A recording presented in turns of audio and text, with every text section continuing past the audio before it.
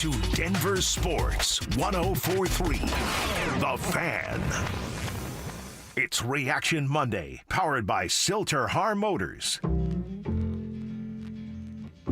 Denver Sports 1043, The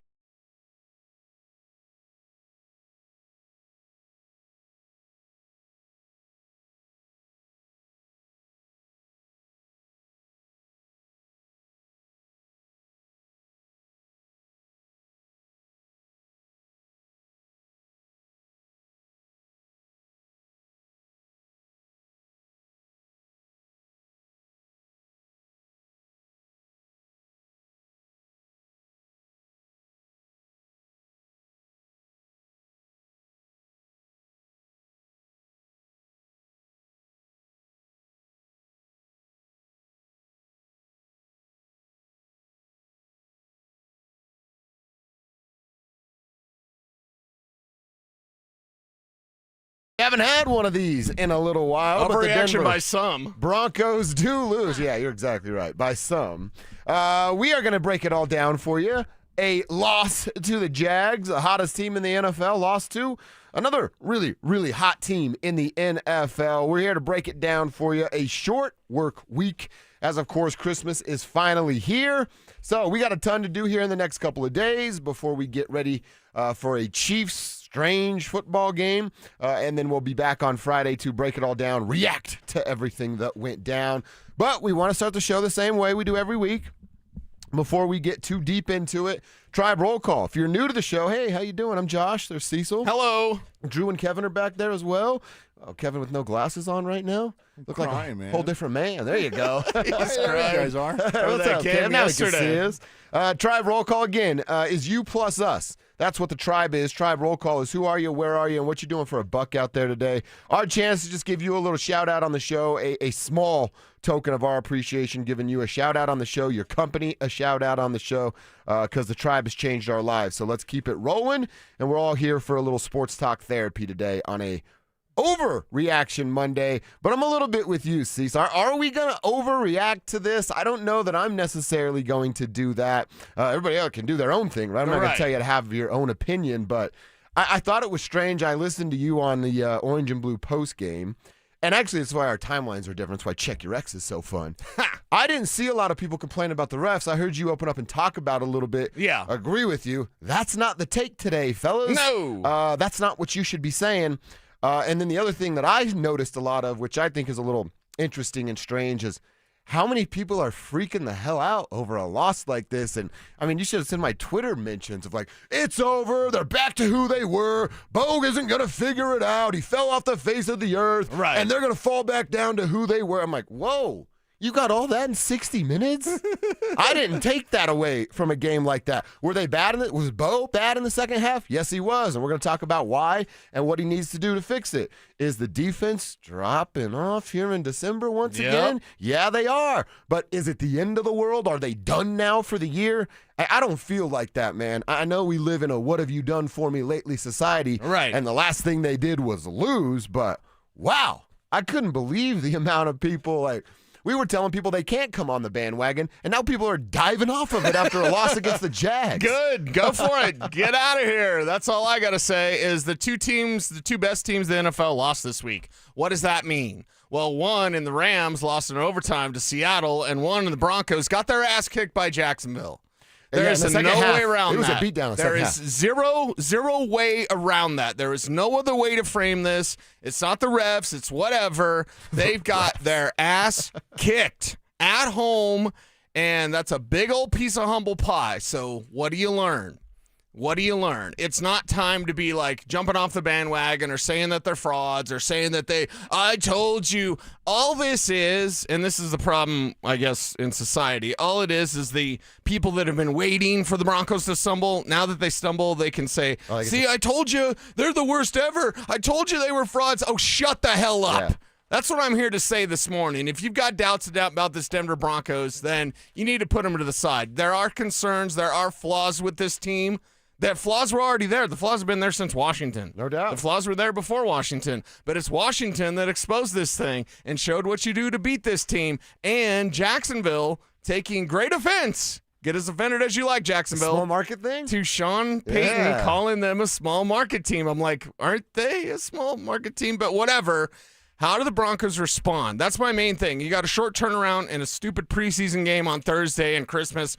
Christmas games are terrible in the NFL. The last 3 weeks of the NFL have basically been terrible football. Yeah, I watch basketball on Christmas. That's what I do. Yeah, well, that's what a lot of people are going to do. I guarantee, though, the NFL's still going to outdraw them by millions upon millions. I'm the exception. I get it. Everybody's going to do You're the that. basketball but I guy. watch hoops. You're the basketball guy. But today is a day to reflect, to kind of have that therapy with us.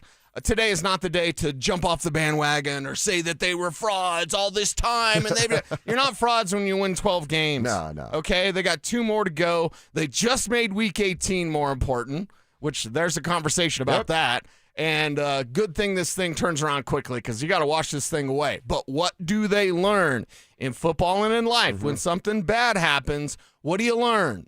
It's not about woe is me. It's about what am I learning to be better going forward. Yeah. That's what the Broncos need to look at, and they got a lot to learn based on Sunday's game. No doubt about that, man. There is no doubt about that. And Sean's not going to let him just flush it. Now, he does want to turn the page quickly to Kansas City, but he had the very interesting term of we got to swallow it, not spit it out last night, which I was like, whoa, hey! That caught my attention early in the press conference there. But I think he is a little bit right of that. We'll talk about it at 10:45, but I saw Andrew Mason writing about the loss not necessarily being a bad thing. Will Peterson has done that in the past. I had more people tweet me that it was Mike Evans' fault because he said the same thing, that it wouldn't necessarily be a bad thing to lose down the stretch here. Again, I get it. You want your team to win every single week. That's cool. Right. That's what being a fan is. You're fanatical. You're crazy. You go nuts. You paint your face, and you do all the stuff you do on game day, which is fun. But, man, they're not going to win every single game. And I will say this. I didn't think Jacksonville had that in him. I thought Trevor Lawrence would face this defense and go right back down to earth where he has been basically through his entire career. And he didn't. And so he gets a ton of credit for that. So it was Liam Cohen, honestly, out coaching both Vance Joseph and Sean Payton in that football game. Because Liam's offense made adjustments and dominated in the second half, like you said. Vance didn't do any of that. No. And Sean got so far away from run pass splits that it was just too late at that point. Man. Right. When R.J. Harvey was running well. You got 2 running backs with a 7-yard average and you go away from it? What the hell are we doing? Yes. Yeah, exactly. And I will say this. You and I often say, hey, if I told you the box score for Travis Etienne before this game, said, hey, he's only going to have this. If I told you the box score for Jacoby Myers and said, hey, he's going to have this, you'd feel pretty good about that. If I told you the run-pass split, you'd be like, oh, crap, That's they lost. Problem. If you said that the run-pass split was going to be and I'd know who Parker Washington was on Monday, I'd go, uh-oh, that's not good for the Broncos. Well, and we talked on the show on Friday, like, hey, Parker Washington is like the auxiliary guy to take care of, but to go back to our common theme of like, okay, if you can contain Etienne, you can contain Myers, and someone else beats you, you have to just hand them the football and say, hey, great game. Hey, Jacksonville, great game. That's great right, game dude. plan. Let's see it in the playoffs. Let's see you do it again. Now, that's an interesting conversation. I'm not pushing it off. They got smoked. They got absolutely embarrassed at home. Yeah. What do you learn from it? And for all the people ahead of the game, not you, because you didn't say it, but I did hear people like, I don't even think Jacksonville's that good. That was stupid. It was stupid to say it then. It's dumb to reiterate it now. Again, you didn't say that. We didn't talk about that. We took this team and said, hey, this is going to be like the Packers game. Yeah. How do you perform in a game like the Packers game? Because that's a quality opponent that showed they were a quality opponent yesterday. They're figuring it out, and they got a hell of a coach. I think Liam Cohen's a damn fine football coach and has got that thing rolling there in Jacksonville right now. Dino Packer says, I'm a proud member of the tribe. Doing Uber Eats, I listen to you guys all day, every day. I think this loss was a blessing in disguise, bringing us back down to earth. Now let's play some ball. What do you think? Plus, want a big game on Christmas in Kansas City to mean something. Hey, Dino, we're with you, man. Yeah, it is going to mean something down the stretch here. Now they got that little kind of slap in the face, punch in the nose, and your eyes start to water a little bit, and you go, oh, Okay, well, that's that wake-up call that we need. I guess it's just the Jacksonville team. Jacksonville wakes up the Denver Broncos. That's how it works around here. I guess so. And, well, in 96, it took them a whole year to get back. So if you can make this like a couple of weeks and then roll and get this thing going for the postseason, that's good. Fast forward that timeline and that recovery. You got to beat the Chargers now. You have to do what Bo Nix hasn't done. You have to beat the Chargers in Week 18. That's essentially what that game meant. Tribe member Mark checking in from my couch at my parents' house in New Hampshire. I'm out on vacation seeing the folks. Nice. Watching on YouTube. I forgot how bad a loss feels the day after. Yeah, Mark, it's been about 3 months, man. So it stinks. We're all kind of getting after this and relearning some new unfamiliar feelings. But we'll be all right. And they're going to be all right because they still do have Bo Nix. They still do have Sean Payton, although they were second place as far as the coach-quarterback duo went on the field last night. We'll continue this conversation, dive deeper into Bo. He looked good early, but then fell back into some bad habits in the second half. Why? And will he correct it before Christmas night? That is coming up next. Trevor Lawrence and the Red Hot Jaguars diced up the Broncos at home.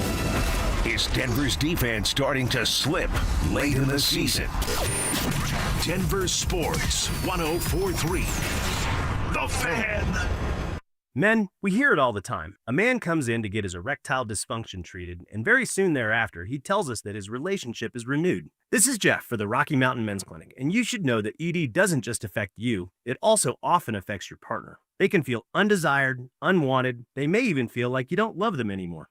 At the Rocky Mountain Men's Clinic, we've successfully treated thousands of men for ED with protocols that have success rates as high as 90%. Which means if you're like most men, we can get you back to the guy you used to be. You could even last up to an hour or more and find you're performing like you haven't in years. So call us today and give your partner the gift of renewed love. Your first visit is only $99 and includes blood work, a medical consult, and if medically advised, a test dose. And if that test dose doesn't work in our office, your visit is free. Call 720-440-7900 or go to RockyMountainMen'sClinic.com. That's RockyMountainMen'sClinic.com. We have 5 offices across the Front Range to serve you. Rocky Mountain Men's Clinic, a Promenic restorative health practice.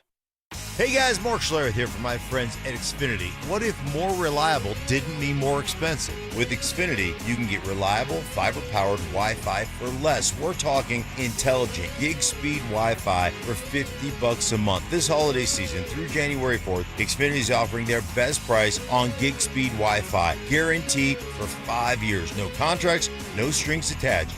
You could save $3,000 over Verizon and AT&T. Imagine getting super fast Wi-Fi at the same price for 5 years. Get everything you need from Xfinity, their best Wi-Fi equipment, and even unlimited data, all included at their best price. Get ready to be wowed by your Wi-Fi. Xfinity, imagine that. Restrictions apply. Requires paperless billing and auto-paid with stored bank account. Taxes and fees extra. Xfinity Internet powered by fiber and connected to premises by coaxial cable. Actual speeds vary. Savings based on promo and post-promo prices for 1 gig internet, 1 unlimited line, and Peacock Premium versus Verizon 1 gig internet and AT&T 1000 internet and 1 unlimited starter SL line. Most business owners and decision makers work hard but stay frustrated because customers simply don't know they exist. Marketing isn't about being flashy. It's about making sure people understand how you solve their problem. Audio, video, and online campaigns put your message where your customers are already paying attention. And your friends at DenverSports, they specialize in connecting customers to businesses. The moment you get clear and show up consistently, growth follows. Don't stay the best kept secret in town. Visit DenverSports.com and click on the Advertise with Us button and start growing today.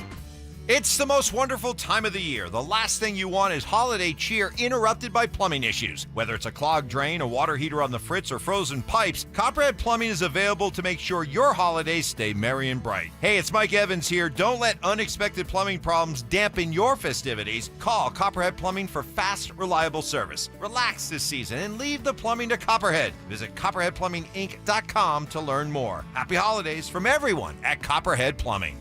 The West isn't just a place, it's a feeling. And this January 10th through the 25th, the National Western Stock Show presented by Common Spirit Health brings the heart of the West to Denver. So saddle up for 16 days of rodeo action, family fun, and championship livestock. This is where tradition meets excitement. This is who we are. We are the West. Tickets available at nationalwestern.com.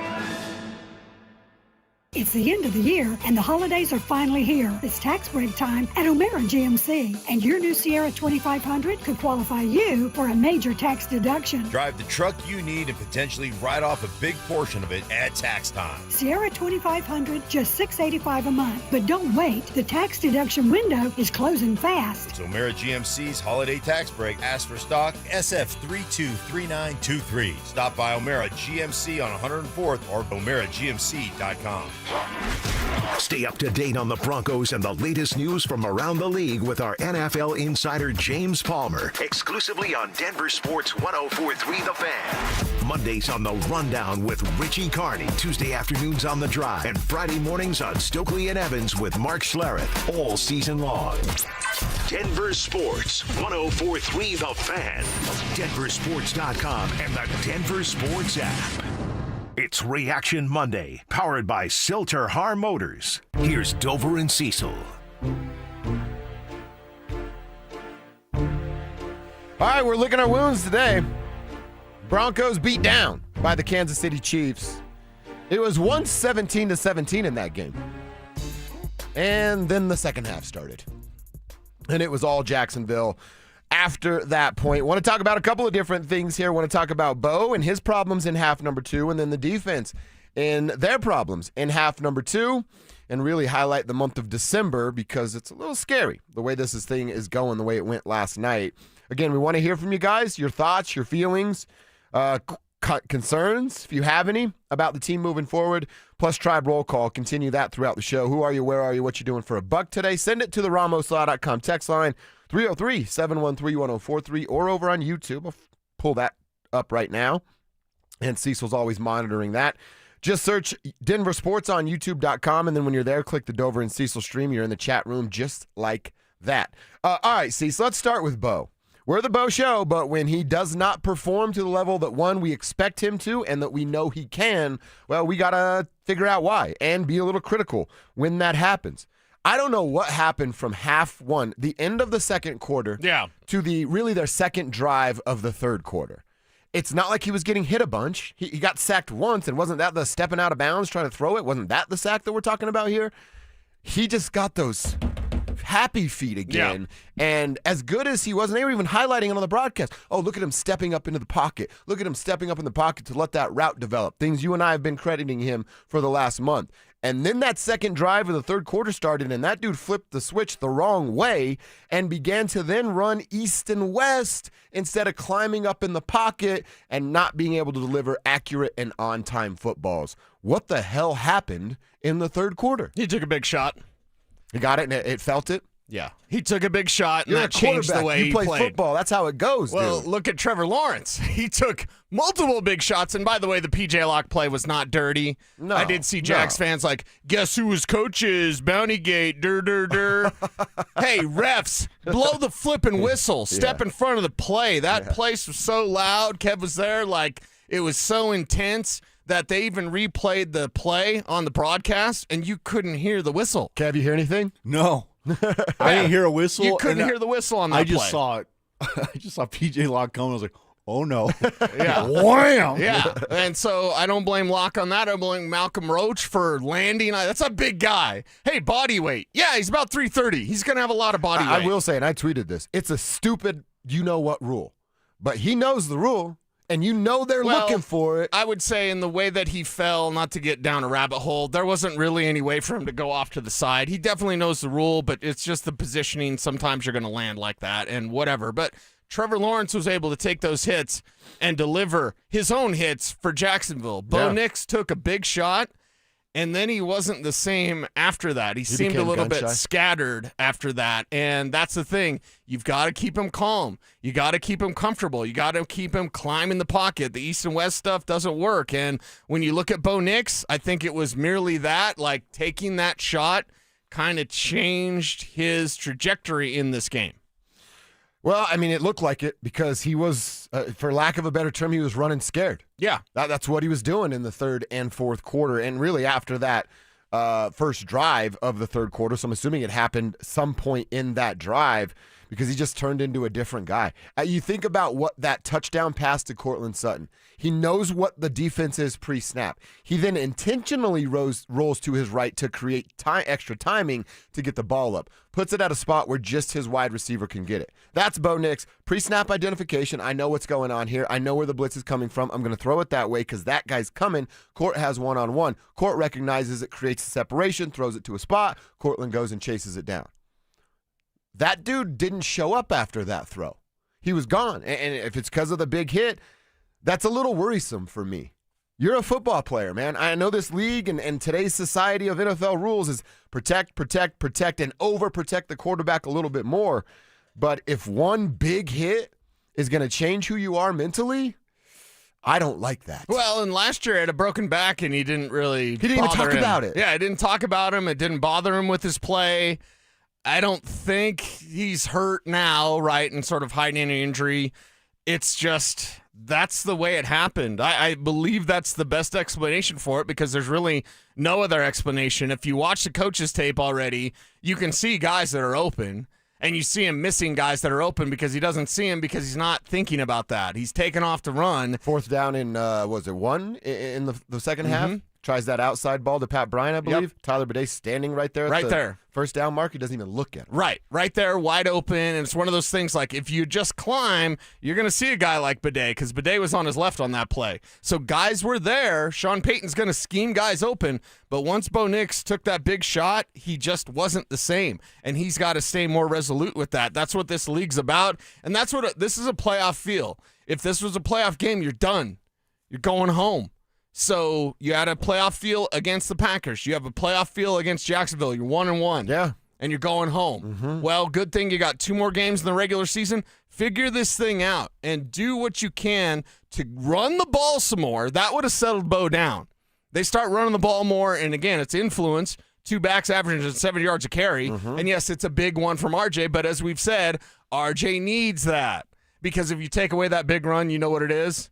It's about 2 yards a carry. Ooh, yeah. But I'm okay with that because the big one was there. And sometimes you got to take those swings. You got to take that axe. You got to chop that wood. And that's what RJ was doing. So Sean not running and abandoning the run, and at a certain point you kind of had to in the fourth quarter. Yeah. But in the second half, abandoning the run, that led to Bo Nix being a little bit more nervous. And when he was nervous, he didn't look as comfortable. When he's not as comfortable, he doesn't look as good.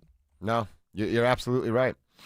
And it's just so strange to me. It makes a ton of sense that you're talking about the big hit because I'm like, it's a tale of 2 halves. This entire football game. That dude specifically was a different dude from half 1 to half number 2. And then you talk about the hit. That's exactly what it was. He was running scared and he was playing scared. And that's something I've actually never even seen that from Bo Nix. It's been very rare. Very rare. Now, earlier this season when he's patting the damn ball and doing the run around without letting the plays develop, that was like a month ago, Bo. 2 months ago, Bo. And then that one reared its ugly head again. So I believe it's Cliff Kingsbury that gave the blueprint out there to beat Vance Joseph's defense. And I believe the book is out on Bo Nix. Just go hit him. Just go hit him. Because that's all that anyone's going to watch the film. They're going to go back to the beginning of the year. And full disclosure, most teams watch the last 4 games. Okay. So they're going to look at the last month. You're going to see some really good football from Bo Nix. Yeah. But if you go back before that, you're going to see him patting the ball, abandoning the play, and not making his reads. That's what happened in the second half once they got him rattled. So your game plan, if you're the Chargers, because the Chiefs game is – there's so many preseason games now, it'll make you sick. Yeah. And this Thursday game, get it over. Get out. It's Chris Olakadun. I was going to say, what's the guy's name? I looked it up last night and didn't even bother to figure out pronunciation. He was a guy that they had thought about switching positions. Oh. That's going to be the guy that plays quarterback now. Okay? So go out there, wax him. It doesn't matter. Christmas, just get that win. Everybody stay healthy. No more hospital balls, please, Bo. Yeah, we're going to talk about that. And then, Bo, settle the hell down. Because the Chargers' game plan is going to be to rattle you and send the house and, confuse you and get you back to bad Bo. And now they know they can. You've shown them that that's exactly what they can do. A couple quick texts for Tribe Roll Call. Our dude Phil. He says, morning, guys. Phil, a Tribe member in Arvada. I think the Broncos defense sacrificed patience and technique on the altar of speed and aggression and it cost them. Well, that might be the case. We're looking at that. We're going to dive deeper into that because I want to talk about that defense because they have been bad now 2 out of their last 4 games. Farming up in Johnstown with the weather so nice, we're getting fields ready to plant in the spring already. I'm assuming that's very unnatural that they're doing that on December 22nd, right? It's going to be 70 degrees. I'm playing golf again today. 70 degrees 3 days before Christmas. My God. This is the best Christmas gift I've ever received. Playing golf in You December. just love that. You're so happy every time you play golf. It makes my whole day. Okay, good. Caleb S. says, driving from Sheridan, Wyoming to Loveland, listening all day long. Broncos needed a wake-up now rather than round 1. It's a good way to look at it, Caleb. Very good way to look at it right there. All right, we'll keep that conversation going. I want to now focus on the defense. Are we worried that the calendar is flipped to December and the defense is flipping back to bad? Let's answer that and hear what Sean thought of his defense. Coming up next. Bonneville International Radio Station contests are open to participants at least 13 years of age and older that are residents of the state of Colorado. Unless otherwise specified, employees or agents of the station, Bonneville International Corporation, other area radio stations, or an entity associated with the contest may not enter. Full general contest rules are available at DenverSports.com. Enjoy this run to the playoffs and be safe when you're going to the games or to parties. If you do get into an accident, make the right call to Flanagan Law. While the other guys blend in, I stand out. Look for the Shamrock. Flanagan Law, your advocate when you need it most. Hey Broncos country, it's Terrell Davis here. You know, in the game of life, our most valuable asset is our health. At Fitness Gallery, we have deals everywhere, up to 50% off. Visit one of Fitness Gallery's 7 convenient locations from Colorado Springs to Fort Collins. We have you covered. You know that feeling when you catch a glimpse in the mirror and think, hey, I look 10 years younger. That's what happens when you stop dieting and start doing Soda weight loss. I tried point counting, calorie counting, shots, and nothing has worked until Soda weight loss. Soda weight loss gives you a personal nutritionist you can text anytime. Everybody's great here. Everybody's encouraging. There were some times where I felt down and they brought me back up. If you stick with this program, you will lose weight and you will get to your goal weight. When you sign up for Soda weight loss, your partner joins for free. If you're ready to feel stronger, healthier, and yes, look and feel 10 years younger, this is your moment. No meds, no gimmicks, just real results with real support. Remember, sign up now and your partner joins for free. Visit sodaweightloss.com. That's SOTA weightloss.com. Soda is, say it with me, state of the art. Men, it's the holidays, the season of all kinds of hustle and bustle. But if your energy is down, if you aren't sleeping well, if your sex drive is MIA and you just don't feel like the guy you once were, maybe it's tough to get excited for all the holiday cheer. This is Jeff for the Rocky Mountain Men's Clinic, and if this sounds like you may have low testosterone. And if so, this is the season for you to get treated. At the Rocky Mountain Men's Clinic, we're experts in treating low T. If you're like most guys, you'll feel the change in just a few weeks. And truly, the results can be life-changing. You'll have improved mental clarity, your energy will kick up, your workouts will be better, your sleep patterns will improve, and your sex drive will likely heat up as well. So call us, and don't go through another season with low T. Your initial visit is only $99 and includes blood work, a medical consult, and if you start on testosterone the day of your appointment, your visit is free. Call 720-440-7900 or go to RockyMountainMen'sClinic.com. That's RockyMountainMen'sClinic.com. We have 5 offices across the Front Range to serve you.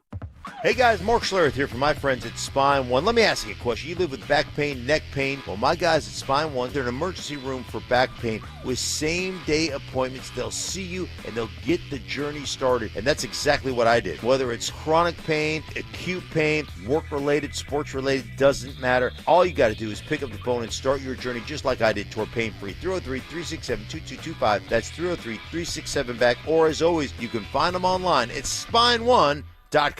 Actual price will depend on product and subscription plan. Featured products are compounded drug products, which the FDA does not approve or verify for safety, effectiveness, or quality. Prescription products require an online consultation with a healthcare provider who will determine if appropriate. See website for details, restrictions, and important safety information. Want a boost in and out of the bedroom? Hims has you covered. Introducing a new 2-in-1 approach to level up your game. Tadalafil for better bedroom performance and zinc for testosterone support. Put it all together and you've got what you need to turn things all the way up. Getting started is simple. Just go to hims.com/joy to start your free online visit. Through Hims, you can access ED treatments including pills, chews, and more, 100% online.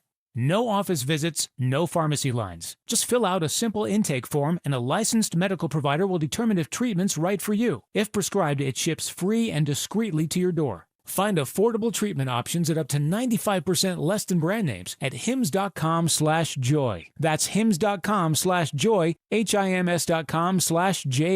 It's Reaction Monday, powered by Silter Har Motors. Here's Dover and Cecil.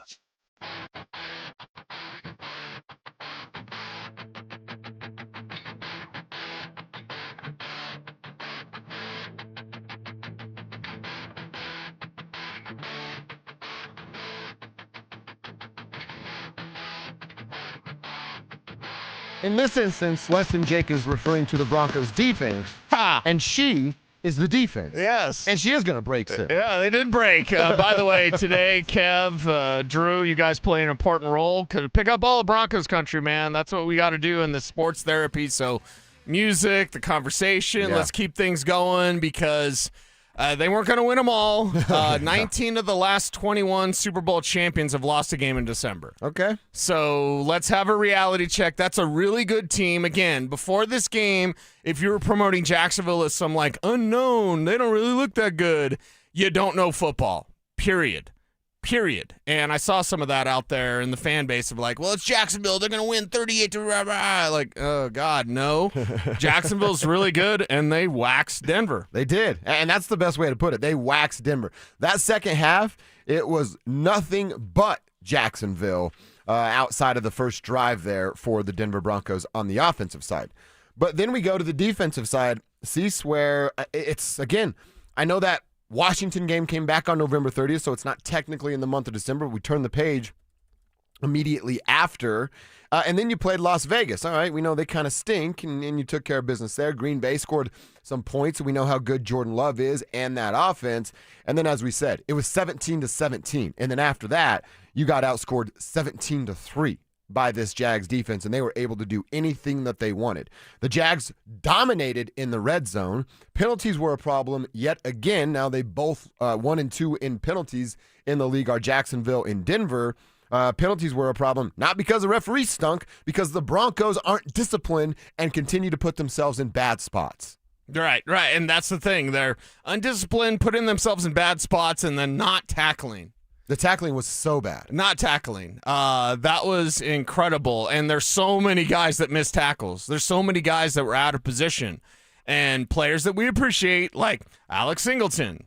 What are you doing out of position on that play with ETN, man? Like, that's the thing. You're going to overrun a play. You're going to create a rushing lane, and that guy's going to gash you. He's really good. Now, they mostly contain Travis Etienne, but there were times where guys were missing tackles, Singleton having bad angles, and then just allowing these run after the catch, the Parker Washington plays, like this run after the catch stuff where guys are just kind of grasping at air. So where are you at? Why are you in a wrong position? Why didn't Vance Joseph change up his defensive looks to adjust to what was going on? Jaquan McMillan, bad game.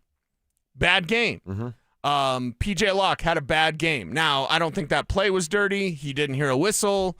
Trevor Lawrence got blown up for that. But, like, P.J. Locke, overall, I'm expecting more from him. Mm-hmm. I'm expecting more from Alex Singleton. Like, the players that we can rely on normally, expecting more from these guys. And, well, now you've got another Dre Greenlaw being a little bit banged up thing. Like, okay, God, that's the wrong timing for that. Yep. I mean, Greenlaw even got beat on a couple plays by your guy Strange. And then the McMillan touchdown, that's again, stand up and shake the guy's hand. That's a perfect ball. It's a very tough catch to make. Jaquan could have flipped those hips and got the head turned around at all. He didn't do that at all, and certainly would have had to do it sooner, but you give them a ton of credit for that. By the way, you're talking about yards after catch. Parker Washington had 90 yards after the catch. Yeesh. Fourth most by a Jags player in 10 years. Whoa. And that's what he did to this Broncos defense. Right.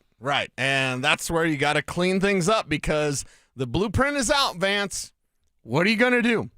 What are you going to do to change it? The blueprint's been out for about a month. Now, you've been getting by with these wins. Yeah, you have. But there have been teams that have taken shots at you, Green Bay was able to. They didn't win. Washington was able to. They didn't win. Jacksonville did, and they win. Here's the problem with bend but don't break, and I said this on the post game. I'll reiterate it for our audience. When you bend but don't break, what happens when you break? It breaks in a real bad way. Yeah, the it's levee's open. floodgates. Yeah, floodgates are absolutely open. So you can play the bend but don't break defense. I get it, and their kicker, for the love of God, the broadcast going on and on about. Yeah. He's gonna make a 75-yarder. He's the strongest leg ever. He's outside the stadium and he can make the kick. I already don't want to talk about kickers, and then you want to talk about kickers practicing kicks? Right. Get the heck out of here with that crap. Yeah, and why this game was a very important game. And again, there's a lot of trash games this weekend. But like this game, a very important game, and they had that broadcast crew. It's a very tough job. I say this lovingly, but Moose Johnson was terrible. Absolutely terrible. I heard you crushing him on postgame. Yeah, it's just like, God, we can't even watch the game and get good analysis. Yeah. And this is a really good, really important game that turned out well for Jacksonville and not so well for the Broncos. Well, when it comes to that defense, Sean Payton, he's short and sweet with some of these answers, but was asked, what's going on with the defense lately, Coach? The number one thing, I don't know what the third down numbers were, but I know they weren't good. And that's something I told you. Okay. The Jags came in with a 36% clip converting third down. It was one of my keys to the game. You have to force third downs and longer third downs so that you can set them up to not convert that. And yesterday, they were better than 50%. Yeah. 8 out of 15 on third down for the Jacksonville Jaguars yesterday. Yeah, and that's just unforgivable. You're Poor not going to tackling, win. out of position. Yeah, poor tackling, out of position. You're not going to win in the postseason if you play like that. This is the game. This is the warning shot. This is the warning for the Broncos. If you have this sort of performance, you're going to go home. And you're going to make the playoffs. That's already a given. Yeah. But are you the number one seed? Now, week 18, you've got to beat the Chargers, and we'll just assume they win next week. But you've got to beat them for the AFC West and for that number one seed. And it goes back to what we said a week ago. You stub your toe the rest of the way here in the regular season, then you show up and get beat in the first round of the playoffs, no matter where it is you play, wild card or divisional. It's going to give all those people that, yep, we told you they weren't real. We told you it was phony and they were fraudulent. It's a huge last couple of weeks here. One more from Payton on the defense, how bad they were at tackling. Payton was asked about their tackling problems last night. I mean, look, it reared its head tonight, though, so we've got to look at it. You know, there were space plays, and, you know, we just have to be better. And, I mean, that to me is like, all right, yeah, are you playing the wrong angle? That's a part of it, sure, but that to me is just like a want-to type of thing. You know what I mean? You got to be in position, of course. That's the first and foremost. An angle if you're behind the play or chasing the play, but some of those stuff, and they talked about it like, quit trying to punch the ball out every single time. Wrap the guy up. Wait for somebody else. First dude there needs to make the tackle. Yes. Second dude there can worry about turnovers and peanut punches. But you stop getting too cute with it. Wrap a guy up and throw his ass on the ground. Yeah, get him down. Make sure you stop the play. Stop the bleeding. And they just kept hemorrhaging. They couldn't stop the bleeding, and Jacksonville was happy to make them bleed. So I like seeing that. If this buds any sort of like rivalry, if this buds any sort of rematch for the postseason, I would welcome that. I'd like to see it again. I'd like to see a different swipe at it from Vance Joseph's defense and from Sean Payton's offense. Yeah. What would they have differently for the Jacksonville Jaguars? And with that offense, I'll say it quite frankly, you're probably not going to run into that level of offense for the rest of the playoffs. Jacksonville, if we do danger rankings, Jacksonville better be on it. They better be on it. That defense, that earn their way to it now. 32 points in 2 months. 32 points a game. That's insanity. When the Chiefs are doing Chiefs things, right, and they're like, 2018 or whatever it was, and they're the most unstoppable ever. That was 28 points a game. This team is averaging 32 points a game for 2 months. Wow. I don't see anyone being able to put up that sort of thing. I know that New England and Drake May had his first 300-yard game yesterday against Baltimore, but Baltimore's defense isn't what they used to be. Lamar's hurt.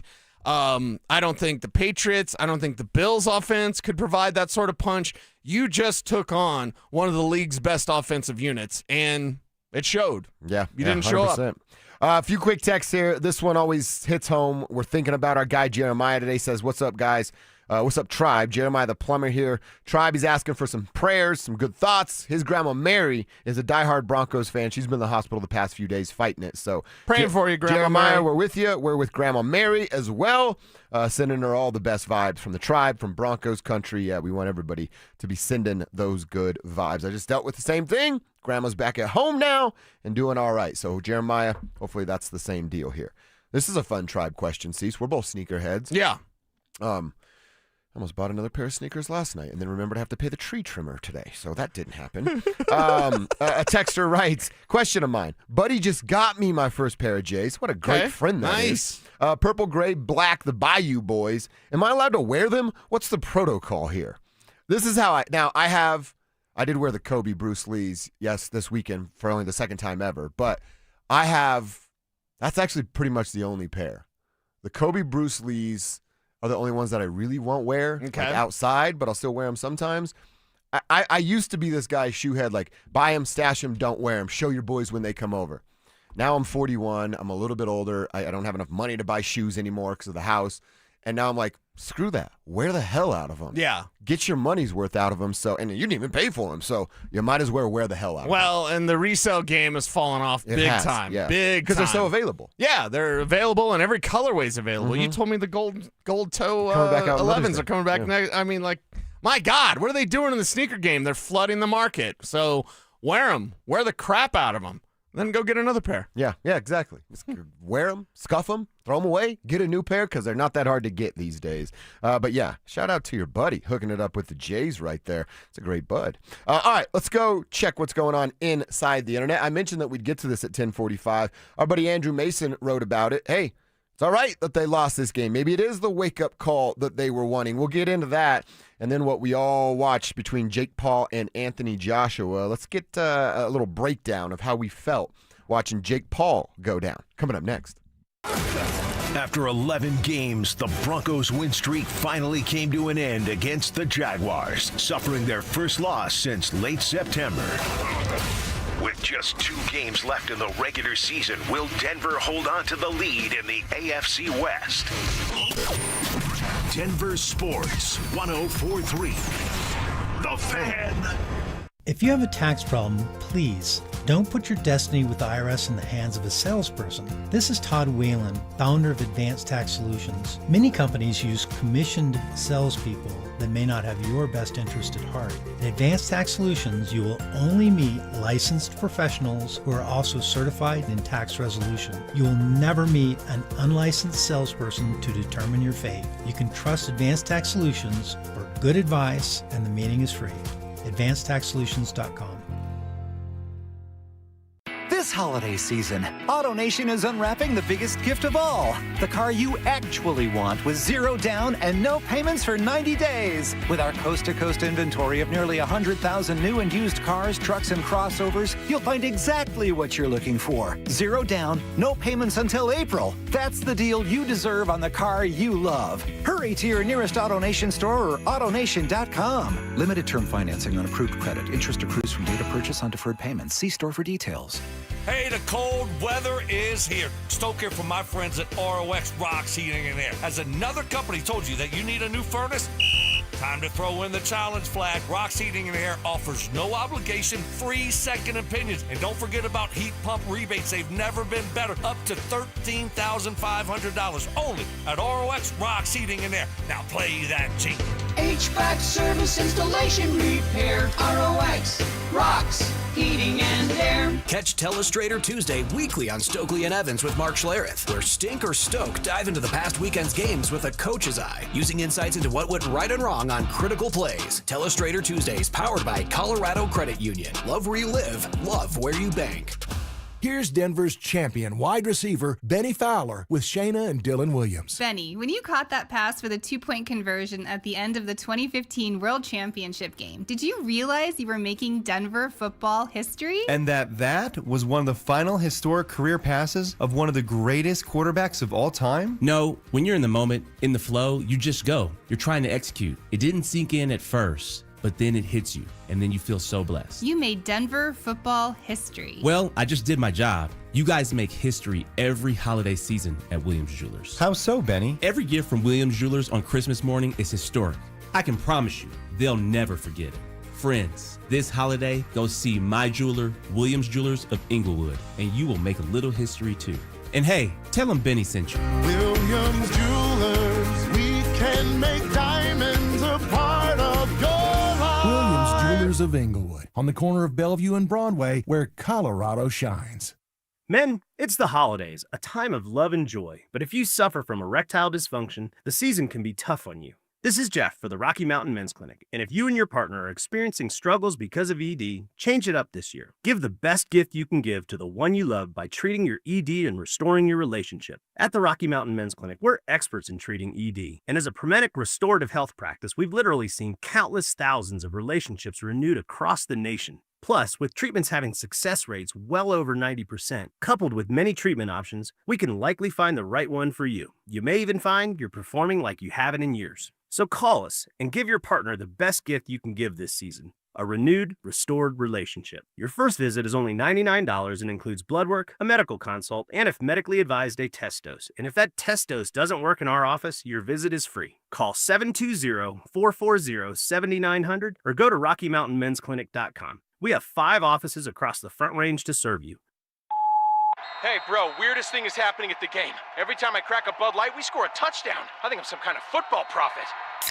Bud Light, the official beer sponsor of the NFL. Stock up today. Enjoy responsibly. Copyright 2025 Anheuser-Busch Bud Light Beer, St. Louis, Missouri. Do you own a small business? You need to hear this. A seismic shift is coming. It's time to get super sure. Not kind of sure, not pretty sure, but super sure. Coming soon. Tune into Stokely and Evans with Mark Schlereth, Wednesdays at 9:15 to hear ESPN NFL analyst Dan Orlovsky break down Bo Nix and the Broncos every week during football season. Denver Sports, 104.3 The Fan, DenverSports.com, and the Denver Sports app.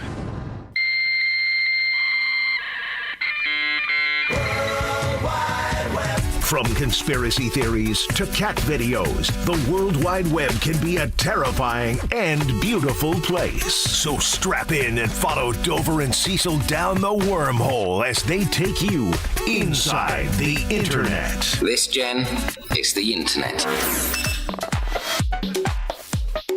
All right, up first, inside the Internet, we go to DenverSports.com. It's where we encourage you guys to start your days as well. You can get the latest information about your favorite football team, basketball team, hockey team, or you can catch up on any shows that you may have missed. Watch the shows live right there, or participate in our contest, make your King Supers fan football pick'ems, all kinds of good stuff happening at DenverSports.com. And we find an article where the headline reads, "The Broncos didn't want this loss, but it was what they needed to know they aren't invincible." Andrew Mason is the author of this article, and he's talking about this loss not necessarily being a terrible thing. And now look, you spend more time around Andrew Mason than I do, but I don't think Andrew Mason was going Mike Evans on it and calling for a loss. This is just his response now that it is official and it went down, basically writing that it's really tough to go on what would it be if they win out and find themselves in the Super Bowl?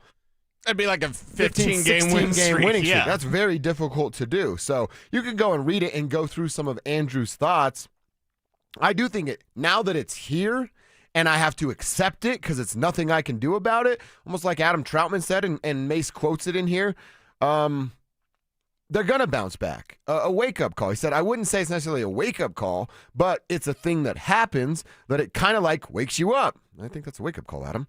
And yeah, we're not invincible, end quote from Adam Troutman. So I think there is a little bit of that of Cease. You can go back to when the win streak started and you're getting a Cincinnati game and a Philly game, and then you have that comeback against the Giants and everything that happened in this win stretch. I think it's a little bit of human nature to get complacent in some things. Yes. And I would imagine there was some of that happening with the Denver Broncos. That's what I think Andrew Mason means is, hey, you started to let a few things slip through the cracks because it was going so right. Now you take that punch in the nose and you go, oh, That's right. It's the NFL. Everyone's good. I can't take time off. Yeah, I can't take time off, and you've got to be on point every single week. And Sean Payton hates losing more than he loves winning. So I'm pretty sure, 1, he didn't sleep last night. 2, everyone's going to get a talking to today. Okay. When they go through film study, it's a quick week. You got Tuesday availability, and you've got Wednesday they're leaving. So it's like, all right, you play on Thursday against Chris Olakadoon. Ooh, okay, good luck. You better win that one, or you better win it big and just get this thing reset, get it right, and get ready for that Chargers game. Olakadoon, is that how you say it? Mm-hmm. Olakadoon. Okay, I got to practice that and get better at it. But yeah, they take the L, and maybe it is the wake-up call that they need. Now that it's here, hopefully that is the result, and you bounce back as soon as Thursday. You know what, Stewie? If you don't like it, go on the internet and complain. All right, well, it was on the internet, and we all watched it, and I don't think anybody outside of maybe Jake Paul's jaw is complaining about what we saw in the Netflix fight. Now, did you watch it, or did you hate watch it? Because Spivak, you were saying stuff like, I think you were hate watching it. Yeah. No, I was enjoying the crap out of that. Are you kidding me? But you were hating it because you hate Jake Paul. I do hate Jake Paul. Okay. Yeah. I think the majority of folks watched it to see him get his ass beat. Pretty much, yeah. And that's what happened. Okay. That's exactly what happened.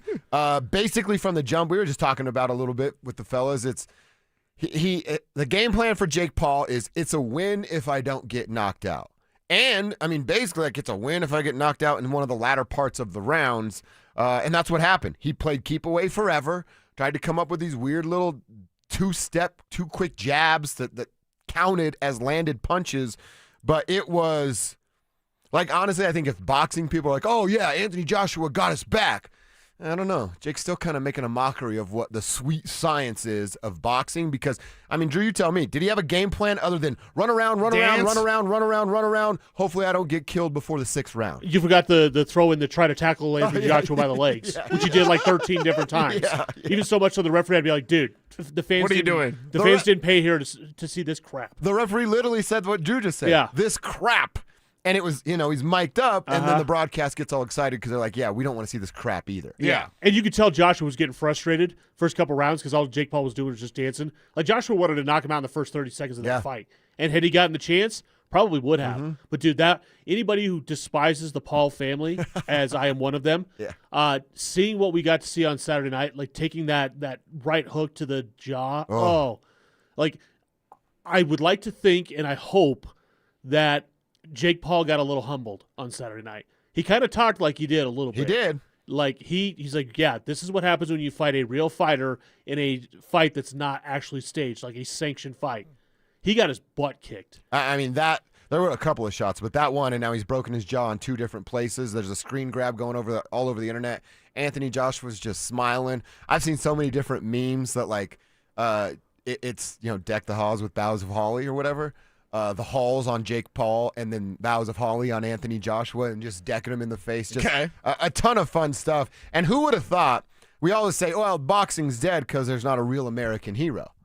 We've got our hero. He's not American, but he just beat up the biggest villain in boxing. Is Anthony Joshua not boxing's little savior now? A savior, but where do we go from here with Jake Paul? Jake Paul said he's going to take a big break. I was going to say, he's going to fight those kind of guys anymore. Is the fascination gone now? Because we saw his jaw broken. Oh, it's done. Yeah, the Jake Paul over. thing is done. Like, he's still going to fight in these little exhibition fights against 49-year-old retired boxers or whatever, or former MMA guys or NBA guys or whatever the case is.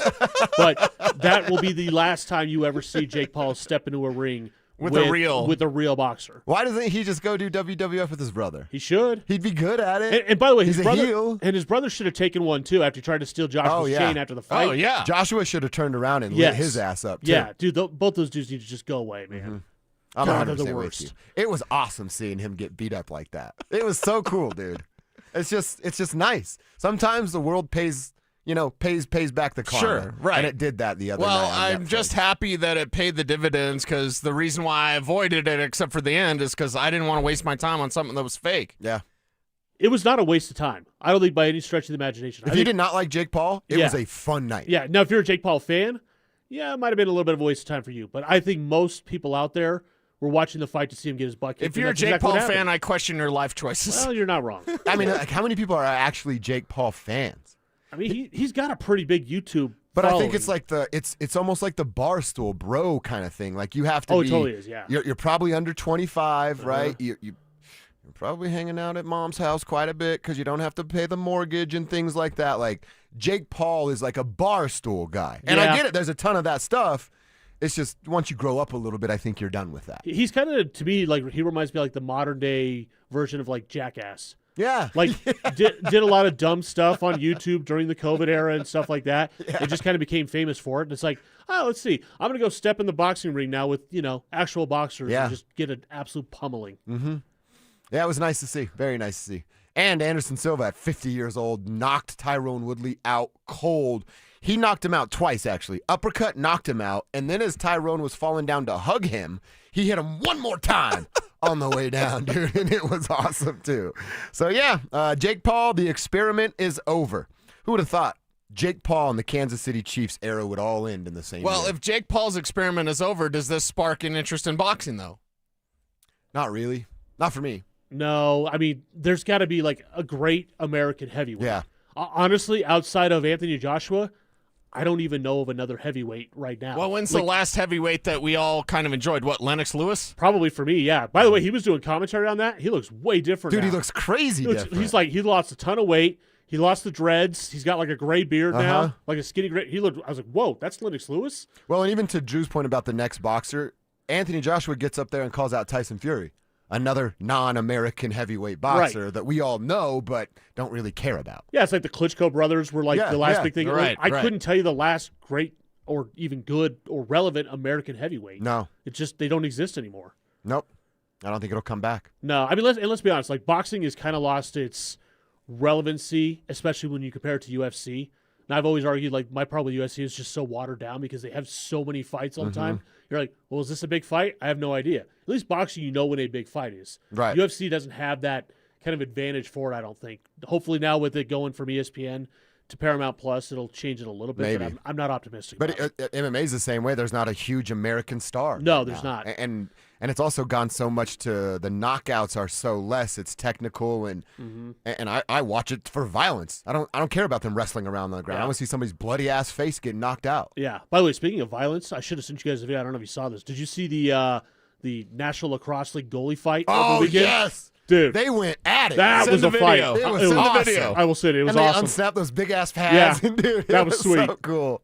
All right, well maybe we'll get into that tomorrow for our Inside the Internet. I'm looking it up right now. All right, hour one, quarter one done just like that. Let's get into quarter number two.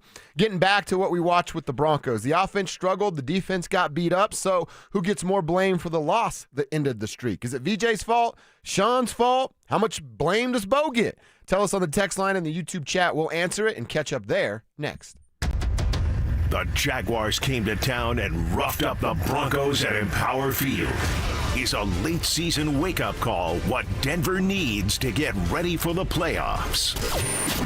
Denver Sports 104.3. The Fan.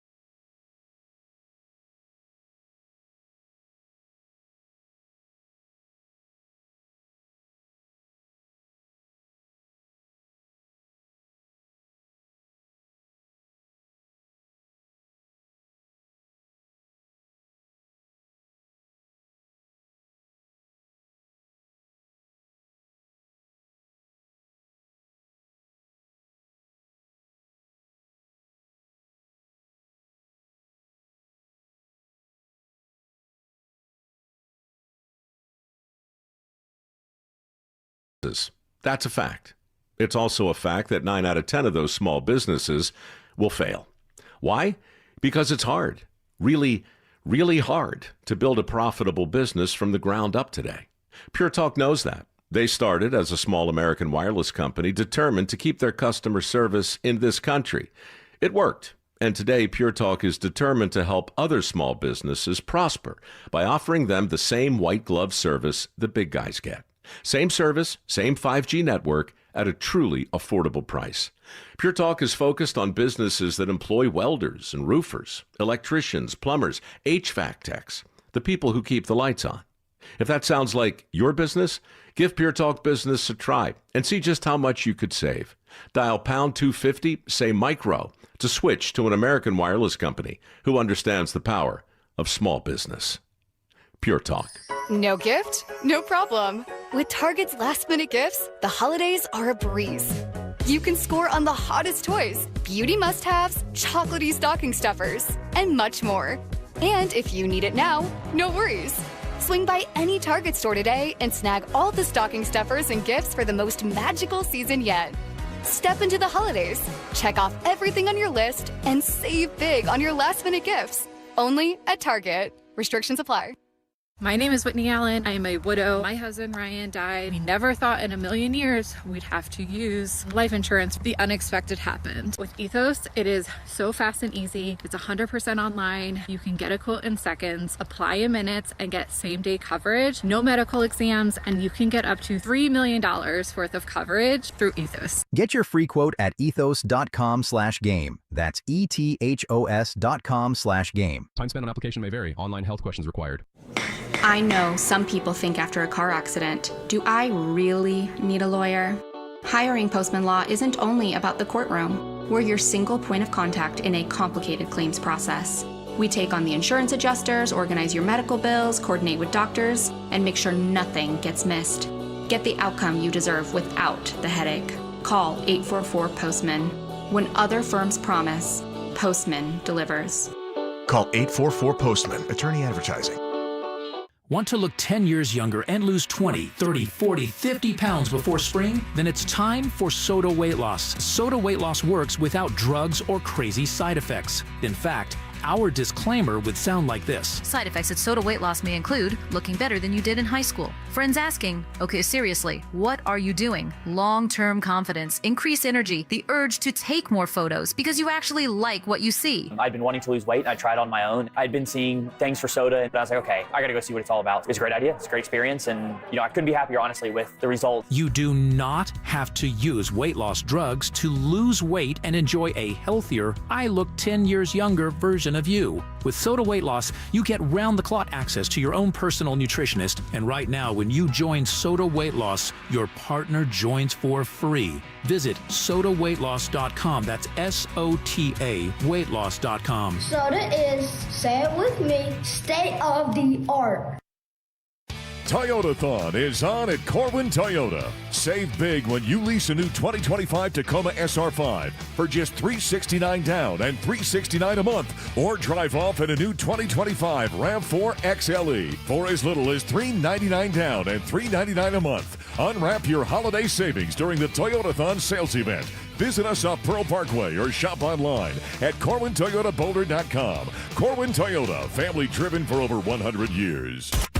KKFN and KKFN HD1 Longmont, Denver. You're listening to Denver Sports 104.3. The Fan. It's Reaction Monday, powered by Silterhar Motors. Denver Sports 104.3 The Fan presents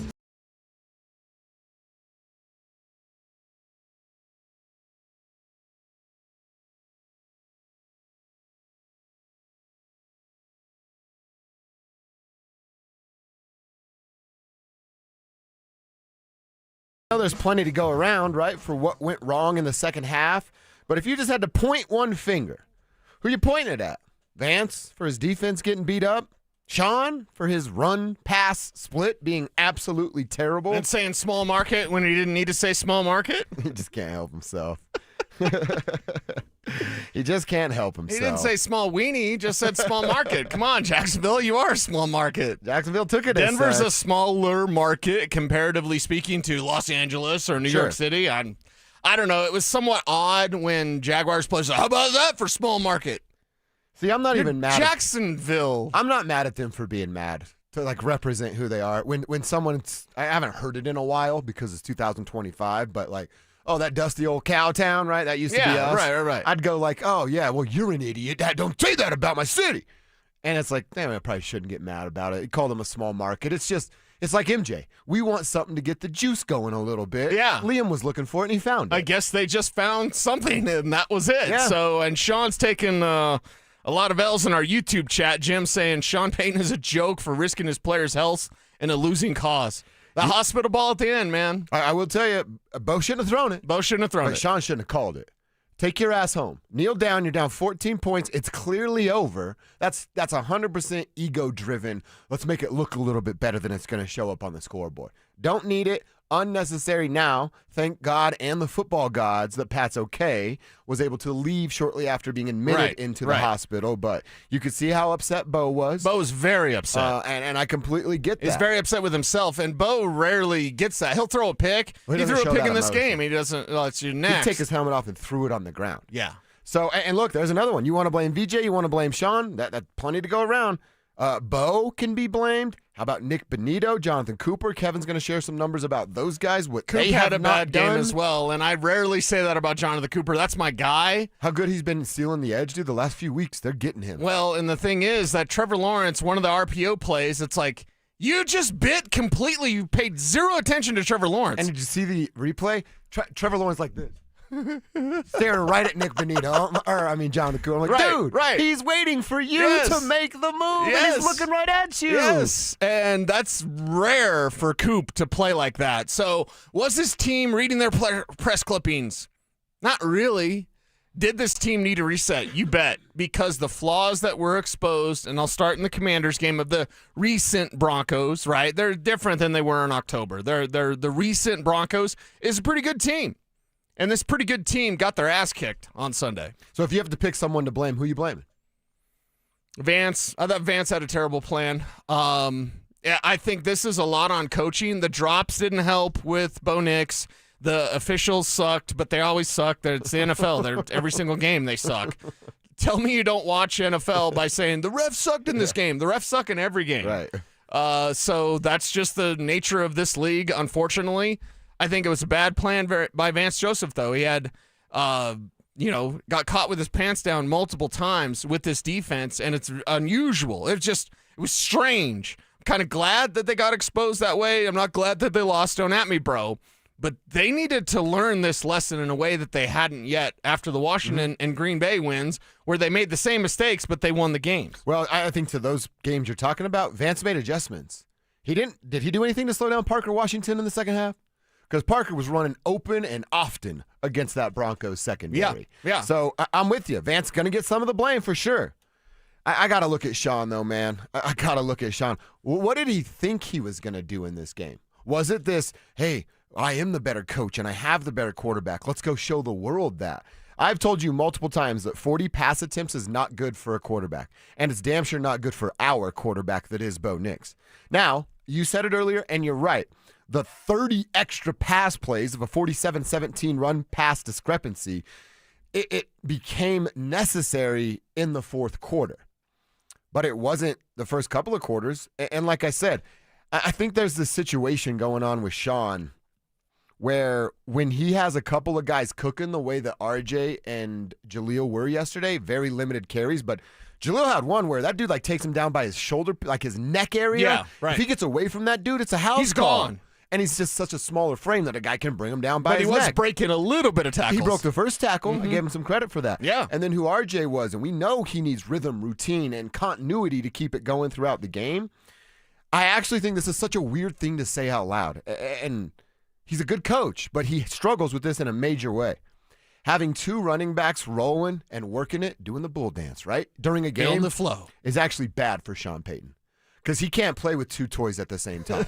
He doesn't know how to do it. Then he gets confused. You can't play with two G.I. Joes at the same time or two Marvel heroes at the same time. He has to focus on just one because his brain doesn't allow it. And I don't know what it is. Somebody have to ask Sean Payton that, but he wouldn't tell you the truth anyway. It's actually bad, and I can't believe that's true. It's actually bad when a Sean Payton team has two playmakers rolling at the same time because his gears start turning. Like that GIF you were talking about with Galifianakis. Everything just dropping down. All the numbers it's like from Jaleel, Hangover. RJ, Evan, Cortland, Pat, Troy, Nate Atkins. Yeah. And then he's just too far lost in the sauce. So Sean Payton might be the only coach in the history of the world when you have multiple playmakers rolling, it hurts more than it helps. Yeah, well, maybe he needs to go back to his New Orleans days because he had multiple playmakers and they were rolling then, but a lot of it getting in his head, Liam Cohen and that offense rolling, he thinking that he could take another punch. Like, I'm not exactly sure what was going on with Sean Payton yesterday, but when you go back and you watch the coaches' tape, you see they could have ran more. They should have ran more. And I think that would have settled Bo down. If Bo gets a little antsy like that, and I think that's his biggest hiccup is that antsiness. That and it's not seeing ghosts. I do not believe he sees ghosts at all. But there's a nervousness that he'll get sometimes and not play within the pocket, not play within structure. That's where handing the ball off. Yeah. That's a real good way to calm everything down, settle everything down, especially when your running backs are averaging 7 yards a carry. Hey, 2nd and 3 is real nice. Real nice. Yeah. So just keep running and going away from the ground game when Bo wasn't quite feeling it. You know, if Bo's hot, then you're like, hey, Bo was super hot, and they lost, but whatever, Bo was hot. Bo wasn't hot. He was hot a little bit, and then that went away, and you stopped running the ball. Yeah. And look, you could feel it. I'm watching the TV broadcast. I can't even imagine Kevin in the stadium. Like, you can feel momentum going to the side of the Jags. It's just every possession. Another punt by the Broncos, another long drive by the Jags. It's all with him.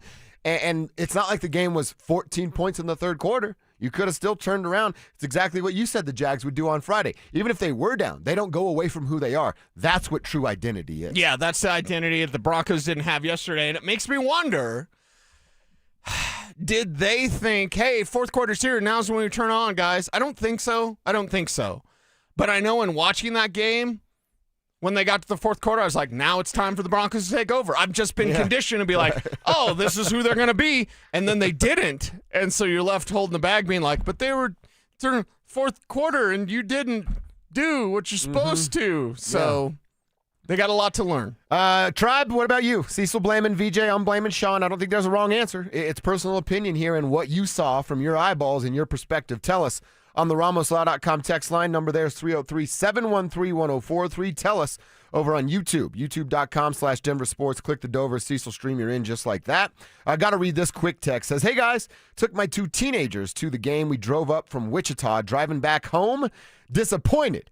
But can you guys say hi to Dylan and Taylor? It would definitely cheer us up. Dylan, Taylor, what is up, crew? Thanks for making the trip from Wichita to Denver. Sorry it didn't go our way, but you're watching a damn good football team that will bounce back, and maybe they'll deliver for you on Christmas there, beating the Kansas City Chiefs. So, Dylan, Taylor, hello.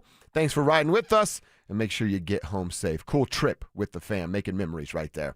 All right, Cease, let's go quick little Broncos break. Look back on the Nuggets and Avs weekends. The Nuggets lost, but we got a nice little rivalry brewing between the Rockets, Kevin Durant, and our Denver Nuggets. While the Avs flew past the Jets on Friday, got the dub against the New Look Wild on Sunday. Plus, you got to hear what Bruce Brown said about hockey smells. That's coming up next. Trevor Lawrence and the Red Hot Jaguars diced up the Broncos at home. Is Denver's defense starting to slip late in the season? Denver Sports 104.3. The Fan.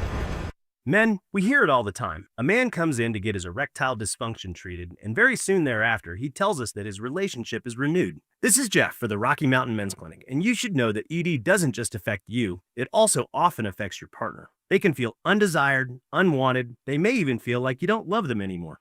At the Rocky Mountain Men's Clinic, we've successfully treated thousands of men for ED with protocols that have success rates as high as 90%. Which means if you're like most men, we can get you back to the guy you used to be. You could even last up to an hour or more and find you're performing like you haven't in years. So call us today and give your partner the gift of renewed love. Your first visit is only $99 and includes blood work, a medical consult, and if medically advised, a test dose. And if that test dose doesn't work in our office, your visit is free. Call 720-440-7900 or go to RockyMountainMen'sClinic.com. That's RockyMountainMen'sClinic.com. We have 5 offices across the Front Range to serve you. Rocky Mountain Men's Clinic, a Promenic restorative health practice.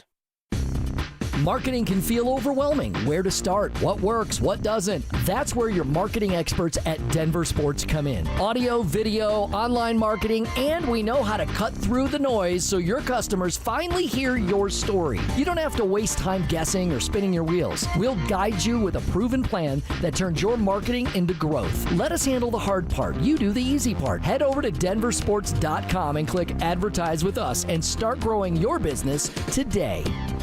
This holiday season, don't drink and drive. But if you are in an accident, you're in luck.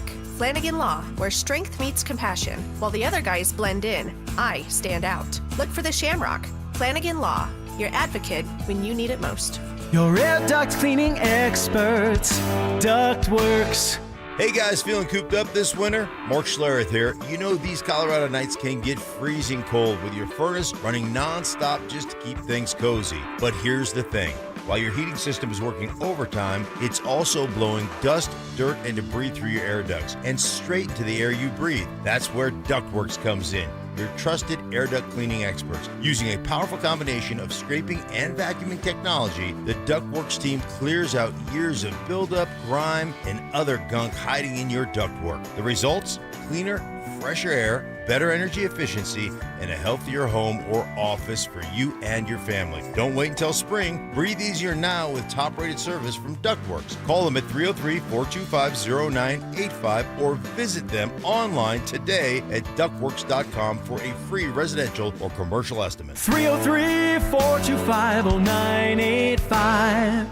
Hi, I'm Emily, your friend and jeweler at Shane Company, where a small box with a burgundy bow will help you win the holidays. As an in-house designer, I love creating meaningful, fine jewelry gifts. Choose a necklace with a gorgeous infinity charm to symbolize your everlasting love. Or go for a personalized piece with an engraving, their zodiac sign, favorite color gemstone, or their initial accented with pave diamonds, because a friend wants you to be a holiday hero. Stop by or shop now at shaneco.com. Shane Company, your friend and jeweler. This holiday season, AutoNation is unwrapping the biggest gift of all. The car you actually want with zero down and no payments for 90 days. With our coast-to-coast inventory of nearly 100,000 new and used cars, trucks, and crossovers, you'll find exactly what you're looking for. Zero down, no payments until April. That's the deal you deserve on the car you love. Hurry to your nearest AutoNation store or AutoNation.com. Limited term financing on approved credit. Interest accrues from date of purchase on deferred payments. See store for details. Catch Telestrator Tuesday weekly on Stokely and Evans with Mark Schlereth, where Stink or Stoke dive into the past weekend's games with a coach's eye, using insights into what went right and wrong on critical plays. Telestrator Tuesdays, powered by Colorado Credit Union. Love where you live, love where you bank.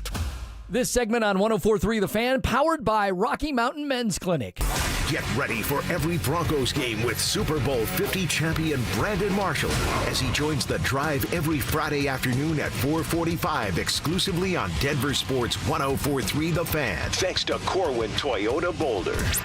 Denver Sports 104.3 The Fan.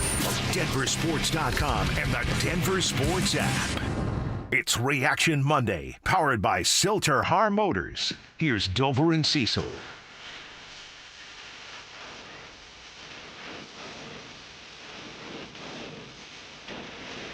We're going to get right back to the Broncos at 11:30 and hear a little bit from what Bo Nix had to say about his performance and the loss because of his performance. But can't ignore what went down with the Nuggets and Avalanche this weekend. Let's start with the Nuggets because they didn't get a win. They lost to Houston on Saturday. We're going to end on the wagon that is the Avs. Yeah, we'll end on the good there. Let's start with those Denver Nuggets. That is the Avs. Yeah, they couldn't get it done on Saturday afternoon against the Houston Rockets. It's a hell of a matchup. It's a hell of a little rivalry that we're talking about. And mention it before we took the quick timeout. Kevin Durant and Bruce Brown talking a little junk back and forth. Brucey B saying there's just some things you don't say to another man, would not repeat what Kevin said, which I like. And then Kevin saying, there's no love lost. Kevin, I'm going to paraphrase, but along these lines of like, I don't like anybody. I don't have love for anybody. I want to destroy you in between those lines. And then we could talk after the game if you want. And I hate that I'm saying this about Kevin Durant, but damn, do I like that mindset from a professional athlete. That's how it's supposed to look. Then he's doing that little dance, talking his ish down the court to Jamal Murray. Look, it was a not as fun as a competitive game because the Rockets were in control of this thing, man. Yes. Basically for a full 4 quarters. But the fact that this little rivalry is developing, Bruce and Kevin talking their junk. You see Jamal getting into it after Kevin points his finger Kevin out. was pointing at him. Jamal coming over to talk it up a little bit, which I absolutely love. I mean, you got the KD Bruce. You get Murray getting involved. We've already talked about how good it is to watch Joker and Sengun play basketball against one another. I love that we're getting a little rivalry between two teams that might be on a deadhead course collision to meet in the postseason, maybe for a chance to go to the Western Conference Final. The problem with that is do you want a 7-game series before your 7-game series with OKC? Do you want Houston to really take it all out of you? Because there's a lot of extra juice here, and we don't know yet because of the stupid NBA schedule how they're going to perform and what kind of juice there is against OKC. But, okay, be careful what you wish for, brother. Be careful what you wish for here because we knew the Rockets were going to be a problem. They were a problem. Perimeter defense was exposed by the Denver Nuggets when you're allowing so many three-pointers just to go in freely. You have trouble defending the rim. Now you have trouble defending the perimeter. It's no wonder why Houston was able to take that game, and that little extra stuff that Durant's really good at, that's awesome. Yeah. Until they take you 7 before you got to go 7 with OKC. If you make it past Houston. You beat Houston. That's the problem, and maybe not yet, but like San Antonio's going to be a problem. Houston's a problem right now. The West is so good, and the Nuggets, you got to get healthy and get everybody right. And this is a fun matchup, but I don't want it to knock you off course, especially if that course does include a 7-game series with OKC. Well, we still got to see what the Nuggets look like versus this Rockets squad fully healthy. When they're healthy, And- right. And see, right. okay, do we still But think how's that's their perimeter defense going to be better? I mean, Christian's a really good perimeter defender. Payton's out there as a solid perimeter defender. And even Aaron Gordon, the stretch fours that can shoot the three and that will live out at the three-point corner line. Then you have a guy out there that can do it a little bit better too. Now, look, I'm not taking anything away from Houston. They're still going to give the Nuggets fits when they're healthy. But I think the Nuggets are a better team when they get there. Drew just asked me this question. This is a fun one. Who do you hate more right now, Houston or Minnesota? Minnesota always. Yeah, because Minnesota has the Wild and the Rockets. Yeah. And the Wolves. And the Wolves. I said the Rockets. They're not there. I don't know. I hate Kevin Durant so much. But you respect the hell out of him. I do respect him. Because that dude can ball. He always has been. Chasing rings, whatever. Tail he can tucking, still ball. coward ass. You know, like I don't know. That's a great question.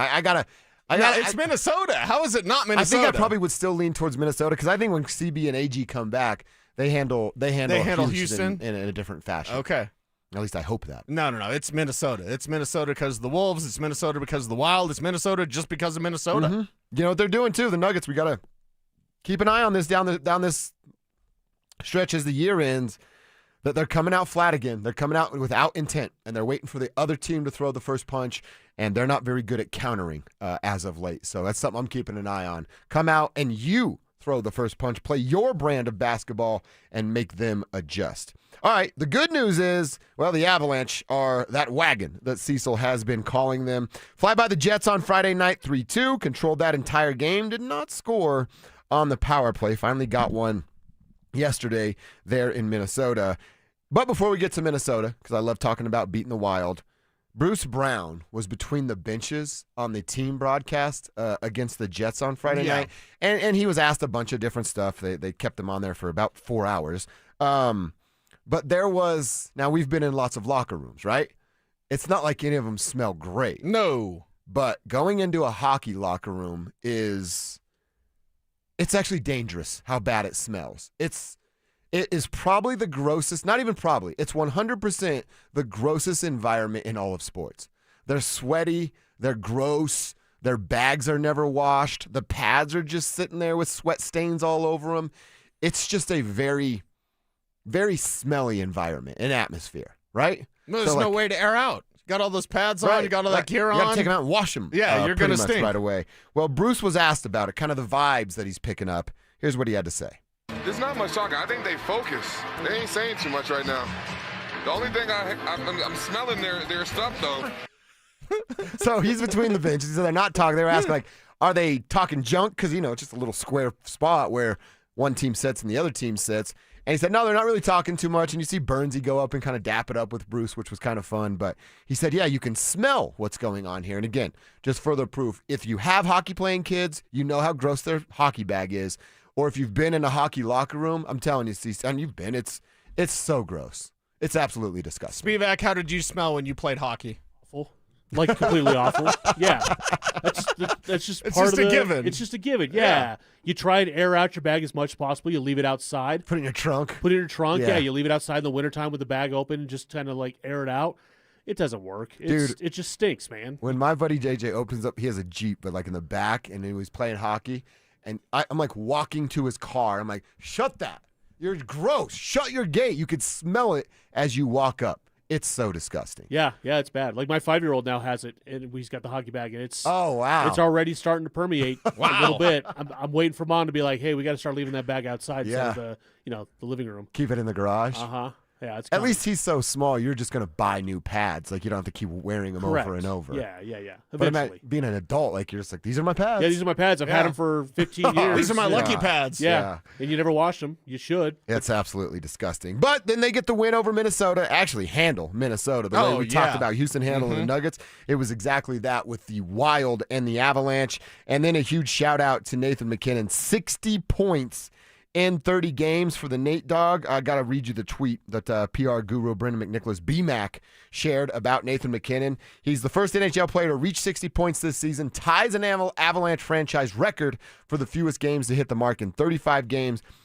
He joins Peter Stastny to do that. The Stastny family just getting it done in 35 games. And now Nathan MacKinnon, his campaign for the Hart Trophy just gets more evidence behind it every night. And they always have extra juice against Minnesota, regardless of the records, regardless of the win streak or whatever. And it's great to see because their shots, they were like double the amount of shots in the first two periods, which is exactly what you want for this team to go out there. Don't have to set up for the perfect shot. Sometimes the Avs are frustrating, even with the wagon and the fun that we're having this year, because they wait and they wait and they pass and they pass and they wait for the right shot.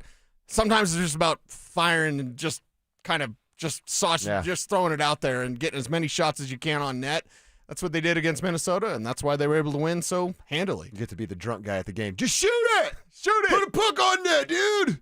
Twist it! Oh, that's a different sport, but, same deal. The old twist. All right, back to the Broncos after a quick pause to talk Nugs and Avs. What happened to the Bo Nix that we saw the last month? He looked like a different quarterback Sunday versus the Jags. Why? Let's answer that and hear what Bo had to say next. After 11 games, the Broncos' win streak finally came to an end against the Jaguars, suffering their first loss since late September.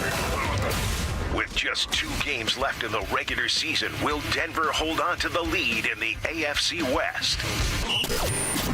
Denver Sports 104.3. The Fan.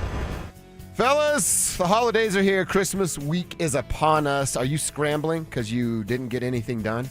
And now you have to get through the work week, find gifts, find time to wrap them, put them under the tree when the family doesn't see it, all that stuff.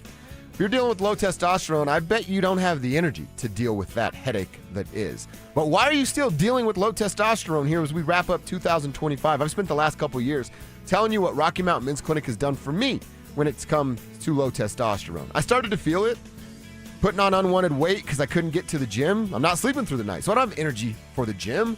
And worst of all, the sex drive was gone. I went to RockyMountainMen'sClinic.com, took their low T quiz, and then set up my first appointment. They drew my blood, came back with my results in about 25 minutes, then gave me a couple of options. One was to sign up for testosterone treatment. I agreed. They told me to keep my wallet in my pocket. I didn't have to pay the $99 upfront fee because I agreed to testosterone treatment. Got my first booster shot in about 2 weeks. I started to feel a difference. Now here I am 2 years later, sleeping through the night. Sex drive is back, baby! And I have energy to wrap those presents, get them under the tree, go get that last second gift idea, all because my testosterone levels are where they're supposed to be. If you feel any of those symptoms I just mentioned, start a conversation today at RockyMountainMen'sClinic.com. At 303 Law 4040, we know getting into an accident stinks, and so does getting worked over by the insurance company or even your slick-talking made-for-TV lawyer. So if we can help, just give us a call. 303 Law 4040. Save that number in your phone. You never know when you're going to need it. That's 303 Law 4040. Hey guys, it's Mark Schlereth. I just made one of the best decisions of my life. I got rid of my glasses. I went to Cutarelli Vision and had refractive lens exchange, RLE. I wore glasses for distance vision, but I got to that inevitable point in life where I was always needing those reading glasses just to do about anything, and half the time I couldn't find them. Seeing menus, texting, reading my computer, or studying film, it was a struggle. But now I see the world perfectly, near and far, without any glasses, thanks to Cutarelli Vision RLE, the perfect permanent solution to spending your good active years not needing reading glasses. And here's the cherry on top. You'll never develop a cataract. Dr. Cutarelli is Colorado's most experienced with over 90,000 vision correction procedures. You can trust him to know if it's the right time for you and RLE. Schedule your free Zoom consultation at coloradorle.com. Cutarelli Vision, RLE, no readers, glasses, or contacts, or cataracts. coloradorle.com. The right financial strategies can make a huge difference, especially if you're nearing retirement. Adam Mueller talks retirement strategies with Mile High Money. Saturday mornings at 8 on Denver Sports 104.3, The Fan.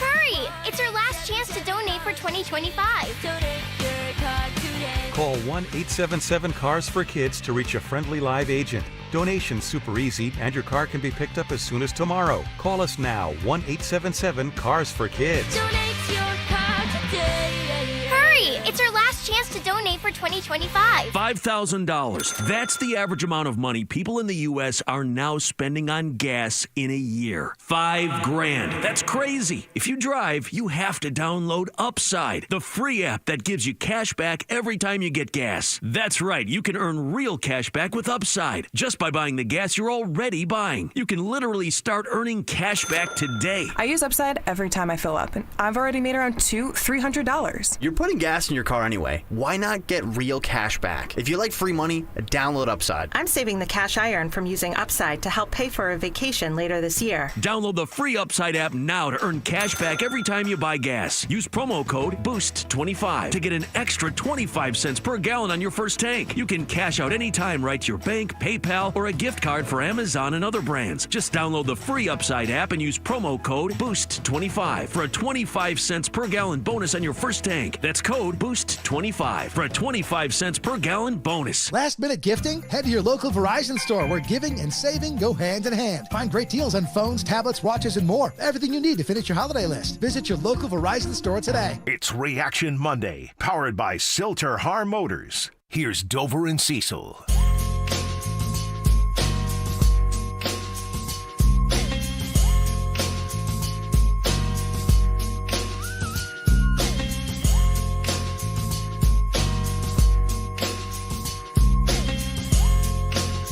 Want to ask Cecil a question, want to ask the tribe a question. And then I want to hear from Bo Nix.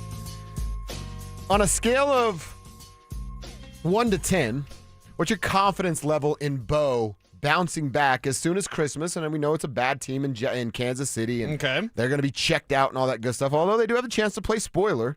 So maybe that's something that gets them, rolling and fired up for a meaningless football game. We'll check in KC tomorrow and figure out what the vibe is there. But Cecil, I'll ask you, and then I'll ask the tribe to answer on the text line, powered by Ramos Law at 303-713-1043, or over on YouTube that you monitor. Get to youtube.com, search Denver Sports. Go ahead and click subscribe for us while you're there if you don't mind. And then find the Dover and Cecil stream here in the chat room just like that. So, Cecil, 1 to 10, what's your scale, your confidence level on that scale that Bo bounces back before the postseason starts? Bounces back is at least a 9. Okay.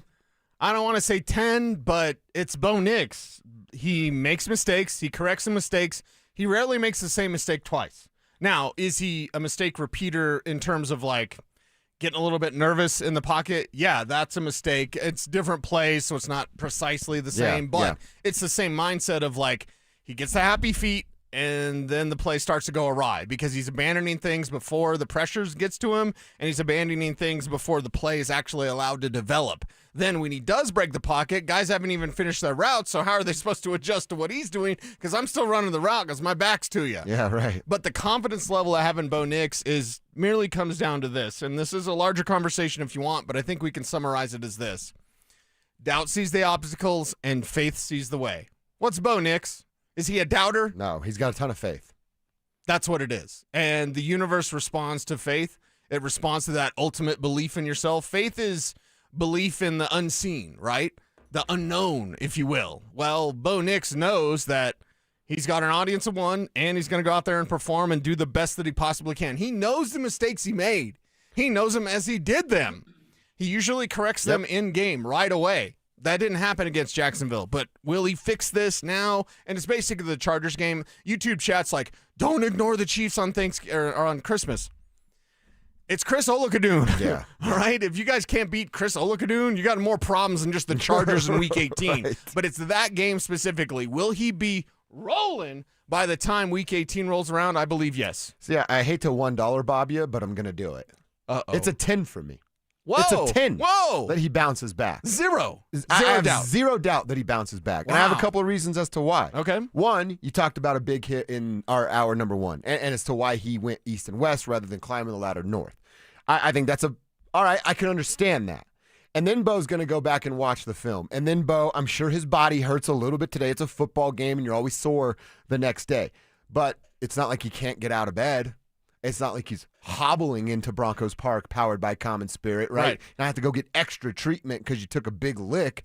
I think with what I know who Bo is and what you said, the faith in his self to move forward, the faith I have in that guy moving forward, and then to wake up today and go, oh, I took that big hit. It changed my mentals 110%. And I helped us lose a game. For what? Not even that sore today? Oh, and by the way, keep in mind Christmas is coming up on Thursday. The Broncos are going to play on Christmas. The Broncos are going to beat the living you-know-what out of the Kansas City Chiefs. And then he's going to have another mini-bye. Remember what happened the first time he had the mini-bye when they played, it was Vegas, right? On Thursday Night Football, back on November 6th. That's when we started to see this version of Bo. Right. So here we have a quarterback that knows what kind of mistakes he's making, fixed them already inside of a season. We've got evidence of that. Now you can go, I played a solid 30 minutes of a football game. I took a major hit, and then I kind of got scared and played scared. That's not who Bo Nix is. It's a damn 10, man. It is a 10 that this guy bounces back and does it in a major way. Okay, does it in a major way because they need him to do it in a major way. This is where the great quarterbacks will separate themselves. You can be a good quarterback. You can be a very good quarterback. You can lead your team to double-digit wins. Bo Nix has done all those things. But to be truly great, you have to elevate when things are going wrong around you. You're the one that pulls the sword from the stone. Now, normally he's done that. Eagles game, Giants game, other comebacks that he's had along the way. Normally he's that type of quarterback that can do that. It didn't happen against Jacksonville because your defense couldn't stop him and you couldn't get hot on offense. And Bo played bad football in the second half. What does he do now going forward? Can you close this thing out? You took it on the chin. You've got 2 games left. Go win both of those, and then you get a regular bye week. And part of this is, and the YouTube chat's been talking about it, like, well, if you beat Jacksonville and you beat Kansas City, now you've got the Chargers game off. Then you have a week off after that. Right. Then you have a divisional round, probably against a really good team. Okay, is that actually a good thing? Or do you need week off, get a breather, get this thing back? And Spivak sent us the numbers this morning. The Patriots are now favored by the wise guys to actually win that number 1 seed. No, the Broncos are still in the driver's seat as long as you don't drop the ball in the next 2 games. Yeah, they own the tiebreaker still. That's just the wise guys thinking this is what will happen in the final. Well, 2 weeks. and what I love about this, what did the 11-game win streak prove to us? It proved you can go on a big, long win streak. Yeah. Okay, do a 5-game win streak now. Because if you do that, you win the whole damn thing. Win the whole damn thing. A part of Bo's bad performances was a couple of turnovers. Said they needed to win the turnover battle. They clearly weren't able to do that. First up, he had the weird fumble exchange there. Here's Bo on what went wrong there. We just got to look back at it. I think both of us wanted the football. Both of them did want the football. The broadcast put the blame on Bo for not taking it and run with it or not giving less grip on it, right? So that it was a fumble. I mean, look, he's the quarterback, man. He gets the blame for those sort of things. So yeah, that's on Bo. Yeah, that's on Bo because Jalil's just doing his thing. He's just trying to feel it out. He's giving the window. Right. Bo's got to put it and leave it or show it and take it. Yeah. He didn't do that. And that's where the hesitancy comes from. And that's almost just part of the negatives on Bo Nix. When he's hesitant, he can be off. And you can take advantage of that. When he's not hesitant, when he's confident, that's where Bo Nix becomes pretty impossible to beat. So get him back to that. Get him back to feeling that way. Settle him down. Run the damn ball. And listen, we can't all blame. This is just a defensive collapse. The defense didn't do any favors. But Bo Nix needs to play better. We believe that he can. I'm at a 9. You're at a 10. I'm at a 10. I got no worries that he remains that same dude. No worries at all. What if the Chargers take a shot at him? I mean, that's a mental thing for Bo Nix. You play football, dude. You don't want to get hit. Target's hiring. Nobody hits you over at Target. I mean, maybe. I guess, yeah. I saw that video of that lady, but normally on Black Friday, they're trying to get all them TVs. Yeah, normally nobody hits you over at Target. All right. Well, the thing is, if I'm the Chargers, and that's the game we're talking about, just get through. First off, football on Christmas is just lame. Yeah, Sorry, and all the games this 100%. year, they're going to be lame. I don't like football on Saturday. I don't like football on Christmas. Whatever. It's Roger Goodell. They're going to make $1 zillion, and everyone's going to watch. Get through this game. Get to the damn Chargers game, because if you're the Chargers, you know what your game plan is? Even after the whistle, make him pay.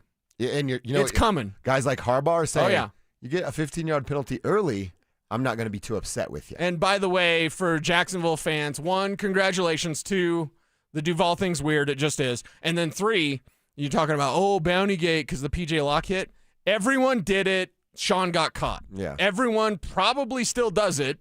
Sean got caught years ago, so he's not going to get caught again. But you think the Chargers aren't like, hey, a little extra something, you get Bo Nix. Of course they are. Yeah. It's football. Football is not for the well-adjusted. Even if the coaches aren't doing it, you don't think those interior defensive linemen are talking about, you took the quarterback out, team dinner's on me this week, or whatever the case may be. Yeah, it could be. Happens all the time. Like we do a coffee bet. It'd be like, man, I'm going to get Bo Nix this time. I'll get you that.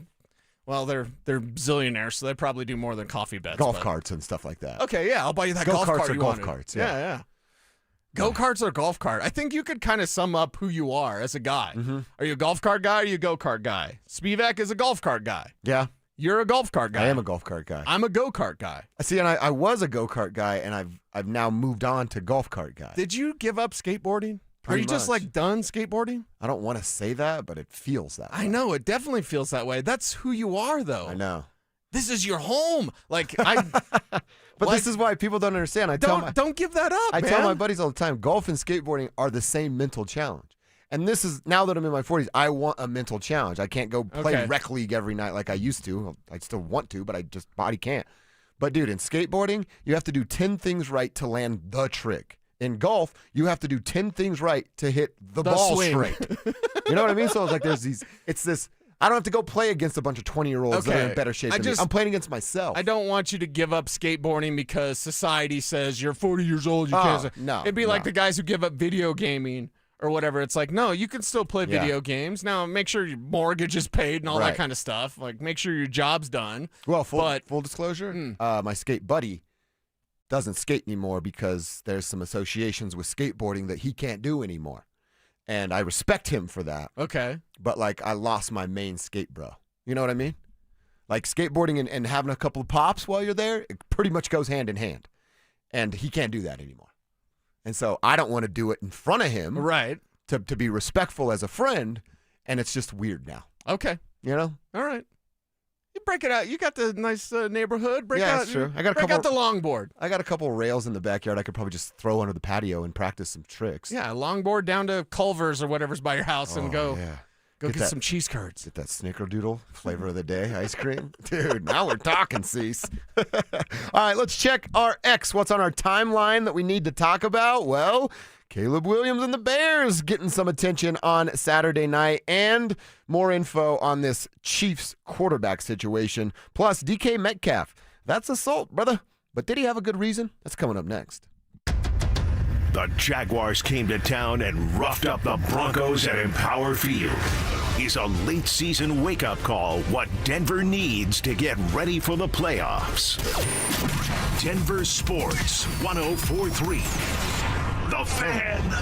You know that feeling when you catch a glimpse in the mirror and think, hey, I look 10 years younger? That's what happens when you stop dieting and start doing Soda weight loss. I tried point counting, calorie counting, shots, and nothing has worked until Soda weight loss. Soda weight loss gives you a personal nutritionist you can text anytime. Everybody's great here. Everybody's encouraging. There were some times where I felt down and they brought me back up. If you stick with this program, you will lose weight and you will get to your goal weight. When you sign up for Soda weight loss, your partner joins for free. If you're ready to feel stronger, healthier, and yes, look and feel 10 years younger, this is your moment. No meds, no gimmicks, just real results with real support. Remember, sign up now and your partner joins for free. Visit sodaweightloss.com. That's SOTA weightloss.com. Soda is, say it with me, state of the art. This is Rob Wilhite of the Wilhite Law Firm. If you've been injured in an accident, you want Wilhite. Colorado drivers know that when they're hit, we hit back harder. Get your free case review right now. Just call 303-GOOD-LAW today or visit WilhiteWins.com and win big with Wilhite. This message comes from Viking, committed to exploring the world in comfort. Journey through the heart of Europe on an elegant Viking longship with thoughtful service, destination-focused dining, and cultural enrichment on board and on shore. With small ships that bring travelers closer to the destination, there's more time to explore. And every Viking voyage is all-inclusive, with no children and no casinos. Discover more at Viking.com. Febreze. It's a classic odor tale. You fried fish for dinner, cleaned up, but the smell is still in the house. And the neighbors are coming over for game night. They're on their way. And then you spray Febreze Air Mist. Febreze Air starts working instantly to fight even your toughest odors, so you go from fish to fresh like that. Now all you have to worry about is Pam cheating at charades. Breathe happy, Febreze, la la la la la. Hey guys, your boy Stink here with my friend Bonnie at O'Mara Ford. The holidays are my favorite time of the year. You get O'Mara's low pricing, huge discounts, and just announced 0% for 60 months. So 5 years without paying any interest? Not a single cent, make no down payment, and no monthly payment until next year. At O'Mara, we make it fast, fun, and easy. Just in time for the holidays at O'Mara Ford. Stop by their showroom on 104th and I-25 or visit O'MaraFord.com. Bring in the new year with DU basketball. The fun starts New Year's Eve with men's hoops at 2 p.m. versus Kansas City and continues New Year's Day with women's hoops at 2 p.m. versus North Dakota. Tickets only $10 and party favors will be provided. Fun for the entire family. Hey, bro, weirdest thing is happening at the game. This guy sitting next to me says, "You're our good luck charm." Every time I crack a Bud Light, we score a touchdown. Now his entire family wants to buy me Bud Lights. I think I'm some kind of a football prophet. Talk soon. The team needs me. Anything for Bud Light, the official beer sponsor of the NFL. Stock up today. Enjoy responsibly. Copyright 2025 Anheuser-Busch Bud Light Beer, St. Louis, Missouri. Toyotathon is on at Corwin Toyota. Save big when you lease a new 2025 Tacoma SR5 for just $369 down and $369 a month, or drive off in a new 2025 RAV4 XLE for as little as $399 down and $399 a month. Unwrap your holiday savings during the Toyotathon sales event.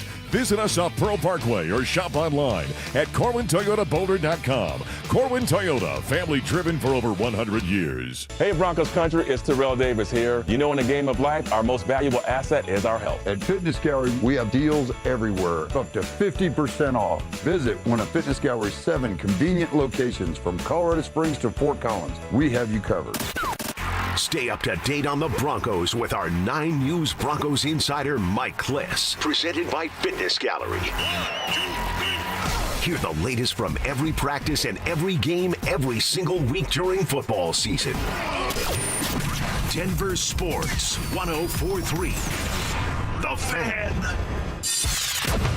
Don't at me, bro. It's time to check your ex. Why are you stalking me? No, not that ex. Twitter, unfollow. Here's Dover and Cecil to help you swipe, scroll, and screenshot your way through today's top headlines. Power of social media. I'm on Team Getza.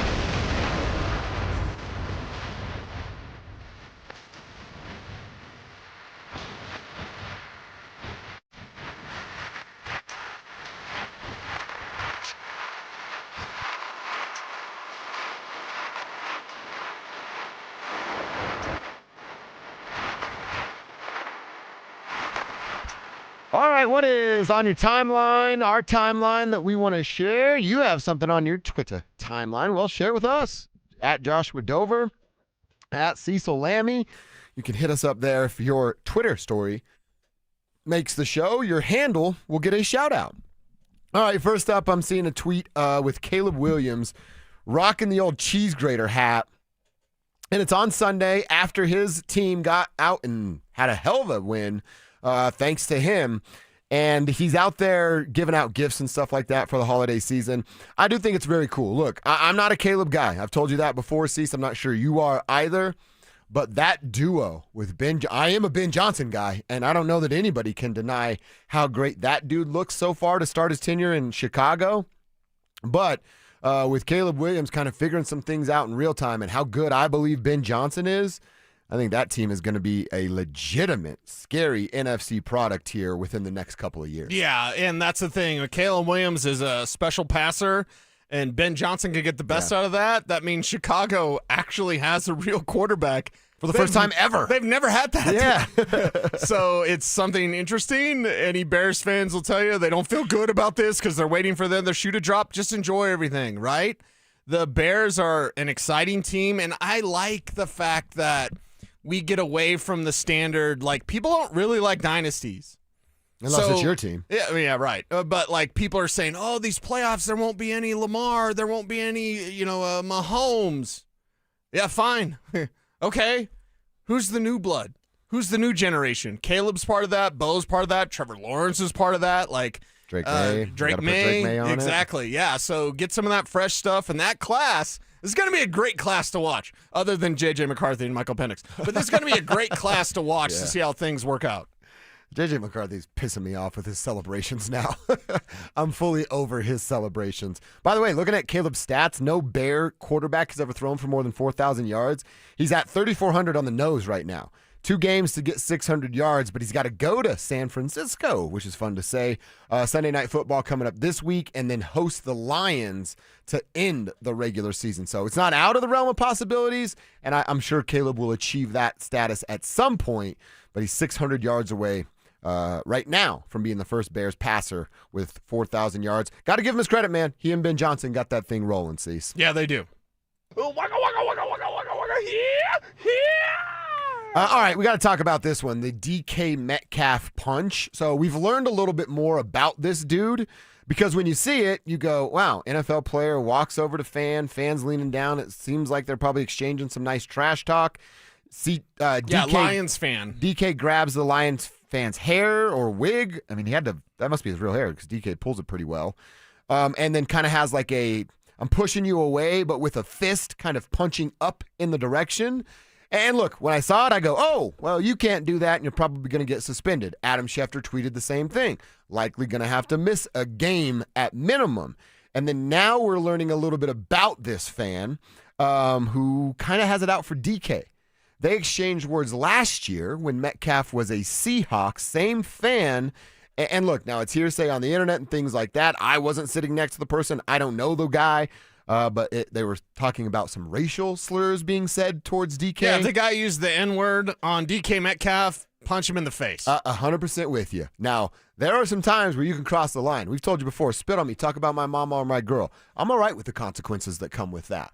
If that's the case and DK made that decision, I'm not mad at DK either. No, not at all. And the internet is undefeated. And for the love of God, you've seen Office Space, right? Yeah, don't make me not I wouldn't let you explain down Office that Space much. to you.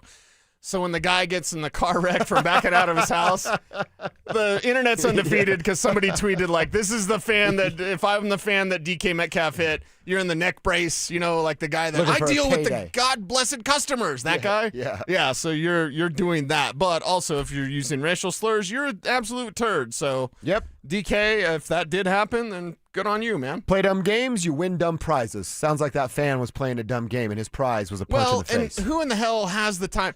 Who are these people? Right. Who in the world is like, you know what I'm going to do? I'm going to go to the game. I'm going to spend a bunch of money. I'm going to wear a wig. And then I'm going to go to DK Metcalf. And I'm going to use racial slurs. And I'm going to get in a fight with him. Like, who? What? Yeah. How does your mind operate? Why are you so stupid? Seriously. They're pathetic losers. They don't have anything going on in their I guess lives. so, yeah. So that's what they do. All right, Cease, what's happening on your Twitter timeline? Happening on my Twitter timeline, a lot of different things. Gardner Minshew, as they fear it's a torn ACL. I don't know if that's actually come out as what it is now. So somebody tweeted the old Lieutenant Dan. Oh, him and Mahomes. Mahomes, this is Gardner Minshew rolling up to Mahomes in the hospital right now. It's like, hey, ice cream. Lieutenant Dan, ice cream. Patrick, ice cream. I got you ice cream. Patrick, here's the ice cream. Like, there you go. So if you are a fan of Forrest Gump, as we are, we celebrate on this show, that's the thing. Hey, listen, it happened, and that's what the Chiefs are dealing with now, and that's why we're going to see Chris Olakadun in at quarterback. Chris Olakadun. Even if they do have that, we're going to play spoiler mode in front of them, Chris Olakadun is going to be throwing the football. They got beat up by the Titans. I mean, I know it's only Monday, and I'm still licking my wounds from the Jags opening up the Broncos, but I can feel pretty good about what's on the horizon, which is a complete ass whooping on the Kansas City Chiefs. I feel pretty good about that. Yeah, you should feel pretty good about that. Fired up for Thursday. Okay, you had a glorious weekend where you did nothing, and it was everything you thought it would be. So, Eric Alper on Twitter put out that with Kermit. I'm at the point in my life where Aaron's count is going out. Yeah, 100%. You know what I mean? Because that is literally what we did have lunch with my sister Destiny because she can't make Christmas, so we were doing some hang. Okay. She's working and going to school like a little G. So we went to have homegrown pizza, which rips. You got to have homegrown. That was it. And then we're like, oh, man, we got to go to the grocery store after this. And we were upset home delivery. See, I always forget about that. Don't forget about home delivery. You kidding me? I feel so lazy doing stuff like that. Why? I don't know. I maybe this says a lot I'm about not me. against being lazy. When I get home, I want to get on the back deck or in the garage or something, right? I want to just shut off my brain and enjoy home. And so, yeah, I will definitely do, because Roxborough has just a Safeway, I will do Safeway app. Get me the groceries, put them at my door. Here's a big tip. Thank you very much. Oh, see, and if you're the nice tipper, that's good. I didn't even want to go around the corner. Safeway, because Roxborough's small. I was going to say, it's 2 minutes from your house. Safeway is, literally around the corner, and I don't want to go. So I do drop off my groceries at home. And see, you've been in my house. King Soopers, and my King Soopers is about the same distance as your Safeway. So it wouldn't be that big of a deal if I just tipped nicely. Exactly. I just forget. And then you get everything that you want. If you ever forget anything, that's why Amazon, your lady getting Amazon all the time because it's just so easy. Like, hey, I needed that. Oh, I've got it the next day, or I've got it within 24 hours or whatever. Yeah, she does that for sure. Yeah, groceries, home delivery groceries. That's the way to go. That's the pro tip. Right, I gotta Finally, keep that in mind. one super one, kind of a warning shot here. Okay. Just in case, fellas, because we're here to help. Tribe helps tribe. That's right. So just in case your lady is blaming the dryer for his clothes not fitting, don't say, I think it was the fridge. Well, you end up like that guy. Somebody has a black eye. If your lady thinks her clothes aren't fitting because of the dryer, just agree with her. Don't say it was the fridge. Don't say anything except for, I think you look great, but if you want to go get a new wardrobe, we could go to the mall right now. Yeah. You know, that's the play there. And why is it, like, I saw, like, Christina Aguilera was talking about when she was in high school, and, like, people picked on her, and she thought she was ugly. Like, she's gorgeous. Yeah. And it's like all these gorgeous women are like, yeah, I was ugly. I'm like, no, you're not. Mm-hmm. Why do you have that negative self-talk? Yeah. And by the way, Christina, You're a multimillionaire. They're on their third job of the year right now. And they're on their third marriage, right? Yeah, exactly. I don't know what she's on. She might be on her third as well. But too, yeah. still, it's like, I don't get that. The lady negative self-talk. No. Especially when they're gorgeous. Yeah. Absolutely amazing. Gorgeous and rich. You literally have Yes, everything please. that every guy in the world's looking for. All right, let's get into our lunch hour. We like to call it quarter number 3. The Broncos' win streak was snapped at home on Sunday versus a red-hot Jags team. Got to talk about Liam Cohen out-coaching both Vance and Sean Payton, plus Bo Nix falling back into some bad habits in the second half. Not a good showing from the Broncos, but they still control their own destiny. So let's talk about the issues they had in that loss and how they fix them over the next couple weeks. Next.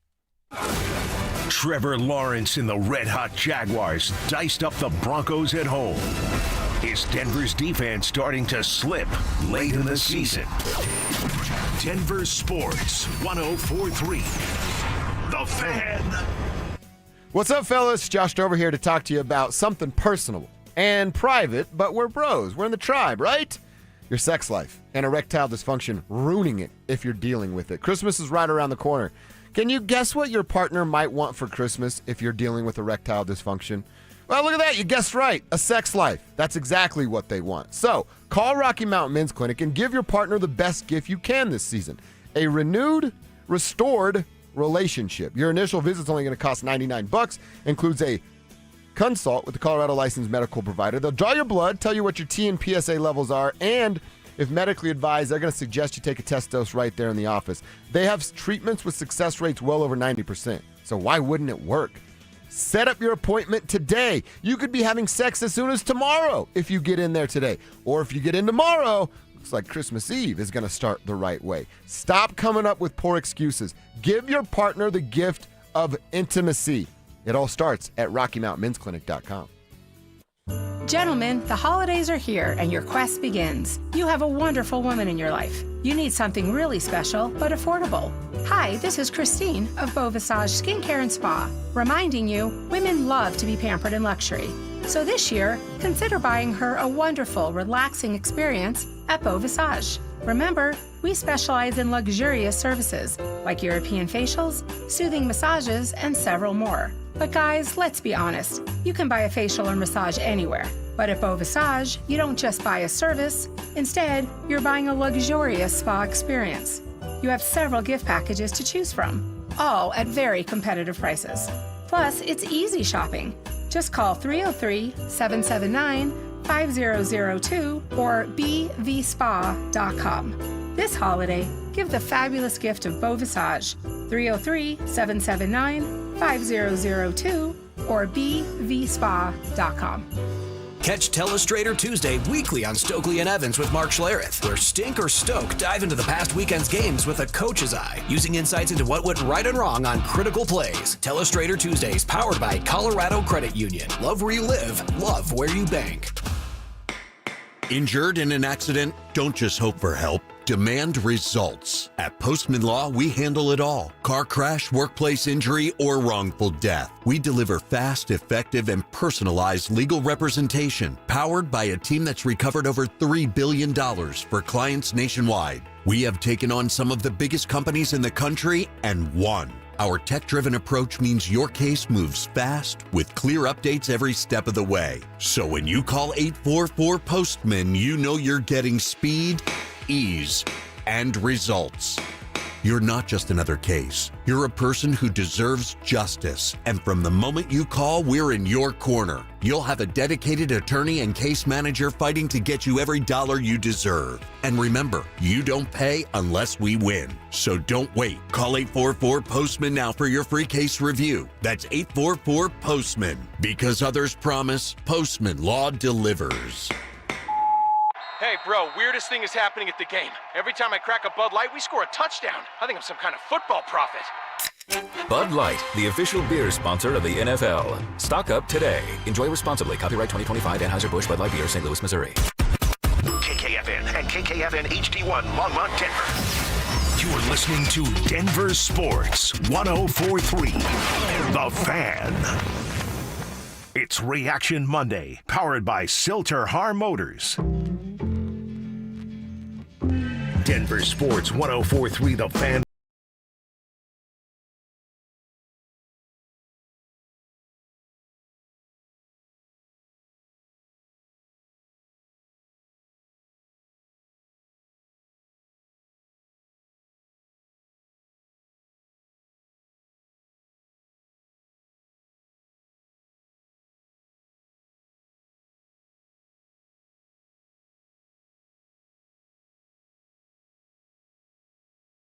$2:00, they'll get you home. If you're a second shifter, a late starter every single day, we got you too. Denver Sports Tonight, live and local from 6 a.m. to 7 p.m. every single day. And I don't think anybody does it better in this city than what we do right here on The Fan, because we get to give you our real, honest, open opinions after we watch our favorite teams play. Our bosses don't hit us with a red ink on our rundown of things we can and cannot say. And that's a problem. And the main thing I had to deal with today is just reacting to the people that are waiting to pounce on the Broncos. Like this whole 11-game win streak, it's like, yeah, but. Enough. This is a damn good team that got smoked. They just did. They did. They got their ass kicked. There's no way around it. There's no soft sell. It's the refs. The refs don't account for 20 points. Okay? The play, the game plan was corrupt from Vance Joseph. The game plan wasn't good enough and went way awry for Sean Payton. This is on the coaches as much as it is on the players for their execution. Several guys had bad games. You picked a bad day to have a bad day. Yeah. And that's what happened to the Denver Broncos for a team that was motivated to secure their playoff spot. They did that. Jacksonville did that by beating the Denver Broncos. We'll see how that division winds up, whatever. But that was a quality team. That was a playoff opponent, and they were definitely fired up to face you. There's no selling this thing any other way than take your medicine and then ask, what did you learn? And I think the refs thing is so weak. The Denver Broncos are the second most penalized team in the entire NFL. But it's the refs' fault? It's been the refs' fault every single week? Right. That's why they're penalized like that? Right. That's bad discipline. That's jumping the gun far too often. It's bad hands for a guy like Riley Moss before the last few weeks. So, yeah, the referee excuses is absolutely ridiculous to me. I didn't like seeing that. I didn't like seeing, and you're right, it's just those fans that didn't believe and are just waiting to pounce so that they can be like, I told you so. This is what social media, I think, has done, and everybody thinking they're the star of a movie. I feel like people would rather be right about their team than their team be right. Yeah. And that's back, bogus, you know man. what, to me. I was going to try to say that without swearing. Back asswards. Back asswards. There we go. That's just crazy to me that Ass people backwards? would rather be right about that than their team be right. Yeah. That's what I feel like this is. And that's why part of my rant last night on the postgame show, it's like, it's not about my opinion. It's not about your opinion. It's about the game. It's about the product on the field. It's about ball. And yesterday, the actual plan was corrupt. It was bad. It was bad on both sides. Why didn't you have a better plan, Vance Joseph? Why didn't you have a plan that would contain a Parker Washington? Washington's always been a dangerous player, but not like that.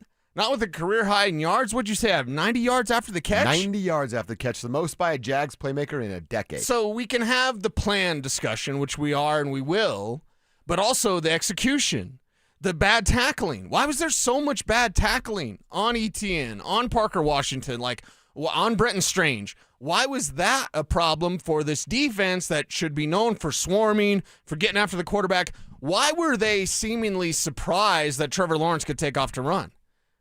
VJ talked about it. Yeah. He talked about how, watching the Jaguars was like watching the Packers, and like that's really two explosive offenses, two quarterbacks. He compared Trevor Lawrence to Jordan Love. I'm going to tell you, Trevor Lawrence is playing better than Jordan Love. And part of that is his ground game, his rushing ability.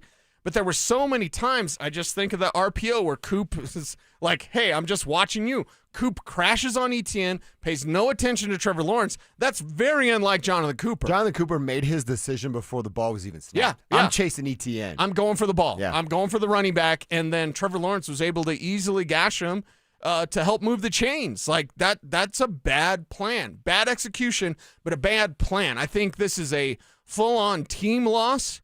This is coaches' failure, and this is players' failure by the Denver Broncos. Now, set it right. What did you learn?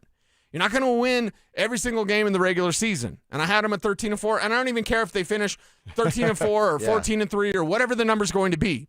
Because if you win out, you're going to be 14-3, and you need to win out to secure this number 1 seed. That's the thing. Get the AFC West. They can't do that till Week 18 now.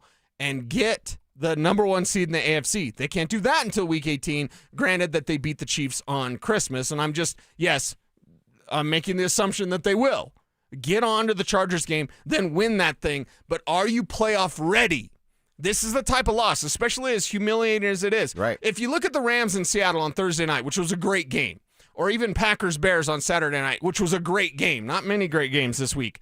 But if you look at those teams, you say, oh, the Packers lost, but man, that's a good Chicago team, and they barely lost, and whatever. If you look at the Rams losing on Thursday, well, that's overtime, and that weird play with Zach Charbonnet where the ball's just kind of laying there, he picks it up, that's the 2-point conversion. So you can make those excuses. Denver, you don't have any excuses. You got whooped. Seattle's game specifically, you had a 70-minute fight. Dog fight. Yes. Like going at it back and forth, momentum this way, momentum that way.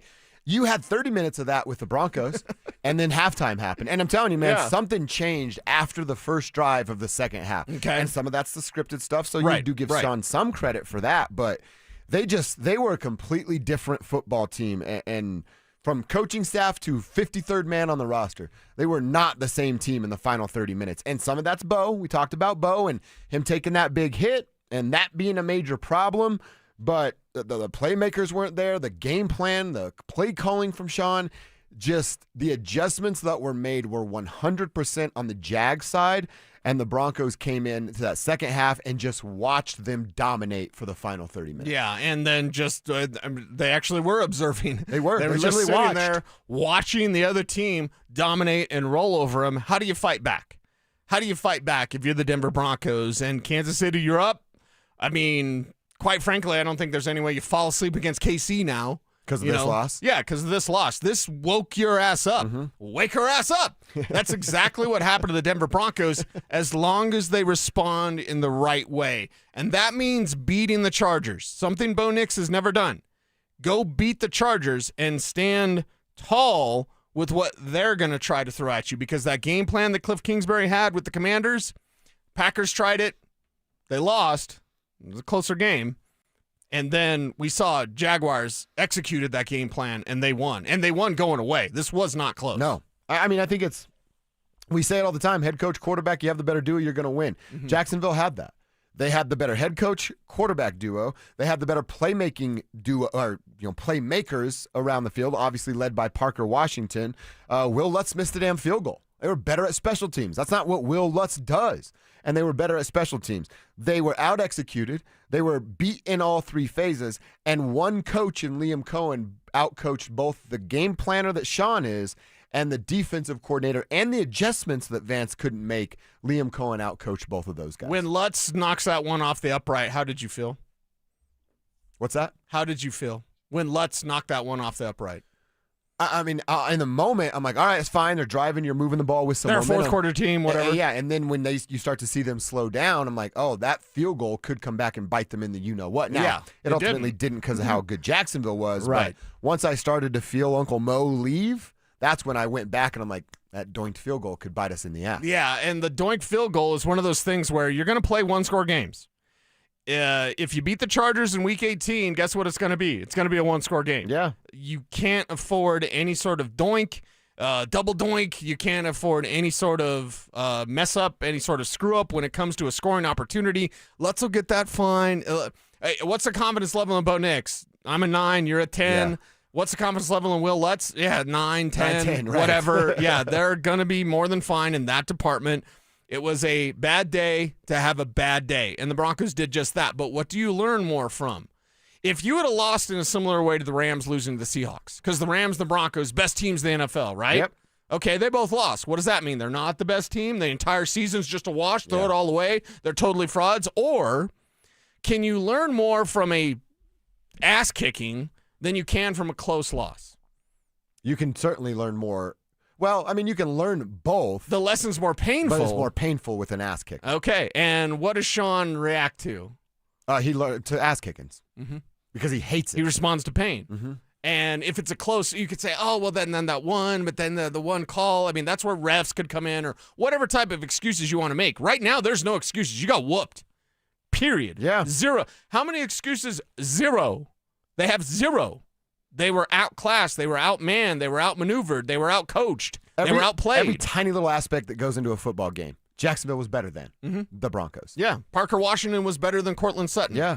I'd say RJ Harvey was better than ETN. RJ Harvey had a really good game. ETN was and bad that's too. what sucks is it overshadows not Harvey's breakout game because he didn't even get to double-digit carries. What are you doing, Sean? They both ended up with 50 rushing yards. RJ was more dynamic in the pass game, though. Yeah, and RJ having a really good game out there kind of feeling it. John talking his talk, right? Second 100-yard all-purpose game. There you go. So two all-purpose yards north of 100 and then one for 98 earlier this year. And I think that's what we can look forward to with RJ Harvey going forward. But you damn ruined it because you didn't win this game and you went away from RJ Harvey when he was feeling it as a runner, something to calm things down, to settle down your offense, to set up more play action opportunities, to get that defense to adjust.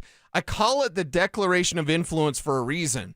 You've got to influence the defense. If they know you're in pass happy mode, they're probably just waiting for Sean to do that. Hey, let's get him into pass happy mode because then we know what to do. What if you're running and you're passing? What if you're using the tight end and the receivers? What if you're using the backs out of the backfield? What if you're using the full array of weapons? That's much more difficult to contain. Did Jacksonville just jump the Broncos in danger rankings? They weren't even on the list. And now they play the Broncos, beat the Broncos, and handle the Broncos in the second half. I mean, they're certainly on my list. The pecking order is something I still got to figure out. One mistake that we made, and we did not overlook Jacksonville, and there were those in the media that were overlooking. There were those in the fan base. I got so many messages of like, Broncos going to win 38-3 or what. And God, tell me you haven't watched Jacksonville by telling me you haven't watched Jacksonville. If you're saying stuff like, yeah, I don't really see them guys as being real good, you haven't watched Jacksonville. You don't know what you're talking about. I had the Broncos winning 31-27 on Friday, and I was like, man, is that too many points? And then you had more points. I had 41-38. With the Broncos winning, and obviously we're both wrong with the win, but we both knew that there would be some points scored in this game. Yeah, you had to score points, and then your offense just didn't do that. So I look at it and I go, okay, can you learn from this? It's a playoff team. Did they jump them in danger rankings? Our one mistake is that in our danger rankings, we did not include Jacksonville. So we didn't overlook them. We certainly didn't say silly stuff like, I just don't consider them a good team. Like, we didn't say anything like that because that's ridiculous. But they should have been at least 5. Mm-hmm. Did they jump the Broncos? I had the Broncos at 1. I still think the Broncos and the Rams are the best teams of football. So I don't have Jacksonville jumping them. Okay. I just know that they got them, and they got them in a big way. They did. They kicked their ass. It's a good text from Dave, and it kind of bringing it down to a normal life situation. And I know football's not that with the funny money and everything, but I like what Dave's doing here. He writes in on the RamosLaw.com text line, yo, naysayers. You mean to tell me y'all haven't had one bad day over the last 3 months? Come on, seriously? Which I think that's very fair. Now, what Dave is forgetting is we don't, and I'm putting myself in this because I do it too. I tell you all the time, I don't care about how the athletes feel. Go win the game. You tell your feelings to your wife. We don't look at them as that. You know what I mean? Of like, they don't get the pass for the bad day because they're all living out our dreams. So I understand what Dave's saying, but I will also know there's another fan that will respond to that, goes, no, bleep that. They get paid this and they live that. And I get that part of it too. But Dave's right. We all go to work every single day. They're at work today at Broncos Park, powered by Common Spirit. Yes, their work's different, but nobody's going to go 365 days straight of work and not have a bad day. Yeah, and that's the thing. Like 19 of the last 21 Super Bowl champions have lost a game in December. Each one of the Broncos' Super Bowl winning teams, 32, 33, and 50, had a 2-game losing streak in December. Now, the Broncos can't afford that. They can't drop this one against Kansas City, and they cannot lose to the Chargers to get that number 1 seed, which honestly I think they need. They need that. The way that their flaws are showing, and you don't have enough of a time to like kind of show that you fix them. You can fix them against the Chargers, but you want the spoiler alert? The Chargers aren't the best team you're going to face in the postseason. Jacksonville, Green Bay, those were the tests. The Chargers are a test, but they're not the test that Green Bay was and Jacksonville was. Mm-hmm. You passed one, you failed one. The Chargers are a test, but they're not as high on the danger rankings as Packers and Jaguars should have been. And by the way, I saw a bunch of let's get that team again in the postseason, see what happens. Tootin's got a broken hand or finger or something like that, right? Basial Tootin, yeah. Tootin? Yeah, a finger. That's not going to keep him out the rest of the year. No. He should be back for the postseason. So if these two teams match up again, the Broncos already had trouble containing playmakers.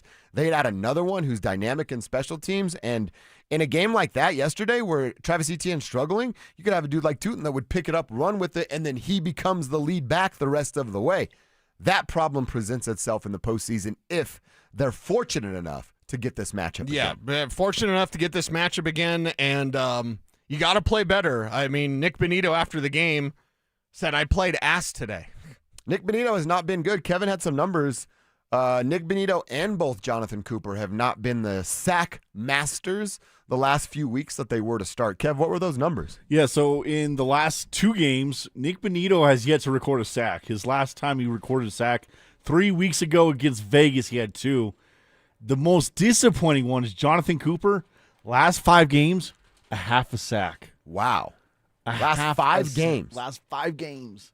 Oof. And, I mean, that's what this team has done. We've talked about how good Zach Allen is, those boys up front. JFM's getting after it yesterday. But when your outside edge rushers aren't getting home at the rate that they were, I mean, hell, not even at the rate that they were. They're just not getting home. That's a big problem.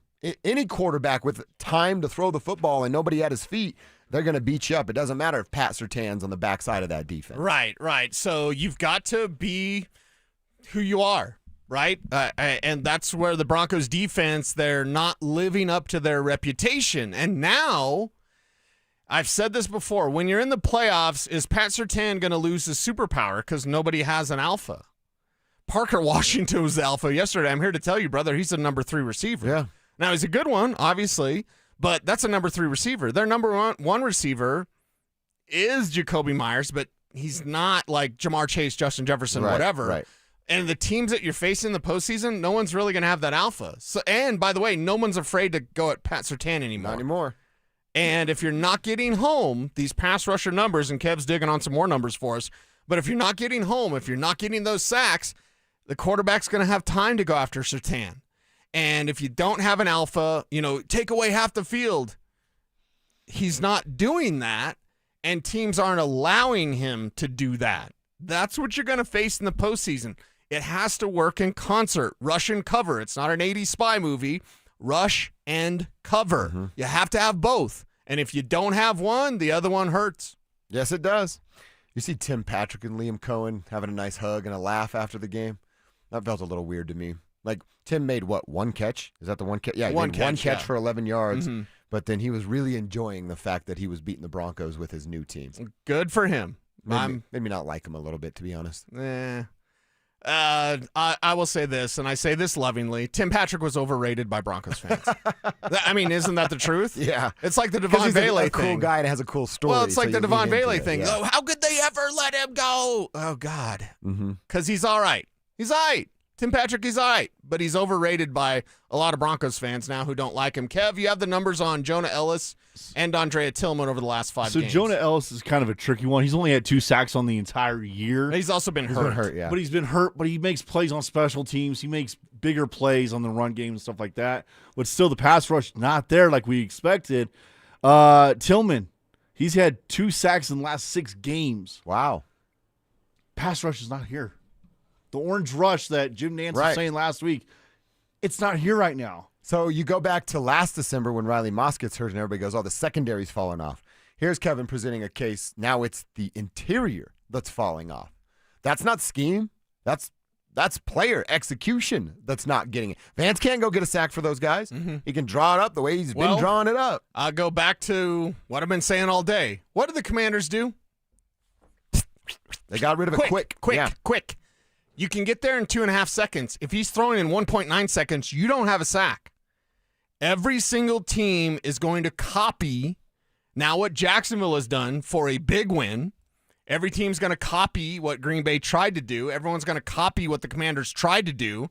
Cliff Kingsbury is the reason why you're in this problem now, because he exposed how to take away. Throw at Pat Surtain. That's not as scary as it used to be. Now, Jordan Love got right with that pick on Christian Watson.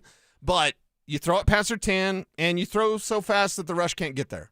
Nick Bonito's still one of the best in the game. Jonathan Cooper, one of the best in the game. It doesn't matter if you're getting rid of the ball too fast. And that's exactly what they have done. Kev, your defensive numbers that you were talking about as well, is that the sacks, just them not getting to the quarterback? Sorry, those sacks. But plus, I was looking at last year's defense and this year's defense. Last year's defense kind of fell apart at the end of the season, and now it seems like our defense this year is falling apart too. No doubt. Last year, weeks 1 through 11, 16 points a game allowed. This year, 17 points allowed. Now, the last 4 games in 2024, they gave up 24 points a game. This year, they're giving up 25 points per game. Wow. So there's a little bit of a concern. You're not getting to the quarterback, and if you're blitzing, Alex Singleton's not getting there. Sternad's hurt, and I don't know if this was brought up in the media or not. Greenlaw pulled something yesterday. On one of those final plays, he was limping off. We know there's a Greenlaw injury they're going to have to deal with now. Probably be without him on Christmas. And who knows how long that happened, because he got beat a couple times from Strange right over the top by speed. Speed. It was one of the last plays in the fourth quarter on defense. He came limping off, and it was done. And I'm like, I don't know how this defense is going to get to the quarterback anymore, because the linebackers don't get there. Well, and the thing is, if you are throwing the ball quickly, what does that mean? You got to rally and tackle. What did they not do yesterday? They couldn't tackle. Rally and tackle. Their tackling was piss poor. Yeah. It was awful yesterday. Yeah. Oh, yeah. I mean, Brandon Jones being gone, is that the reason? You can't chalk all that up to Brandon Jones. I don't believe so. PJ Locke wasn't great, but he also wasn't absolutely terrible either. I don't think anybody's pointing that. PJ Locke's the reason the defense looked like that. Nobody's saying that.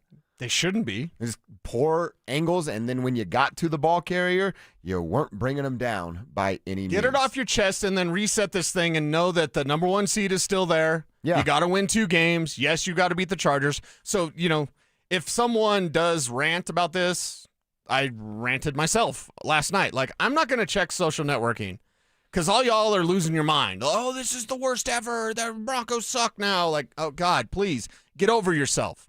Get it off your chest. Now think, calm down, breathe, have a glass of water, and then know, hey, it's still right there in front of them.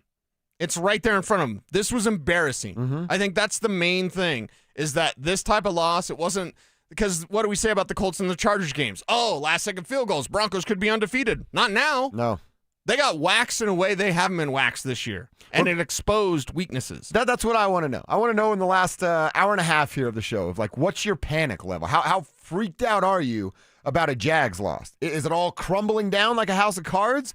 Or, as some have suggested, is it that wake-up call, that punch in the face that wakes them up and gets them going again for the postseason? Tell us, where do you feel right now? Tribe members in Broncos country, still confident the team is who we thought they were during this 11-game win streak? Or has the balloon been burst right here in front of us a few days before Christmas? Answer on the text line, powered by Ramos Law, 303-713-1043. We ask that you put your name on your text over there. That's probably going to get your text read faster if you sign it with your name, so we know who you are and can give you a shout-out on the show.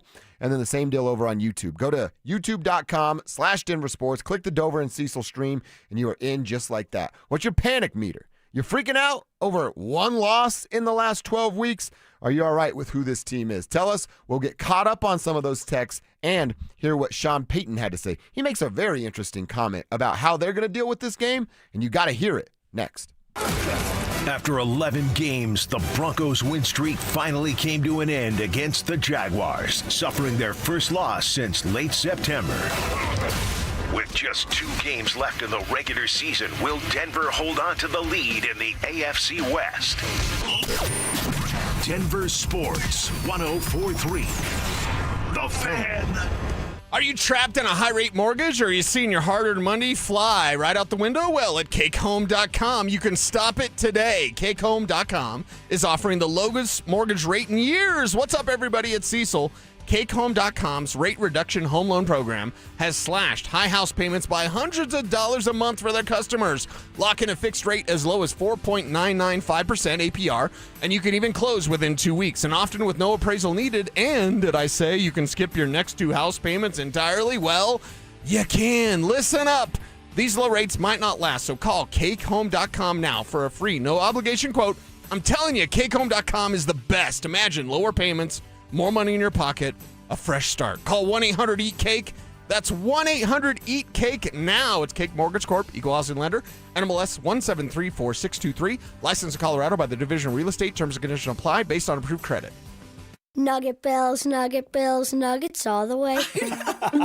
Hi, I'm Kylie. I'm John. And I'm Garrison. And a little thing we love about the 30-count Chick-fil-A nuggets is sharing them when we cut down the Christmas tree. We will pack the car with gifts. And of course, we go and pick up our family's favorite nuggets. Every nugget is tasty times quadrillion. And we get all the sides. Yeah, the ooey gooey mac and cheese is a big hit. Share the nuggets, share the joy. Order the 30-count Chick-fil-A nuggets on the Chick-fil-A app. Real guests paid for their testimonials. This new year, get started on your next success with University of Maryland Global Campus. An accredited state university, UMGC offers online and hybrid classes, along with more than 135 skills-based degrees and certificates in fields like business, cybersecurity, healthcare, and more. Gain the skills you need to achieve your career goals. Apply now and save with no application fee. Classes start January 7th. Learn more at umgc.edu. Certified to operate in Virginia by Chev. Men, it's the holidays, the season of all kinds of hustle and bustle. But if your energy is down, if you aren't sleeping well, if your sex drive is MIA, and you just don't feel like the guy you once were, maybe it's tough to get excited for all the holiday cheer. This is Jeff for the Rocky Mountain Men's Clinic, and if this sounds like you may have low testosterone. And if so, this is the season for you to get treated. At the Rocky Mountain Men's Clinic, we're experts in treating low T. If you're like most guys, you'll feel the change in just a few weeks. And truly, the results can be life-changing. You'll have improved mental clarity, your energy will kick up, your workouts will be better, your sleep patterns will improve, and your sex drive will likely heat up as well. So call us, and don't go through another season with low T. Your initial visit is only $99 and includes blood work, a medical consult, and if you start on testosterone the day of your appointment, your visit is free. Call 720-440-7900 or go to RockyMountainMen'sClinic.com. That's RockyMountainMen'sClinic.com. We have 5 offices across the Front Range to serve you. Dan Jacobs for 303 Law 4040, and I'm here with that beautiful voice you hear on the other end of the phone oftentimes when you call 303 Law 4040. It's my lovely wife, Kimberly. Kim, I know you and I had so much fun the other day. We actually met with a couple that had been in an accident up north in their house the other day, and Randy was so excited. He's like, I can't believe it. It's the lovely wife. She's right here in my kitchen. He's too kind. It was really great to meet him and his wife and his pets and just be able to help them. I think it helps that when you answer the phone, when people call 303 Law 4040, it makes things, I know calling a lawyer can be scary, but I don't know, your soothing voice just makes it a little bit easier. Well, I just want to help. That's all. And I know how to do that. I love the holidays. I always like to wish our listeners happy holidays. Would you like to do so as well? Absolutely. Merry Christmas, everyone. I hope you have a wonderful new year. And I hope you never need us, but just in case, save that number in your phone. You never know when you're going to need it. It's 303 Law 4040. That's 303 Law 4040. Ever wanted to try an Olympic and Paralympic sport? Try fencing. It's fast, safe, and easy to start. Find a beginner class near you at usafencing.org/tryfencing. It's Reaction Monday, powered by Silter Har Motors. Here's Dover and Cecil.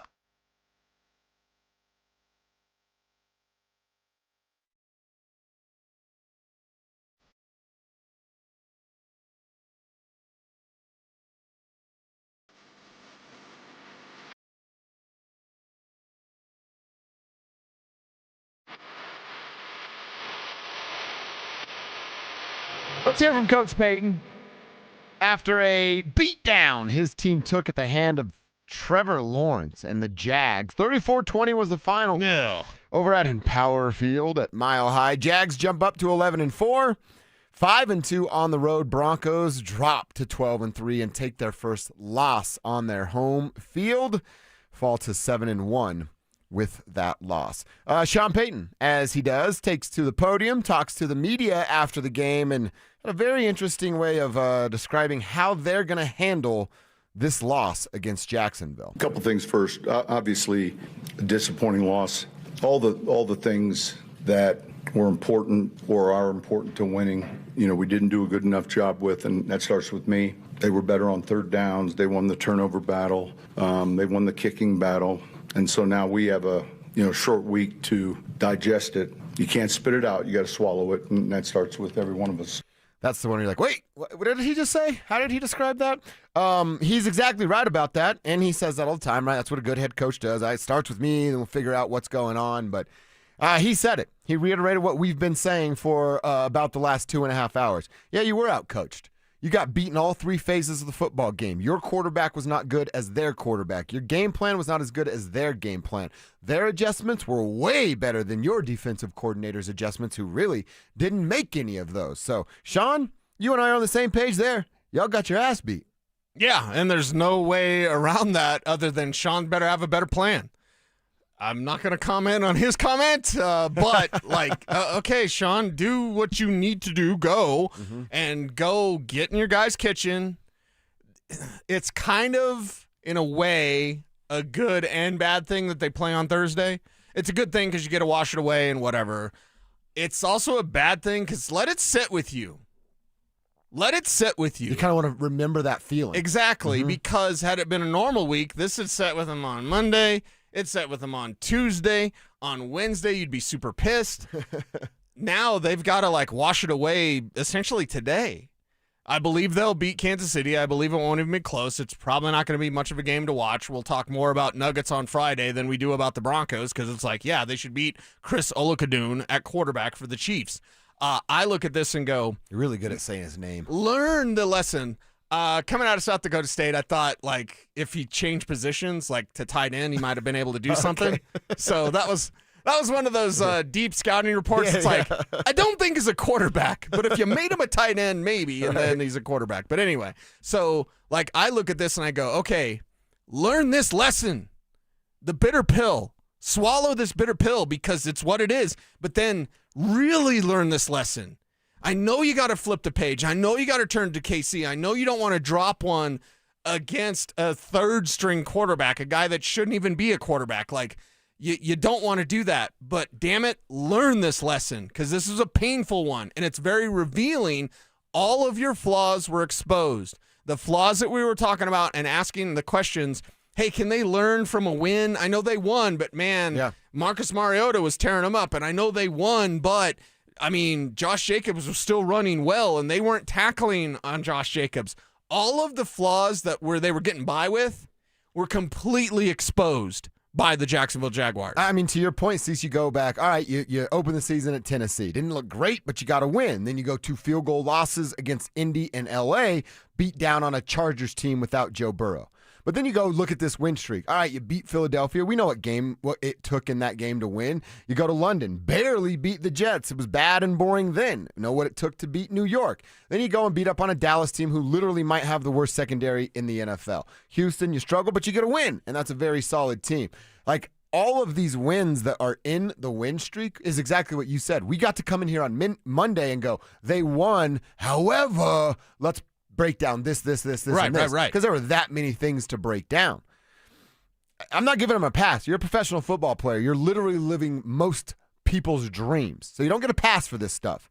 But I can see how a guy can get complacent in some of that stuff of we were winning and then we had to pick up and fix this, and this. And then we have this last month. You go back to the mini bye after November 16th or starting on November 16th against that Chiefs team, how good they've been that last month. And then you go, oh, we're still winning?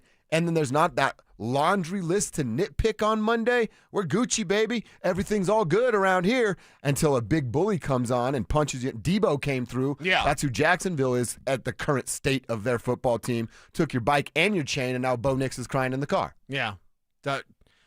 I know it was Louis, but when you said Gucci, I was like, that sounds like Dion. Oh, God, don't sound like Dion. No, Gucci. You're good. It's good. I don't want to sound like Dion. No way. You're the youngster here. Not right now. That's cool. If I'm the youngster at 41. Is that why you keep me around? You make me feel young. Because I was watching 12 Dates of Christmas wrapped up on Hallmark. Okay. So it was fantastic. Nice. Great finish. All Finished right. a little bit different. Anyway. 12 dates like different chicks? Dates. No, dates. One girl, different dates. Oh, okay. 12 Dates of Christmas. Okay. And great series, 6 episodes, Hallmark. Watch it. Okay, I like that. So just get done binging Stranger Things, girl. Get so to the close. Hallmark. Get to the Hallmark. Close, yeah. But it's Duff. It's the dumb, ugly, fat friend from the movie. Well, I don't know the actress's name, but she's the Duff. Yeah. Am I your Duff? No. Am I your dumb, ugly, fat friend? No. Dumb, ugly, old friend? Nobody has to jump on the grenade with you. You know what I mean? That's what you used to say back in the day. Yeah, right. Not at all. Not at all. And that's how you know you got a good wingman. because he's like, I know what I need to do. I will do it for you. I'm going to take on that torta. You got that 10. It's all good, baby. I got your back. Like, dude, I need 5 minutes. Can you get that friend away from her, please? I can do it. Just got to have a conversation. I can do it. Can Sean Payton get Bo Nix in this conversation right and get the game plan better? The flaws were exposed. Now you got to fix them, or you're going to go home. You got to fix them, or this thing's going to end quickly. Dude, that version of the Broncos in the second half, if they show up, be it wild card or the division round, and I don't care who the opponent is, you show up looking like that, they lose. They're done. They're a one-and-done team in the postseason, and then all those folks that don't believe have a whole entire offseason of evidence of going, yeah, we were right the whole time. They just got exposed finally at the latter part of the regular season. Something we haven't talked a ton about, we did mention it, that he has movement in arms and legs and that he was released from a Denver area hospital pretty quickly after being admitted. But Pat Bryant, here's what Sean had to say after the game. He's got movement. That's encouraging. I'll get an update here probably in the next 15 minutes. But he was moving his hands and his legs. So as we know more, we'll let you know. So, like I said, we did find out more. We have an article up at DenverSports.com right now about it. He was able to leave the hospital. Obviously, he's going to be monitored, watched. Definitely not playing on Thursday night, Christmas against the Chiefs, and nobody should even talk about it or consider it. But it's easy to look at an upset Bo Nix and slamming his helmet down and understanding he made a really bad throw. Yeah, it's hospital ball. But that guy doesn't get a free pass either. What the hell Sean Payton do calling a play like that, down 14 with 20 seconds left on the. You see, after Tyler Bidet caught the next ball, hand it to the referee like, we're done here. Let's go home. We're good. Why are you calling a play? Kneel down, take your loss, and go to the locker room. Yeah, Sean gets blamed for that too. Learn your lesson. He put Pat Bryant he put Bo in a bad situation to put Pat in a bad situation. Yes. So fortunately, it sounds like things are good. Hopefully, we'll be back for the Chargers game. I think it's very important for what this team wants to do. And I'm here to tell you, you play like that, you get embarrassed in the playoffs. Because we're talking about last year in the first round exit, it was embarrassing. Buffalo crushed them. Buffalo just absolutely crushed them. Josh Allen didn't even have to throw, right? Right. Another embarrassing first round exit is not going to make Greg Penner happy. And I think if you're Sean, that's nobody's getting fired or whatever, but it's like if you're Sean, your job is to make Greg Penner happy. And he sent the message already that, hey, a first round exit that's not called progress. What do great businessmen want? They want progress. Every single year. Exactly. Every day. If you're Sean, this type of performance will not stand from ownership. They're quiet about it. They're not real upfront. This isn't Jerry Jones, like in your face. Oh my God. But it's great because it's not Jerry Jones. It's Greg Penner putting out the message. What do you need? Here's everything that you need. Right. Now I need the wins and the playoff wins, the Super Bowl wins. That's what Penner wants. Can I blame it on Lewis Hamilton? He was there yesterday. The first time. Yeah. First time, and look what happened. Yeah, I thought. There's our girl Condi. Well, Condoleezza Rice. Sounds put like her a up Mexican there. dish. Condoleezza Rice. Like, there's so many things because as a somewhat stitious sports fan. Yeah, I don't know if I'd say somewhat. We I did think you're pretty everything stitious. right on Friday. Kev, now we got to change up Friday. So I'm like, we gotta change it up. Man, maybe not. It's Christmas. We won't be on. I'll be on Christmas as a post game show. Great. Recapping a 35-0 like beat down. Like awesome, everybody. But like for the Chargers game, we got to think about our Friday strategy. We got to make sure that we're good so that they will be good. I told you, I watched a nice chunk of your post-game show last night. Okay. I like that you came in, you talked about the narrative of what fans were saying, and then you said, guys, I'm going to talk for about 30 minutes straight here. After that, open to some questions. Yeah. You got to get it off your chest. Well, one guy, I think like a month or two ago, he's like, why don't you take any questions from the chat? And I get, a couple thousand chat questions, and I'm like, I got to get this off my chest. It's part of my mental health routine is like ranting about the Broncos. Give me 30 minutes, and then we'll get to your questions. So that's why I do that. All right. Well, sounded good. I like this text. You didn't put your name on it. That would make it better, but I enjoy the text from a 720-795 texter. It says, come on, people. The sky isn't falling on the Broncos. I think it could be a much-needed wake-up call. Come on. Sean, I'm glad you stated that the team was bested in all three phases, coaching, the players, all aspects better now than in the playoffs. I still have faith. Go Broncos. I think that's the right way to handle it. Nobody's telling you to be happy about a loss today. But you can look at it as, all right, are they going to learn from this? Do they take a valuable lesson away from this that helps them in round one of the playoffs? That's all TBD. But if it does, maybe it is exactly what the doctor ordered. Not celebrating a loss by any means. But if they learn from it, rebound, recover, and turn back into the team that they had been the last month, well, yeah, we can look back on this as something positive out of a negative. So I'm with you there, texter. Keep them coming and put your name on your text, 303-713-1043. Text line powered by Ramos Law. We're also on YouTube. Just search Denver Sports and click the Dover and Cecil stream, and you are in just like that. All right, we had college football playoff games go down over the weekend. Let's look back at how they ended. A couple of good ones and a couple of stinkers, just like we said there would be. Like we thought. That is coming up next. The Jaguars came to town and roughed up the Broncos at Empower Field. Is a late season wake-up call what Denver needs to get ready for the playoffs. Denver Sports 104.3. The Fan.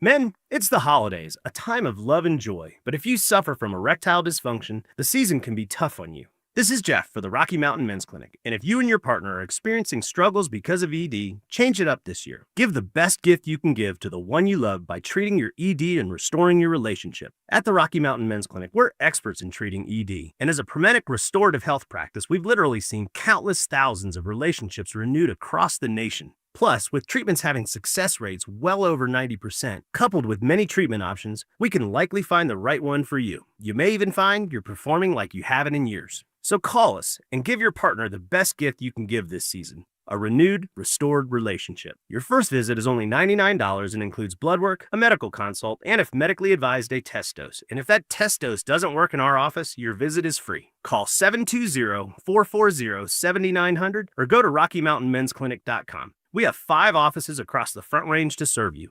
Enjoy this run to the playoffs and be safe when you're going to the games or to parties. If you do get into an accident, make the right call to Flanagan Law. While the other guys blend in, I stand out. Look for the Shamrock. Flanagan Law, your advocate when you need it most. Payton Manning here. Throughout my football career, staying healthy was a big priority, but bumps, bruises, and injuries were part of the game. And for me, it's not just the clinical excellence and expertise that sets a medical team apart. It's also the compassion, kindness, and empathy they show. At Common Spirit Health, healing is quality care and human kindness. And my friends at Common Spirit are teaming up with their partners to spread human kindness and create healthy communities. Common Spirit Health. Hello, human kindness. Hi, I'm Lexi, your friend and jeweler at Shane Company. If you're planning to propose this holiday, we're ready to make creating your engagement ring a warm, welcoming experience. At Shane Company, we're all about your style, your budget, your dream engagement ring. Explore the widest selection of diamonds and ring settings ready for you to see in person, or visit us at shaneco.com. You'll have your ring in days, not weeks. Our friendly jewelry consultants don't work on commission. There's never any pressure, just perfect proposals. Shane Company, your friend and jeweler. You have friends who care about you, who look out for you. We consider you our friend. So what I'm about to share is important. This is Glenn Jamron. I'm president of Alpine Bank, member FDIC. Your holidays are hectic. Thieves know that. These crooks spend all day trying to scam, cheat, and rob others. Let me give you an example. You've heard of artificial intelligence. These crooks use AI to clone voices and identities to steal your money. They can even sound like your kids or family members. Bad guys will email you fake websites, trying to steal your logins. It's not just in banking. It's everywhere, affecting everyone. Alpine Bank doesn't want you to feel frightened. We do want you to be cautious and aware. Need advice or help? Call Alpine Bank. Alpine Bank, committed to Colorado and you.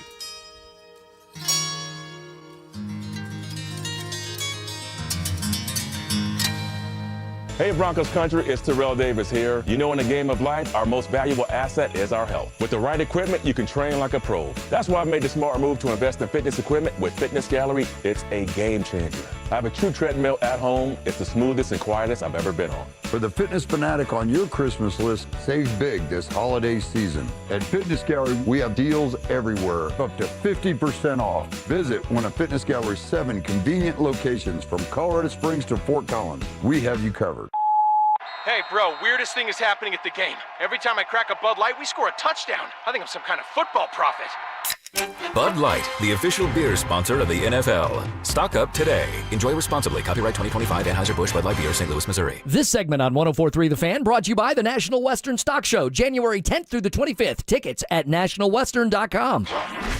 Stay up to date on the Broncos and the latest news from around the league with our NFL insider James Palmer, exclusively on Denver Sports 104.3 The Fan. Mondays on The Rundown with Richie Carney, Tuesday afternoons on The Drive, and Friday mornings on Stokely and Evans with Mark Schlereth, all season long.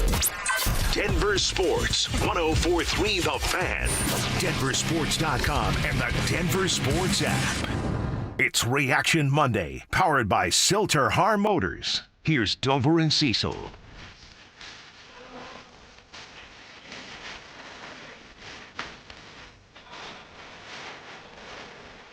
Who is it? I always love when they talk before songs. Manny Fresh is good at it, too. Yeah. There's a song called The Greatest with him and T.I. Yeah. It's a fun song, but at the beginning, he's playing piano. And there's like a lady complaining about him playing the piano, and he's like, "There's a tip jar on top of the piano, lady. Put some money in it. Shut your mouth." Like, it's just he uses different words than I use. I made it radio friendly, but it's real good. It's it's called interludes, I think. Interludes, something like that. No better interlude than "Hit 'Em Up." Oh, that's true. That's true. Because the first words that are said, are words that we can't repeat. It's so good. It is so good. Did I see a fake tweet that 50 Cent said he's got a documentary coming on LeBron? Was that? That was fake. That was fake. Okay. I talked about it on Check Your X last week, and then it was quickly community noted, like, no, he doesn't have any documentary. Somebody did say, like, why didn't 50 hate Epstein as much as he hated Diddy? Because then we'd have we'd have a documentary on Netflix. We'd have the full report, no redacted stuff. Like, ridiculous. We're releasing the Epstein files. There's nothing there because it's all blacked out. Oh, okay. Yeah, we need 50 Cent to make all the documentaries that we're looking for. He needs to be, he's our new Barbara Walters, man. I'm Barbara Walters. Investigative reporter. Like, he's just awesome. Yeah. 50 Cent for the win. All right, Cease. We tend to look at some football stories here. We're going to go all college football in this one because we got the first round of college football playoffs, Alabama and Oklahoma. They did their thing back on Friday night. How about all the Notre Damers, the Golden Domers, trying to dunk on Alabama in the first half, only to watch them come back and get a victory over the Sooners. They had to fight back. Oklahoma had a nice start, but had to fight back, and they crumbled. You never turn this thing off, man, because Oklahoma jumps out like that, and I did catch some of the Notre Dame fans being gloating. Yeah. And then Alabama comes back and wins that thing 34-24. So, yeah, Oklahoma's offense had about 20 minutes in it. And then after that, not a lot. Not against much Crimson Tide. after that. So Alabama comes back and wins. Now they get to go to the Rose Bowl. They're going to go to Cali and take on the Hoosiers in what will be a fun New Year's Day game. Number 10, Miami at number 7, Texas A&M. I'm not sure how much anybody watched this game. It was crazy windy. They couldn't do anything throwing the football. Kicks were doinking off things, sailing wide right. It was, now if you're into just scoring and scoring and scoring, that's kind of what I'm into. You didn't get none of that. 10-3 is not great, Bob. 10-3 football game, but man, the battle within the battle was pretty fun to watch. Bella Danger and the crowd got more pub than on Twitter than anything that happened in that game. But I said it because now Miami's going to face Ohio State. I think Ohio State takes care. Not at work. Oh, okay. I think Ohio State takes care of business against Miami. Against Miami. Yeah, against Miami. I think it might be an ugly one. We did have some ugly bowl games. This one was sloppy defensive battle. Well, I mean, as good as you can get Miami moving up and down the field with some playmakers, but are they going to be able to do that stuff against Ohio State? You're running between the tackles against Ohio State with that same success? Yeah. Probably highly unlikely. Yeah, and then Carson Beck is pretty mid. Yeah, he's all right. And I'm being nice. He's all right. And college. So good thing he stayed. I mean, good thing we got a huge payday from Well, we Miami. just watched Quinn Ewers start in this Miami game, the Dolphins, and that was not great, Bob. So Carson Beck, stay in college as long as you can. And he is going to try to do that. And he's done just that. And then the other two games, I literally did not watch a second of James Madison, Oregon, because I knew how that was going to go down. Did you need to, though? James Madison scored late to make it kind of look better, but it still doesn't look that great. And then it was. I thought it'd be like Tulane 52-10. So the fact it was 51-34, I'm like, oh, James Madison, you did a little something. A couple of those touchdowns don't even matter. Yeah, it doesn't matter. But it's Dan Lanning who's chomping at the bit and chomping on something. Yeah. To get fired up to win this thing. So, yeah, they get the get the easy ones, get the gimme games out of the way. We knew that JMU wasn't really going to have a shot against Oregon. I feel like at some point in Dan Lanning's recent life, he's been in the bathroom at 3 a.m. pitching business ideas with his buddies. That's just a feeling I have Just about a guess? Dan Lanning. Yeah. Okay. Just a pure speculation. And so if you didn't watch any Oregon, did you watch Ole Miss Tulane at all? 41-10. Zero of that. Okay. I mean, it was Nuggets time in the afternoon, and I'm getting ready for that Right. stuff. So how can we kind of frame this first round of the college football playoff? Exactly pretty much what we thought, expected, yeah. right? Except Alabama, Oklahoma. That was the one where it's like, okay, who shows up? But we said, like, the Oklahoma doesn't have the offensive firepower to consistently, for a 60-minute game, hang with the Crimson Tide, and we were right about that. That's why it was 17-0, and then all of a sudden, it wasn't. Yeah. A couple quick NFL games. Buffalo goes to Cleveland. They lost Josh Allen, and he comes back and fights through a foot injury in the second half. Yeah, foot injuries are tricky. It might be a Liz Frank. That Especially might for be a a guy turf like that, toe. wants to Yeah, move for a and- running quarterback like that. And clearly, if you're the Broncos, you don't want to face a running quarterback because you have no idea what to do against him. By the way, I'm not sure. I was doing red zone, but anytime they You still do red zone, even with the commercials? Yeah. I have... and there are way more now. You've been right about that. Yeah. And there's a great impermanence to everything.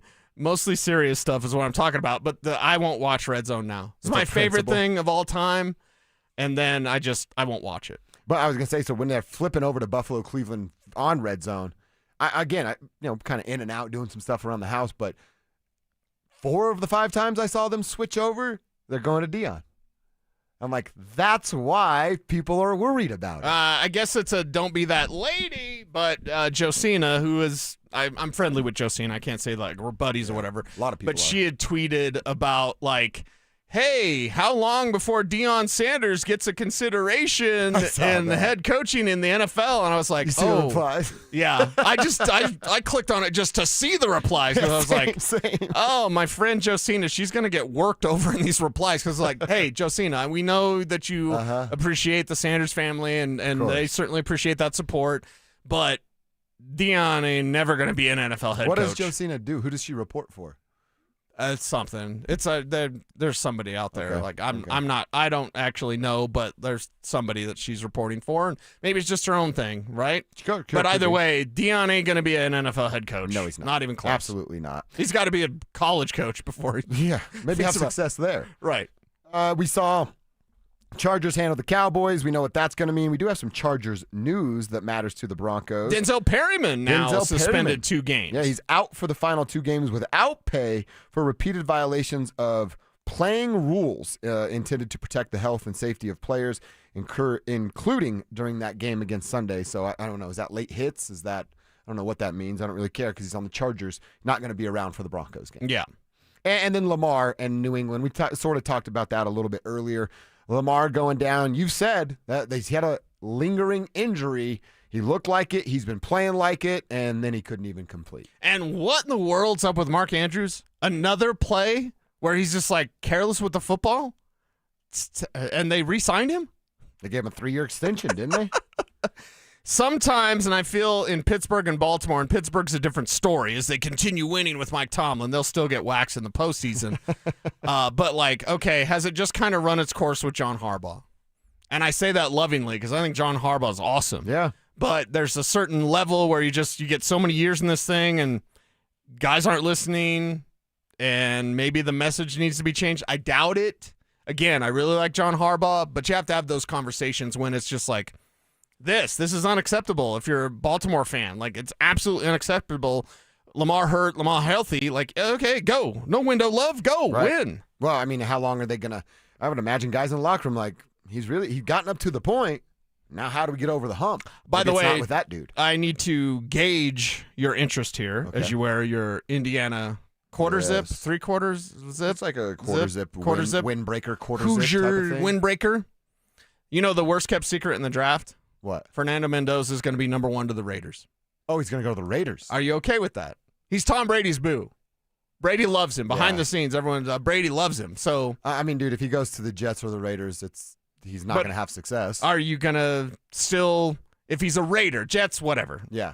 Are you still going to have a soft spot for him? Absolutely not. Okay. Put on that silver and black, you're dead to me. That's how it goes. Okay, I respect that. Usually it's the flip side. Like if some Nebraska player comes and play for the Broncos, then I flip the script. I'm like, well, they're not in Nebraska anymore. Well, and there's also like, as good as Fernando's been, and it's been fun, he brought a Heisman to Bloomington. Are you kidding me? He's there for a year. He's a transfer portal guy. He's not our guy. He's just the guy this year. Right. Like, if he were a high school recruit from Seymour and he was an owl and went to Seymour, I'd probably have a different thing to say. Okay. But he's a rental. A little more heartstrings there, right? Not falling in love with rental cars, right? Maybe you do. Depends on. You can rent something and then learn that you like it and you want to buy it. Right. Yeah. Mm-hmm. But, man, don't you just beat the hell out of rental cars? You're like skateboarding off the hoods and stuff. Like, yeah, that's what they're there for. Yes. So, yeah, if he comes to the AFC West and it's the Raiders, sorry, Fernando, our relationship is over. I bet he's heartbroken. I bet he's just heartbroken over that. All right, let's go into quarter number 4, getting back to the Denver Broncos. Tribe, you have to pick one to give more of the blame to. Is it Sean Payton? Is it Vance Joseph? Is it a player? Who is it? Tell us on the text line. Tell us on the YouTube chat. We'll get caught up there and give our answers next. Trevor Lawrence and the Red Hot Jaguars diced up the Broncos at home. Is Denver's defense starting to slip late in the season? Denver Sports 104.3. The Fan. Hi there, I'm Kim Rudell, owner of Wills and Wellness Estate Planning. If you are planning to create your estate plan this year but haven't done it yet, you still have time. As an incentive to check this off your list, we're offering a 10% discount to the Fan listeners during the month of December. Just mention this ad. You can find us at willsandwellness.com or give us a call at 720-266-8190. The West isn't just a place, it's a feeling. And this January 10th through the 25th, the National Western Stock Show presented by Common Spirit Health brings the heart of the West to Denver. So saddle up for 16 days of rodeo action, family fun, and championship livestock. This is where tradition meets excitement. This is who we are. We are the West. Tickets available at nationalwestern.com.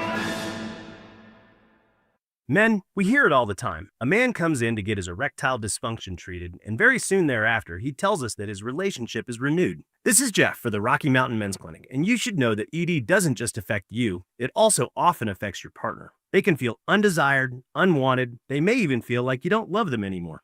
At the Rocky Mountain Men's Clinic, we've successfully treated thousands of men for ED with protocols that have success rates as high as 90%. Which means if you're like most men, we can get you back to the guy you used to be. You could even last up to an hour or more and find you're performing like you haven't in years. So call us today and give your partner the gift of renewed love. Your first visit is only $99 and includes blood work, a medical consult, and if medically advised, a test dose. And if that test dose doesn't work in our office, your visit is free. Call 720-440-7900 or go to RockyMountainMen'sClinic.com. That's RockyMountainMen'sClinic.com. We have 5 offices across the Front Range to serve you. Rocky Mountain Men's Clinic, a Promenic restorative health practice.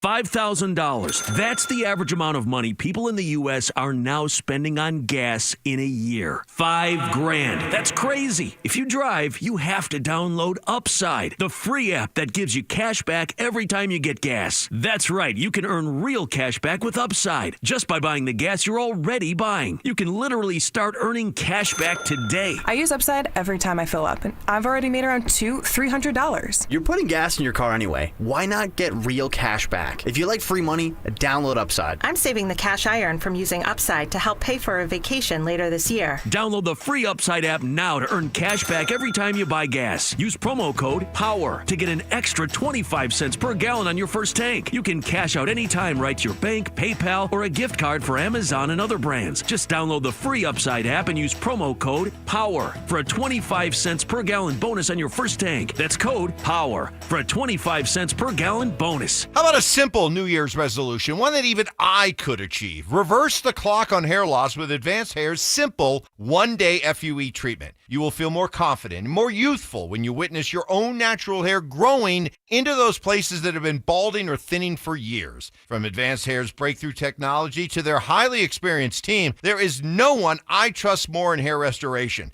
Their simple FUE treatment begins to regrow your own natural hair the very next day, and your new hair is backed by the Advanced Hair Guarantee. I know from personal experience, Advanced Hair's exceptional standard of care makes your comfort and your results their top priority. Celebrate this new year with a fuller head of hair and get a free consultation, $250 off, and 250 free hair grafts. Call 720-459-HAIR. That's 720-459-HAIR. Discover what meeting your resolution could look like with the before and after pictures at advancedhair.com. KKFN and KKFN HD1 Longmont, Denver. You're listening to Denver Sports 104.3 The Fan. It's Reaction Monday, powered by Silter-Har Motors. Denver Sports 104.3 The Fan.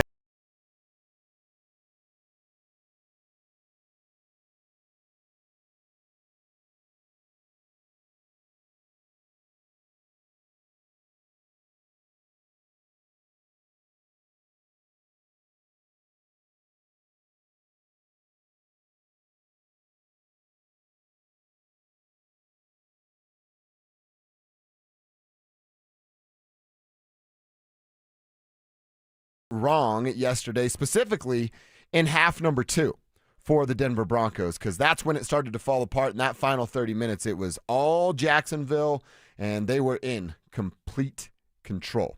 Tell us on the text line, 303-713-1043, RamosLaw.com text line. You can also tell us over on YouTube. Just search Denver Sports. Click the Dover and Cecil stream, and you are in just like that. Cecil, real quick, just a quick poll on the text line. A lot of Vance Joseph. I'm getting some player blames. Riley Moss is getting blamed a couple of times.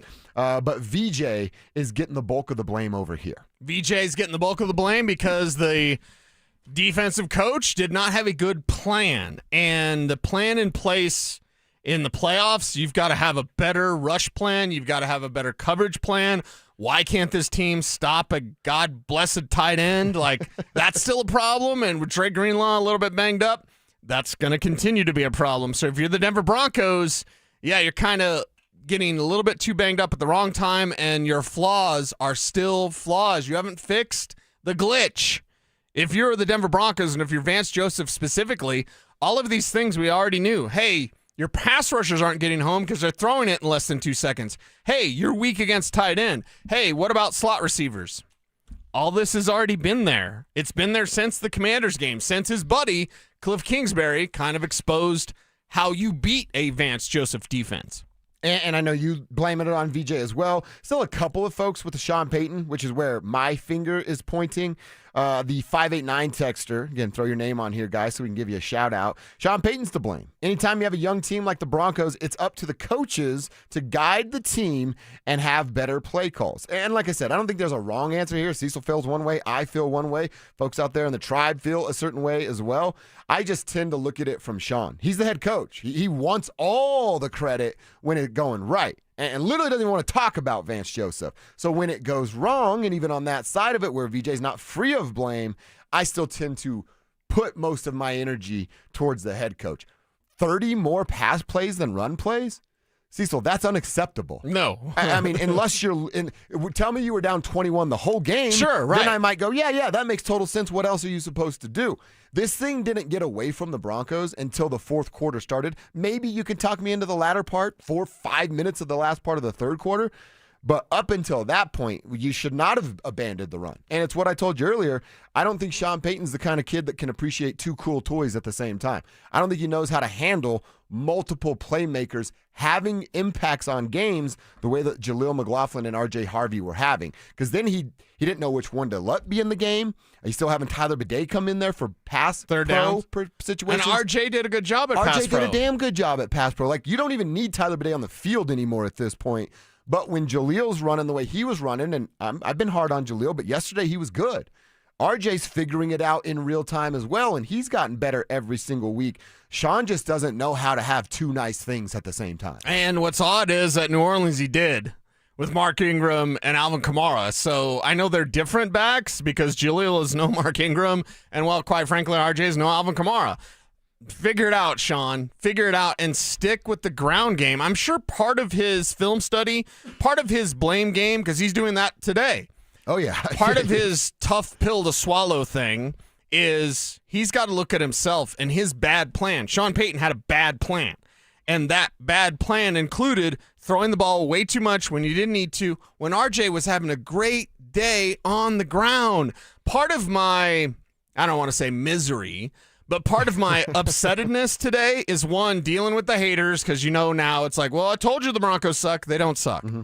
The other part of that is RJ Harvey was having a great day on the ground, but he didn't even get double-digit carries a week after he got 19 carries and did not have a great day on the ground.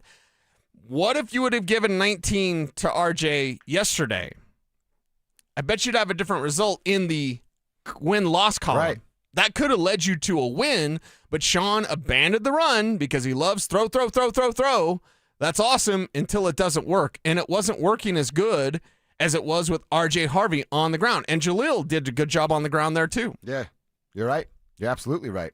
One of our texters, this is from New York. Whoa. I don't get why Jade Barron is, they're saying isn't out there. I'm assuming you're talking about in place of Riley Moss. What'd you make of the Barron pass interference call? Now, when they show the reverse angle, he's literally pulling on the dude's pulling arm. on the guy, right. Is that a catchable ball?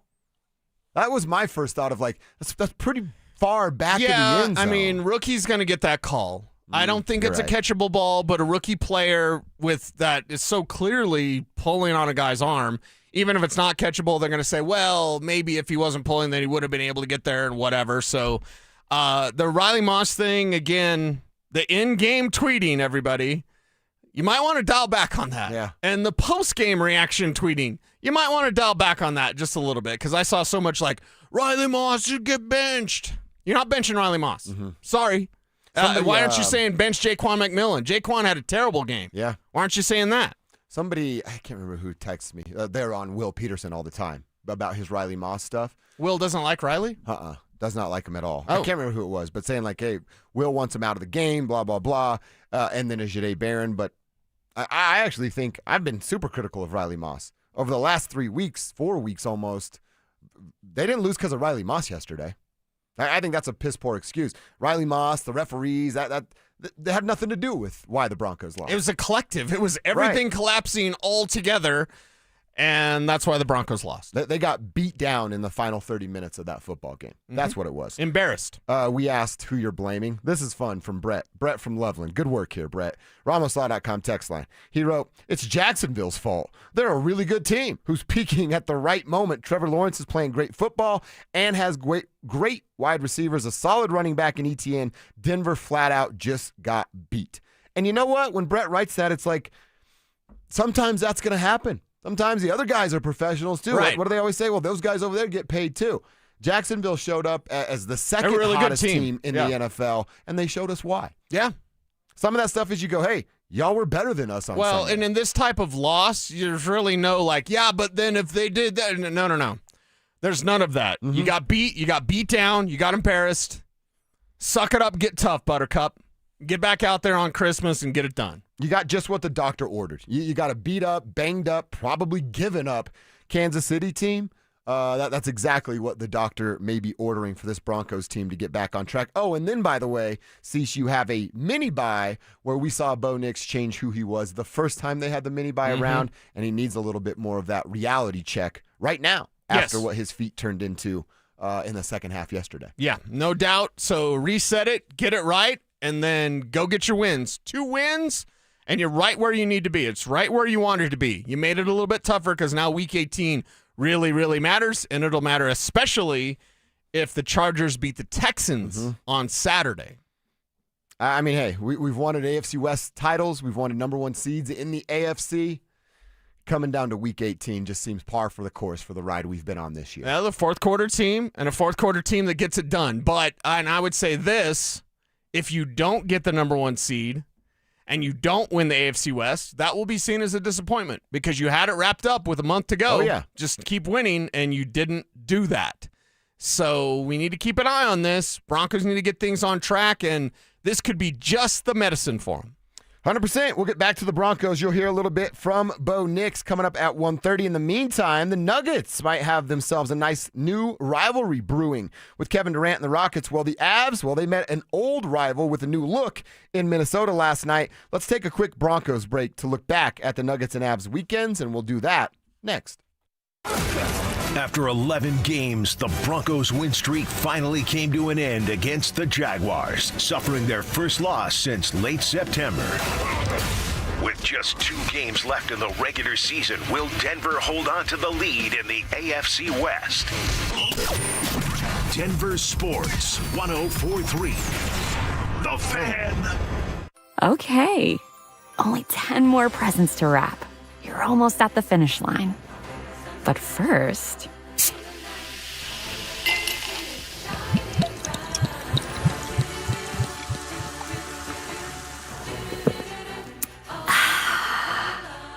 There, the last one.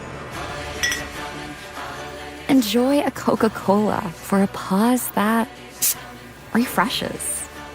Gentlemen, the holidays are here and your quest begins. You have a wonderful woman in your life. You need something really special, but affordable.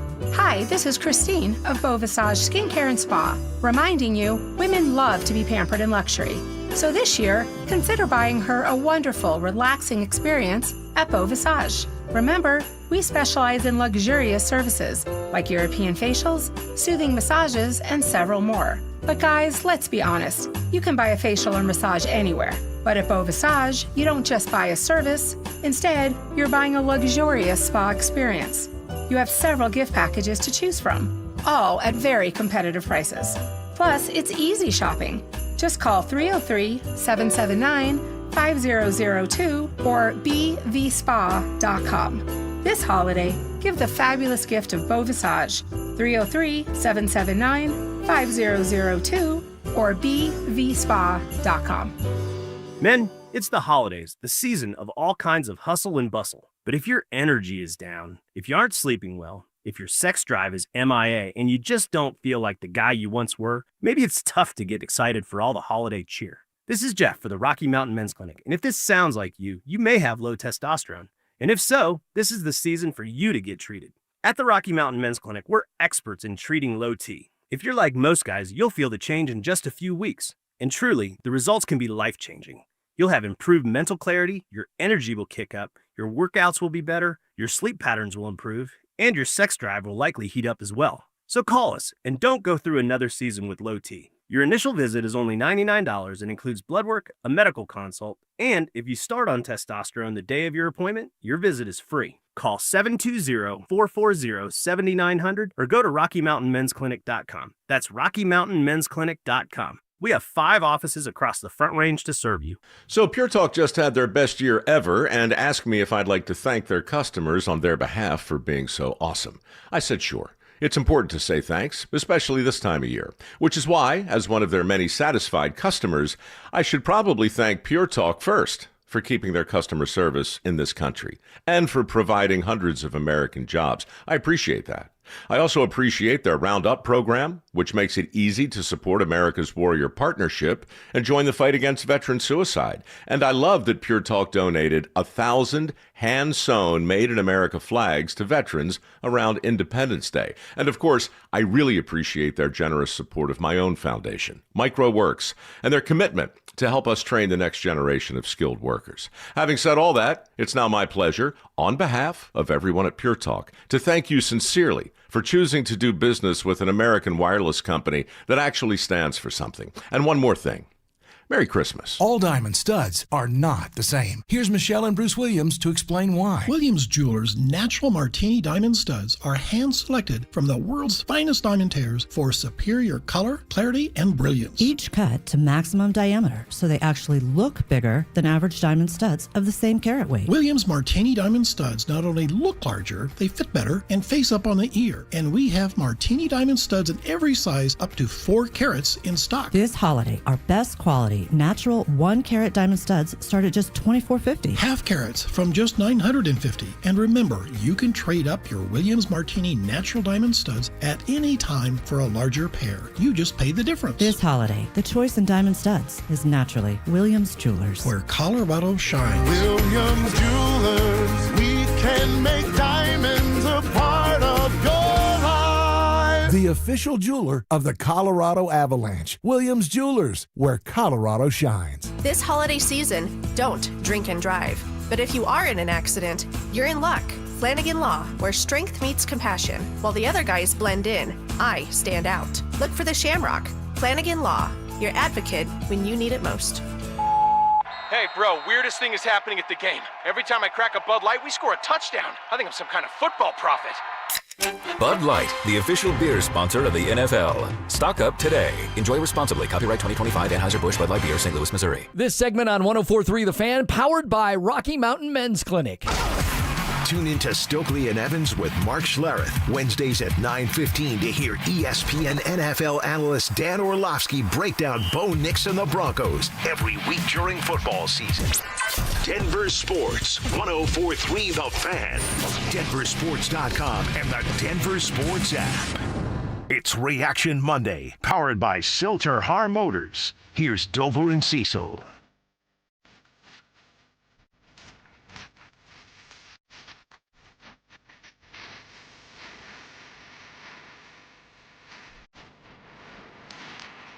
I want to take a quick Broncos break, talk some Nuggets and Avs here, and then we'll get back to it hearing from Bo Nix at about 1:30, 13 minutes from right now. And then, as I said, we'll get out of the way around 2. The boys from The Drive will be in here. They'll get you home. They'll be breaking down what they saw in a Broncos loss to the Jags on Sunday.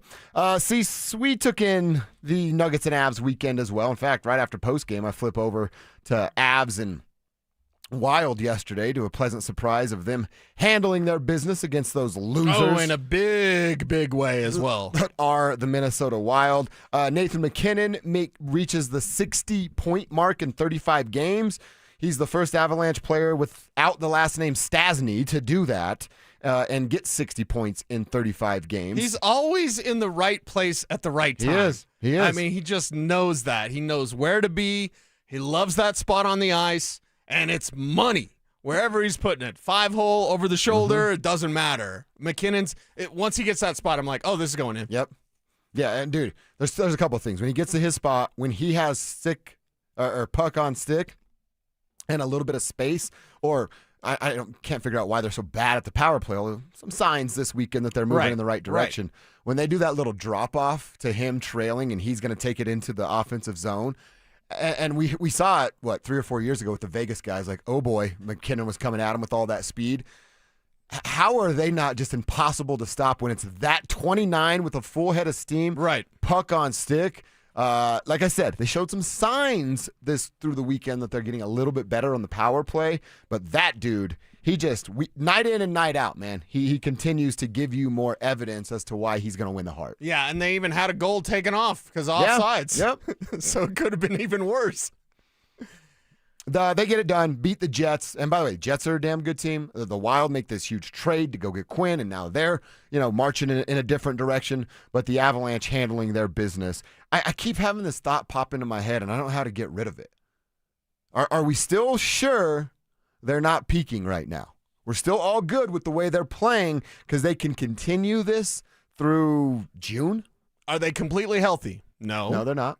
Are they playing their best hockey possible? No. No, because the power play sucks. Because the power play's bad. It's really bad. Although we're getting signs it's going to get better.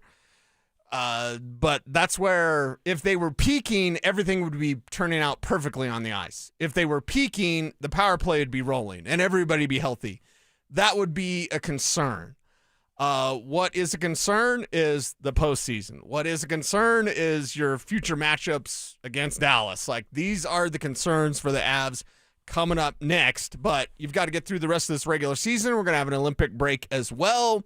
Everybody stay healthy or get healthy, and then keep showing signs with the power play that you can have the proper amount of movement with not being too picky. Mm-hmm. And when I watch their power play, I'm like, they're just being too picky.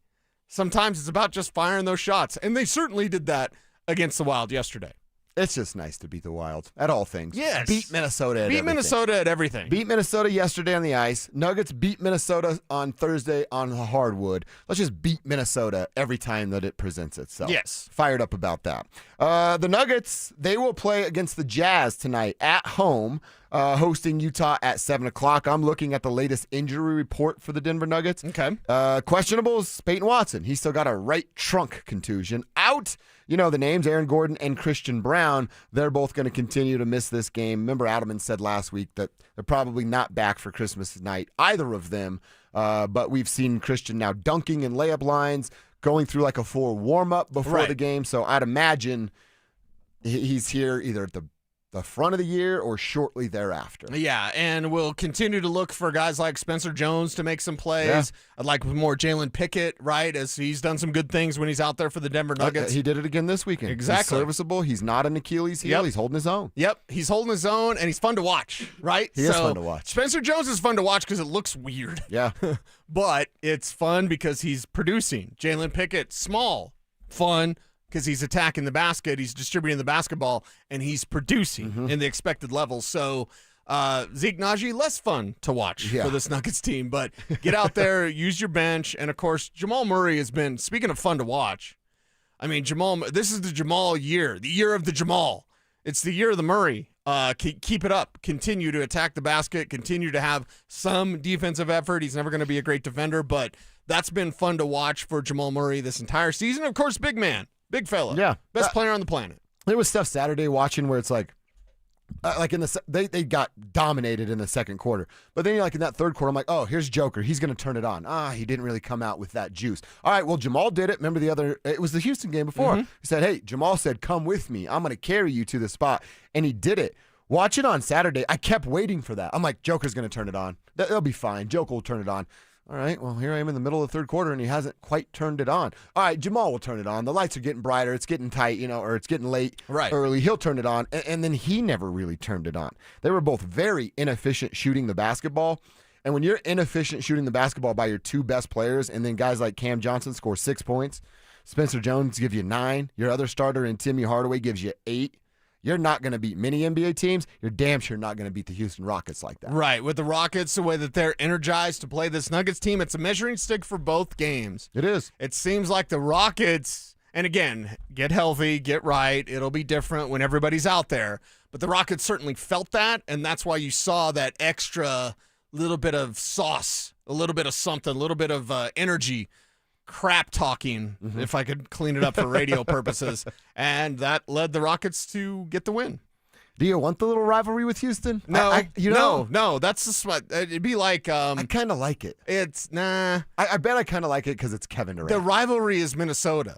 The rivalry is OKC. The rivalry is Minnesota just because they've been a thorn in your side. Well, Minnesota and OKC, I know it doesn't matter much in the NBA, but they're in the division. You play them much more than everyone else. Yeah. So with Houston, it's like, nah, I don't want that to be the rivalry. I just don't. It would be like having, well, I guess Jacksonville would be a rivalry for the Broncos. Like, nah, it's a good team. It's interesting when they play, but that's not the rivalry. Rivalry's OKC.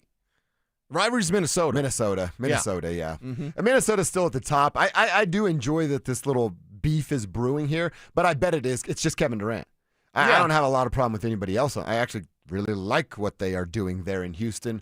I can respect Kevin and still want to punch him in his throat. Right. Respect his game, but this is also stuff we got with Durant when he was with Phoenix. Oh, it's true. Just the stuff we've got when he was with Golden State. It's just what we get with Durant and the Nuggets. Mm-hmm. And like I told you, man, earlier, I as much as I don't like Kevin Durant, his tail tucking that he did going to Golden State, what he said about Bruce Brown of like, I ain't got no friends when the lights are on. When we're in between those lines, there's no love. Yeah. I might tell you, hey, all good, right? About what I said during the game, after the game, but he's not going to change that, and I actually really, really like that. I wish there were more Nuggets guys that were like that. You need that to be you need a great blankety blank, as you call him. Yeah, because that's what Michael Jordan was. He loves Charles Barkley until they played, and then he beat that ass, and then he'd tell about it on the golf course. And that's what it should be. Like, when you play your friends, dude, I want to embarrass my friends more than I want to embarrass anybody in the world. Because then I get to bring that up for the rest of our lives. So, yeah, it's I like the rivalry brewing, but I will give you that. It's never going to, in our eyes, pass what it's been with Minnesota. And if you find yourself in another playoff series with Oklahoma City, they're in front, too. Yeah. All right, so tonight, Nuggets and Jazz, 7 o'clock. We'll see what that looks like, and we'll be all over it for tomorrow's show. Let's get back to the Broncos. Bo's happy feet returned yesterday, but he wasn't really hit much. So what happened to make him feel uncomfortable in the pocket? Let's talk about it. Cecil's got an idea. We'll share it next. The Jaguars came to town and roughed up the Broncos at Empower Field. Is a late season wake-up call what Denver needs to get ready for the playoffs. Denver Sports 104.3. The Fan. What is up, everybody? How is it that you make all that money and then you still can't get a mortgage? Are you kidding me? Are you maxed out on credit cards? Are you struggling with high-interest debt? Well, what's up, everybody? It's Cecil. It's cakehome.com. They're here to help get the cash you need without touching your low mortgage rate. No appraisals, no waiting, no BS. One Cake client recently got $180,000 approved in under 24 hours. They paid off debt, renovated their kitchen, cut thousands in monthly expenses. That's absolutely huge. CakeHome.com's instant approvals qualify you with no hard credit pull at low rates. Call CakeHome.com now for a free instant appraisal to see how much cash you can get. CakeHome.com is A+ rated by the BBB with over 900 5-star Google reviews. CakeHome.com, it's the best. Call now to start the conversation. 1-800-EAT-CAKE. That's 1-800-EAT-CAKE. Call 1-800-EAT-CAKE before time runs out. Cake Mortgage Corp. Equal housing lender. NMLS 1734623. Licensed Colorado by the Division of Real Estate. Terms and conditions apply based on approved credit. Winter is officially here, Denver, and Hermes Worldwide is your ride to all action. Whether you're bundling up to cheer on the Broncos at Empower Field or heading downtown to catch an Avs or Nuggets game, make sure you get there on time and in style. This holiday season, let Hermes Worldwide handle your Christmas light tours, festive nights out, and stress-free airport transfers. Skip the traffic, snow, and parking hassles. Ride in warm, comfortable luxury with a professional driver who gets you there safely. Book now at 303-577-7600 or visit ridehermes.com/DenverSports. FIFA World Cup 2026 is coming soon, but your opportunity to be there starts now through an exclusive offer with an eligible Bank of America Visa credit card. For a limited time, become a new customized cash rewards or unlimited cash rewards Visa credit card holder, and you will be eligible for a chance to purchase FIFA World Cup 2026 tickets. Learn more at BofA.com/cardFWC26. What would you like the power to do? Bank of America, proud to be the official bank of FIFA World Cup 2026. Bank of America N.A. in partnership with Visa. Terms apply. Rights reserved.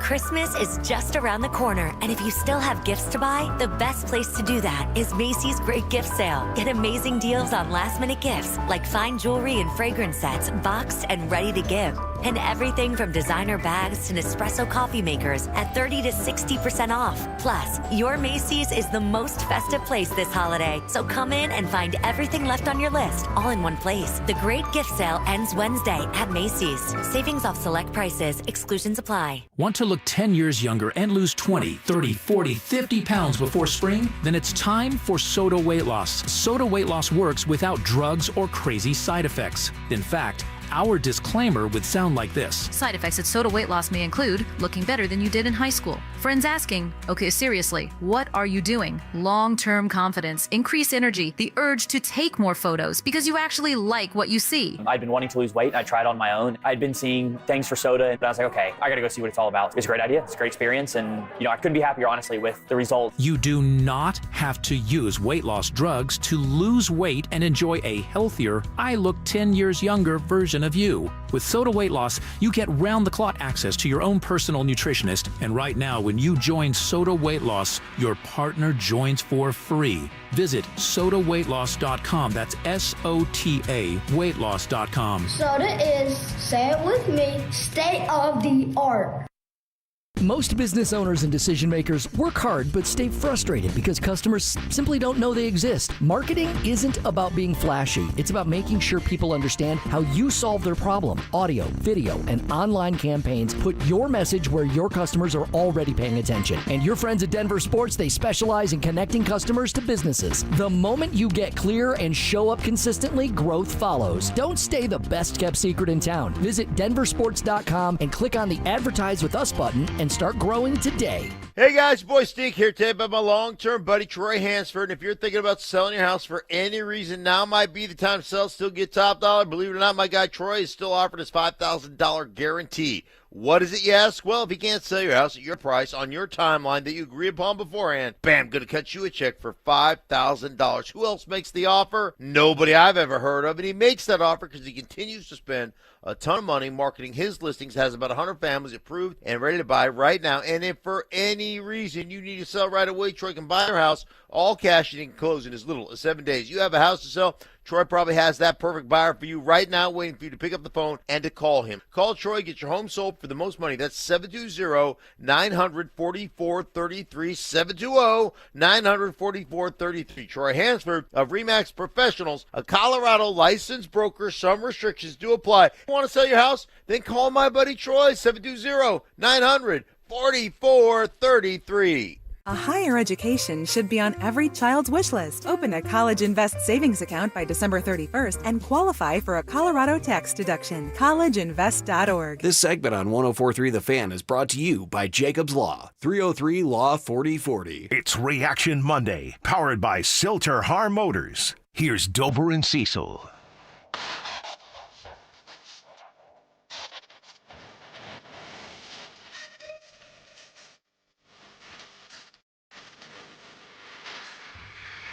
Now.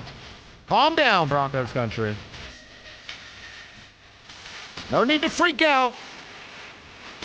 It did take an L. The win streak is over. Jacksonville gets the dub, 34-20. They were in complete control of this game in the second half. It was all Jags all the time in the final 30 minutes. Bo Nix finishes the day with 47 pass attempts. Oh, that's way too many. He completed 28 of those for 352 yards, had the touchdown, and then, of course, the interception. And he struggled a lot there in that second half. He reverted back to the bad Bo that we've seen. And Cecil, you and I thought he'd take a sophomore jump. He certainly did not. He was slumping until the last month where he made a jump. All right. And then this game, the two halves were the tails of the season. Bo Nix was the same guy he was before the mini-bye in half number 2, but in half number 1, he was outstanding. And I had said this earlier because you go look at the box score, he takes the 1 sack for 8 yards, and I actually think that's when he steps out of bounds and tries to throw it away, but didn't realize where he was. So he doesn't take an official hit brought to the ground sack. But you noticed a big hit. He took a lick in this game, and you think that's what changed everything about Yeah, Bo. you take a big hit like that, that's going to kind of alter the way that you're looking at things because you're probably sore in your midsection. You're probably sore around your ribs. Probably hurts to breathe, might hurt to throw, and this game is going to do that to you. This game is so tough, and Bo Nix is a tough player. He had a back injury last year, he had a broken back, and didn't say anything. You know what I mean? So we need to look at it properly and go, okay, Bo, you're going to have to take those hits. Don't want you to. Want you to stay healthy, but those are the type of things that are going to happen from time to time. Trevor Lawrence got abused by Malcolm Roach, by P.J. Locke specifically, but by this Broncos defense swarming around him when they did get home to Trevor Lawrence, and he was out there balling out. So you have to stay resolute, you have to stay strong in what you're seeing, and you have to continue to stay calm even with all the chaos swirling around you. It's why I've always said the best athletes perform at the highest level with the most on the line, like the highest pressure situations, and they're just calm. Bo Nix has mostly been calm. They need to ensure that's the case in these next 2 games. Well, and see, that's what makes me a little worried is, all right, you take a giant hit. That's going to happen. You think that's the last time you took a hit that's going to leave a mark? Right. Or make you wheeze a little bit? No, absolutely not. You're signing up for that as a quarterback, and we talked about it when he started to turn it around. I get it. And in fact, we use kind of the Mariota situation of Mariota's standing in there. He knows what this defense is. He knows he's going to take a lick, but he knows they got to get rid of this ball quick to make our game plan work so that our wide receivers can run their routes. And he stood in there to take the hit. That's how it's going to go. That's why I'm very confident that Bo bounces back. I told you my confidence level's at a 10. It can't get any better. This dude's going to watch film all day today. He's done nothing but that since he arrived. He probably didn't sleep at all Probably or not much well. last night. And he's watching all those throws that he missed. He's watching that big hit that you're talking about that he took, and then he's doing one of these of I don't even feel that bad. Yeah. I let that affect me. You know what I mean? Like, Right. I think this is a situation where Bo, thank God it's a short week because Sean, I think the rest of the team falls in line, but we're talking about Bo here, chomping at the bit. Let me get out there and show the world, more importantly, maybe myself and my teammates, that that's not who I am. Yeah, and the nice thing is he's not going to hear the naysayers. He doesn't really dial into that. Somebody around him does. So just keep that as a minimum this week. This team's got too much on the line to be like, the haters, the doubters, we can do that. Yeah. They're not going to do that. They just won't. They won't. And the plans that they've had are still in place. The Jacksonville loss, while it stings, while it was embarrassing, you got waxed in your place. You hadn't lost since October 2024. You got humiliated by the Jacksonville Jaguars. That loss didn't knock you off track of what was in front of you anyway. Win 2 games and you get the number 1 seed and you get home field playoff advantage and you win the AFC West. That's still the case right now. So it stings, it hurts, it sucks. Your flaws were exposed again, but your flaws were already out there. They've been out there since the Commanders game. Right. Jacksonville was just able to take advantage. We talk about that loss, getting over it real quick, and not letting it linger. Bo Nix talked about that after they got punched in the mouth. Yeah, it's tough to go on a 12-game streak, or 11, whichever one it was, and then we got hit in the mouth today, and they played a good game, and we let it get away, but you'd rather have it hit you now than the first round of the playoffs, and wouldn't call it a wake-up call because we were playing well. It's just one of those that'll reset you and put you back and get you back to where you need to be. It'll put you in a good mindset if you'll let it. Like I said, you can't let this one linger. We got to move on and attack this week on just a short couple days. So, yeah, you can't let it linger. Like I said, it's a blessing here that you have to play another football game on Thursday, which sounds weird because now you're asking guys to go play a second football game in 4 days. But get that taste out of your mouth. Show us that that's not who you are. Right. And maybe the state of the Kansas City Chiefs is exactly what the doctor ordered. Again, I know it sucks today, and it's the Jags. I told you on Friday I'm having a hard time respecting the Jags. Well, they punched us all in the mouth, and you have no choice. But if we get to January 10th or 17th, if they're playing the divisional game and they are peaking, and like I said, it sounds weird right now and it feels weird right now, but I guarantee you things go right down the stretch here in 2-3 weeks when they're getting ready to play. Everyone in Broncos country's going, they needed that loss. Yep. That we're calling it the wake-up call today. They have to go prove it, the reset. But, man, if they can bounce back and respond the right way that I believe Bo will, and I think you believe Bo will, this could actually be a little blessing in disguise. Yeah, and that's the thing. What did you learn? Yeah. What did you learn? When something happens in football and in life, good or bad, what did you learn? The Broncos going to learn from this one? Oh, yeah. They'd be forced to if they didn't. Because Sean Payton learned from this one. That's exactly right. Painful lesson. Sean doesn't want to be embarrassed. Sean doesn't want to be humiliated. I want to learn how to speak English, and that's Liam Cohen. That's one of the brightest young coaches in the league with an offensive mindset. Sean just got embarrassed by another offensive guy. If it was a defensive coach, you'd be like, oh, man, what a great defense, but I'm the offensive guy. The offensive guy just got beat by the offensive guy. Well, and He's pissed. Sean. Young and up-and-comer, old guy, kind of, on the back nine for sure of his coaching career. You know that's sticking with him, eating him alive. If they meet at the owners' meetings or any sort of coaching meetings, it probably freeze him out. Well, you probably didn't see the handshake because you were getting ready to do the post-game show. Not a lot of words exchanged. It was a quick, good game, see you later, I'm going this way, you go that way. And the small marketing, okay, they use anything as... We would do it too, though. You got to admit it.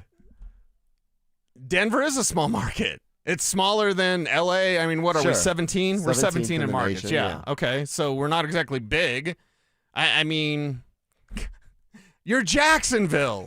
Of course you're. Small market was not meant to be an insult. Right. Sean just needs to probably limit his word salad. He can get in word salad moments where he'll try to let in a little bit, but then he doesn't. Like, when you watch him, you see a small market team, but they're really good. Well, let me ask you this. Would Sean try to manipulate another coach's words for motivation? Yeah, I mean, honestly, I think that's what Cohen was doing, right? Yeah, that's what he did, and it worked out. Ooh, we're the small market team. Oh, God, for the love of God, you're Jacksonville. You're a really good team. It's a really good offense. It's a defense that can swarm around you, and, you got to win a big win. Absolutely monster win over the Denver Broncos. Last one from Bo Nix here. We all saw it. We hated it, and we're happy that he is okay. The Pat Bryant injury, Bo was asked about it. Well, you never want to see somebody in that situation, and I feel responsible because I threw it, and it's you can say it's part of the game, but you just never want to see it, and you really pray he's okay, and can be back out there as soon as he can. But yeah, it's just one of those things that you wish you could avoid, but that was a tough situation.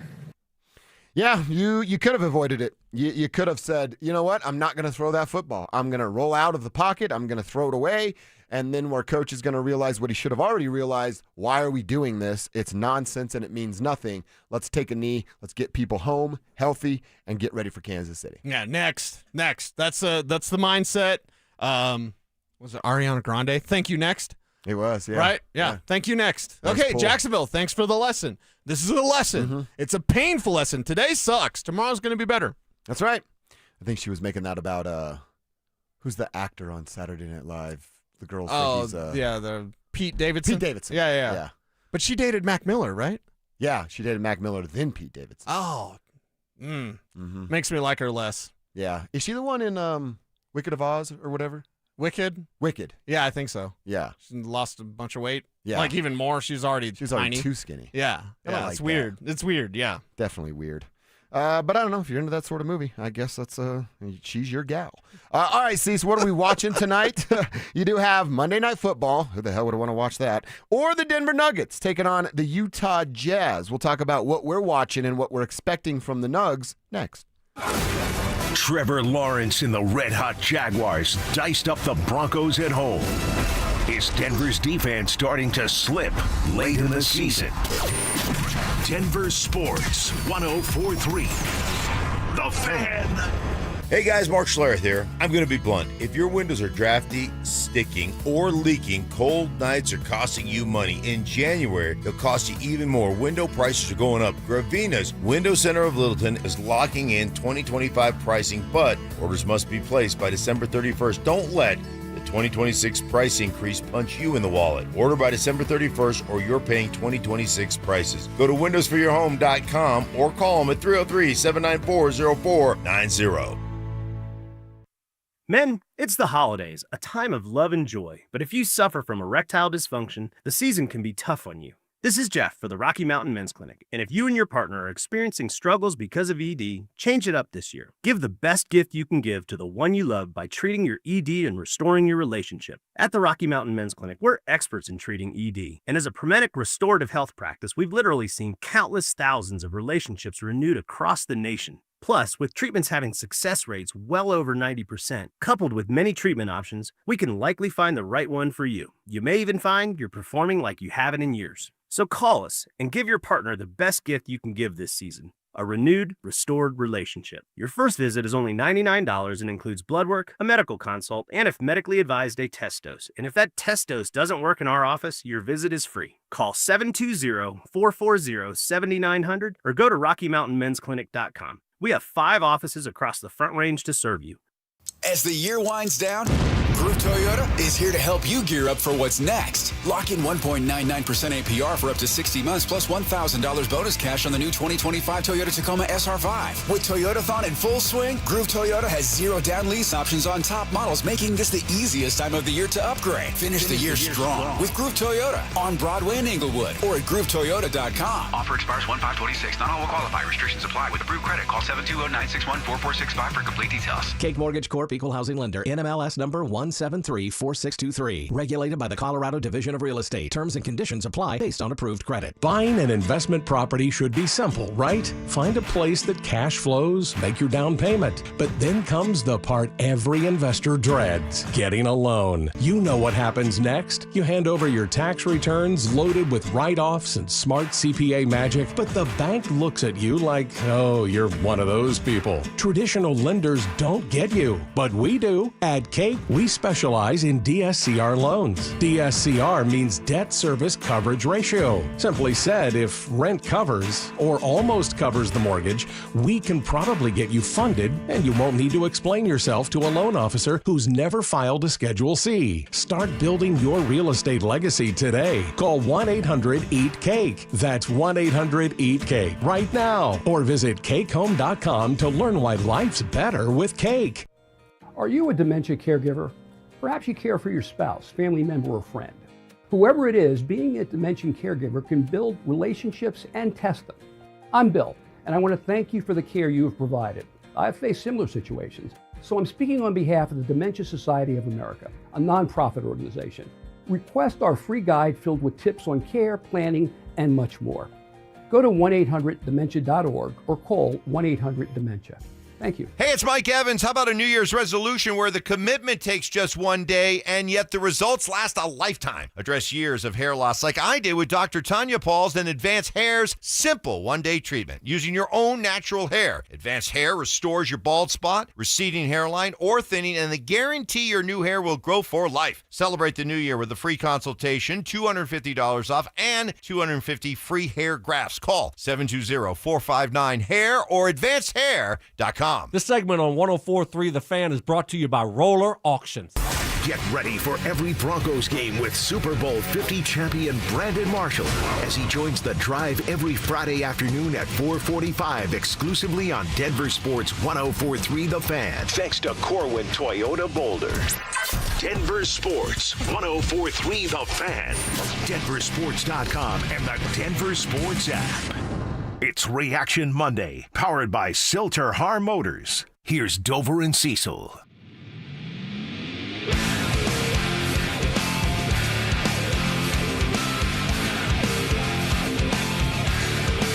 Here we go. This is definitely right up your alley. Yeah, you're just feeling better because you're going to go play golf. Yeah, that's true. Close to being on the golf course.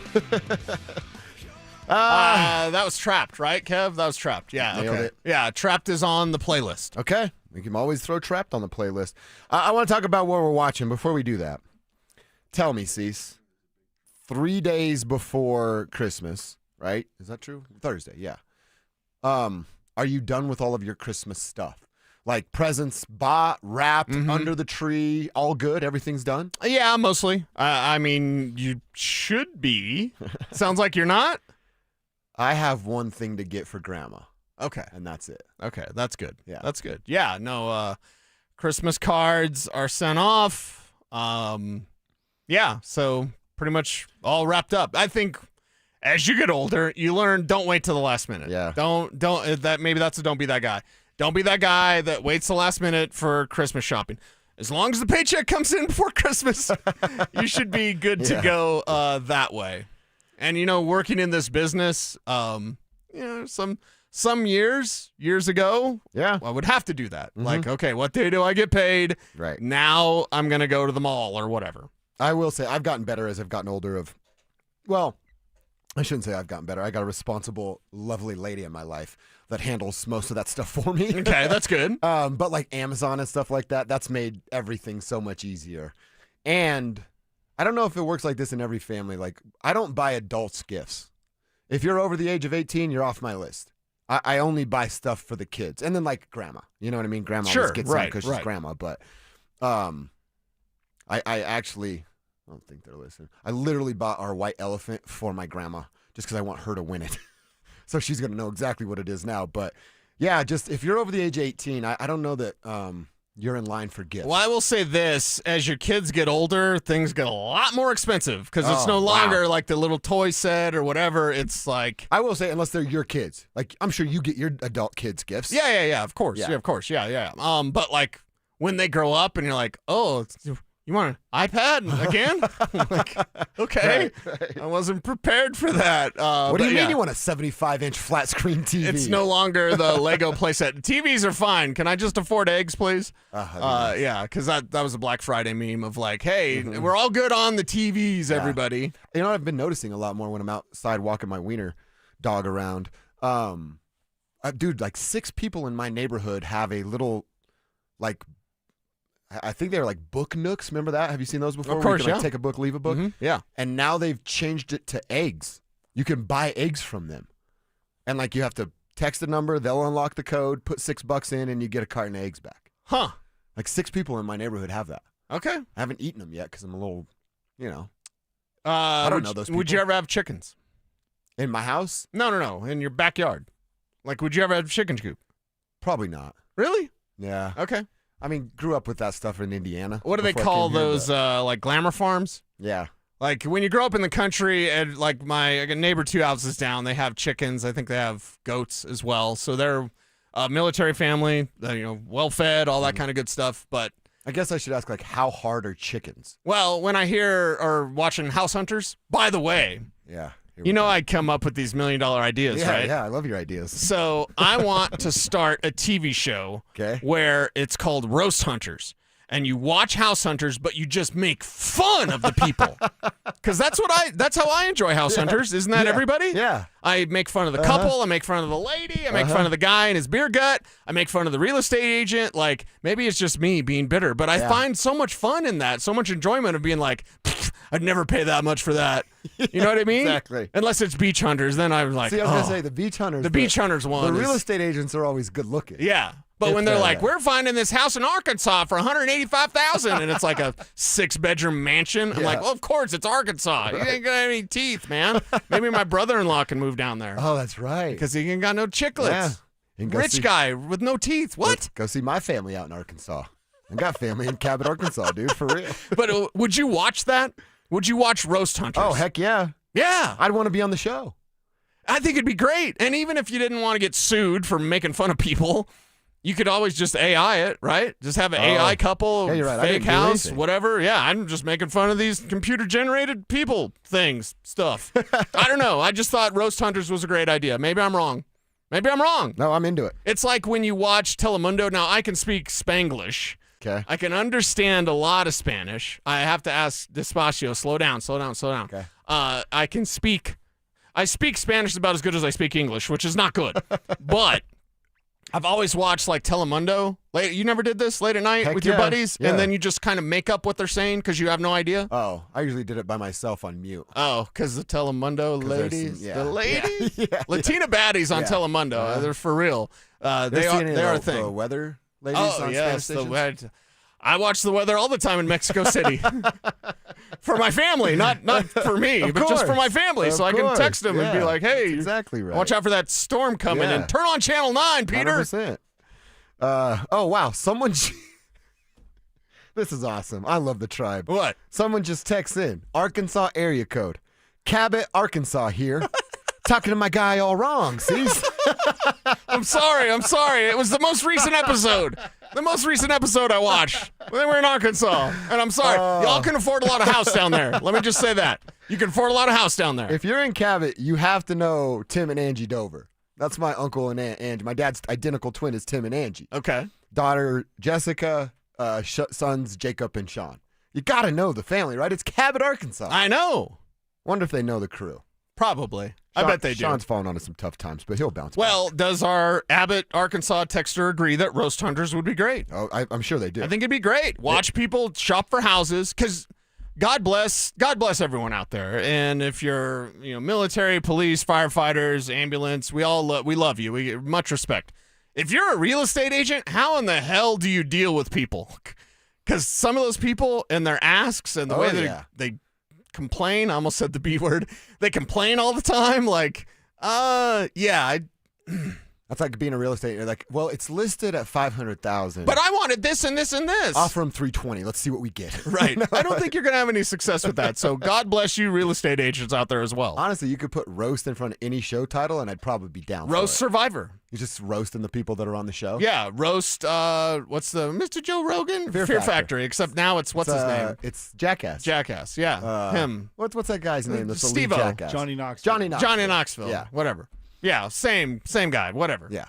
Yeah. So roast Fear Factor. Roast I think Fear Factor. roast should be a channel. I just want to turn on the roast. It's like Fuel TV. Roast Monday Night Football. Yeah. Right. Oh, that'd be everything sick. that comes on. Yeah, and actually, you don't even need to show the broadcast, just so the people roasting it. Be actually, you know what? Now that we're talking about this, have a watch along with it. They have this. It's called Twitter. But I'm saying bring it to your screens. Yeah. Screens. It's a multi-screen experience. Another $1 million idea that I just give to you. Big Perm's taking his shot now at Arkansas and Alabama. Oh, folks. no. He says, how do you know toothpaste was invented or wasn't invented in Arkansas? Because they don't call it teeth paste. They said they can't speak English, as you were hinting at there. Big Perm. Nice work right there. Oh, dude. They do know. He graduated with Jessica, my little cousin. Okay. Graduated with Jessica. All right. Since COVID, he says even Arkansas houses are unaffordable. Well, next time you see the families, tell them hi. I just FaceTimed with Jessica when we were out in Indy last week. Nice. So good stuff out there. Look at that small world. Sports Talk Radio in Denver bringing us together in Arkansas. Yes. The only thing I don't like about Arkansas is that's where I freaked out Mean Joe Green. Oh, really? Because Why were you in Arkansas? The Players All-Star Classic. I was there of for a course, football of course, game, yes. and they only did it 1 year. It replaced the Texas versus Nation game. They did it 1 year. Danny Trevathan was at that game. Oh, nice. Broncos scouts found Danny Trevathan. He was a great player. But I'm in line at the Little Rock Airport, and I had talked to Mean Joe Green, who was a scout for the Steelers. I'd talked to him forever, just like on the sidelines talking ball, right? Love Mean Joe Green. So finally, because we had a moment at the airport line, I had to tell him. Mean Joe Green, you're my favorite Steeler of all time. You're the most important Steeler of all time. And, like, I wish I was the kid that you threw and had the Coca-Cola and, like, here, kid, catch. Like, that was me. And he's just like, thank you. I barely talked to him since. How many times did you play that out in your head, too? About well, and I did did it because these guys, if you're around Peyton Manning, right, Yeah. and you're like in a hang sesh, right? Not I meet Peyton Manning, I'm getting Peyton Manning's autograph. But if you're just hanging with Peyton Just a Manning, hang sesh. you know the last thing he wants to hear is like, man, that one when you pointed at Mike Vanderjag and the idiot kicker, like when you said that at the Pro Bowl. He doesn't want to hear any He wants of to be that. a normal dude and bro out. Exactly. So I was always broing out with Mean Joe Green, and then I don't talk to him anymore. And then you put Cassidy Hubbard on him the way I did. Exactly. So don't. I've made Marshall Faulk uncomfortable, and I guess I made Mean Joe Green uncomfortable too. All right, when it comes to the Nuggets tonight, Cease, we'll be watching it. Utah tonight at 7. Yes. They're going back-to-back. Tomorrow they'll be in Dallas, and that one's on Peacock tomorrow. And then Christmas, of course, on ABC. So they got 3 in the next 4 days. Starting with Utah tonight. In a perfect world, they show up with some intent. They show up ready to punch in the mouth rather than get punched in the mouth. And you get guys resting in the fourth quarter so you can get right for Dallas tomorrow. That's the perfect world. Yes. But the last 2-3 weeks, we've started to see Denver fall back into old habits like Bo did yesterday with his feet and not showing up with intent, playing down to some competition. That's certainly what Utah brings tonight. Don't do that.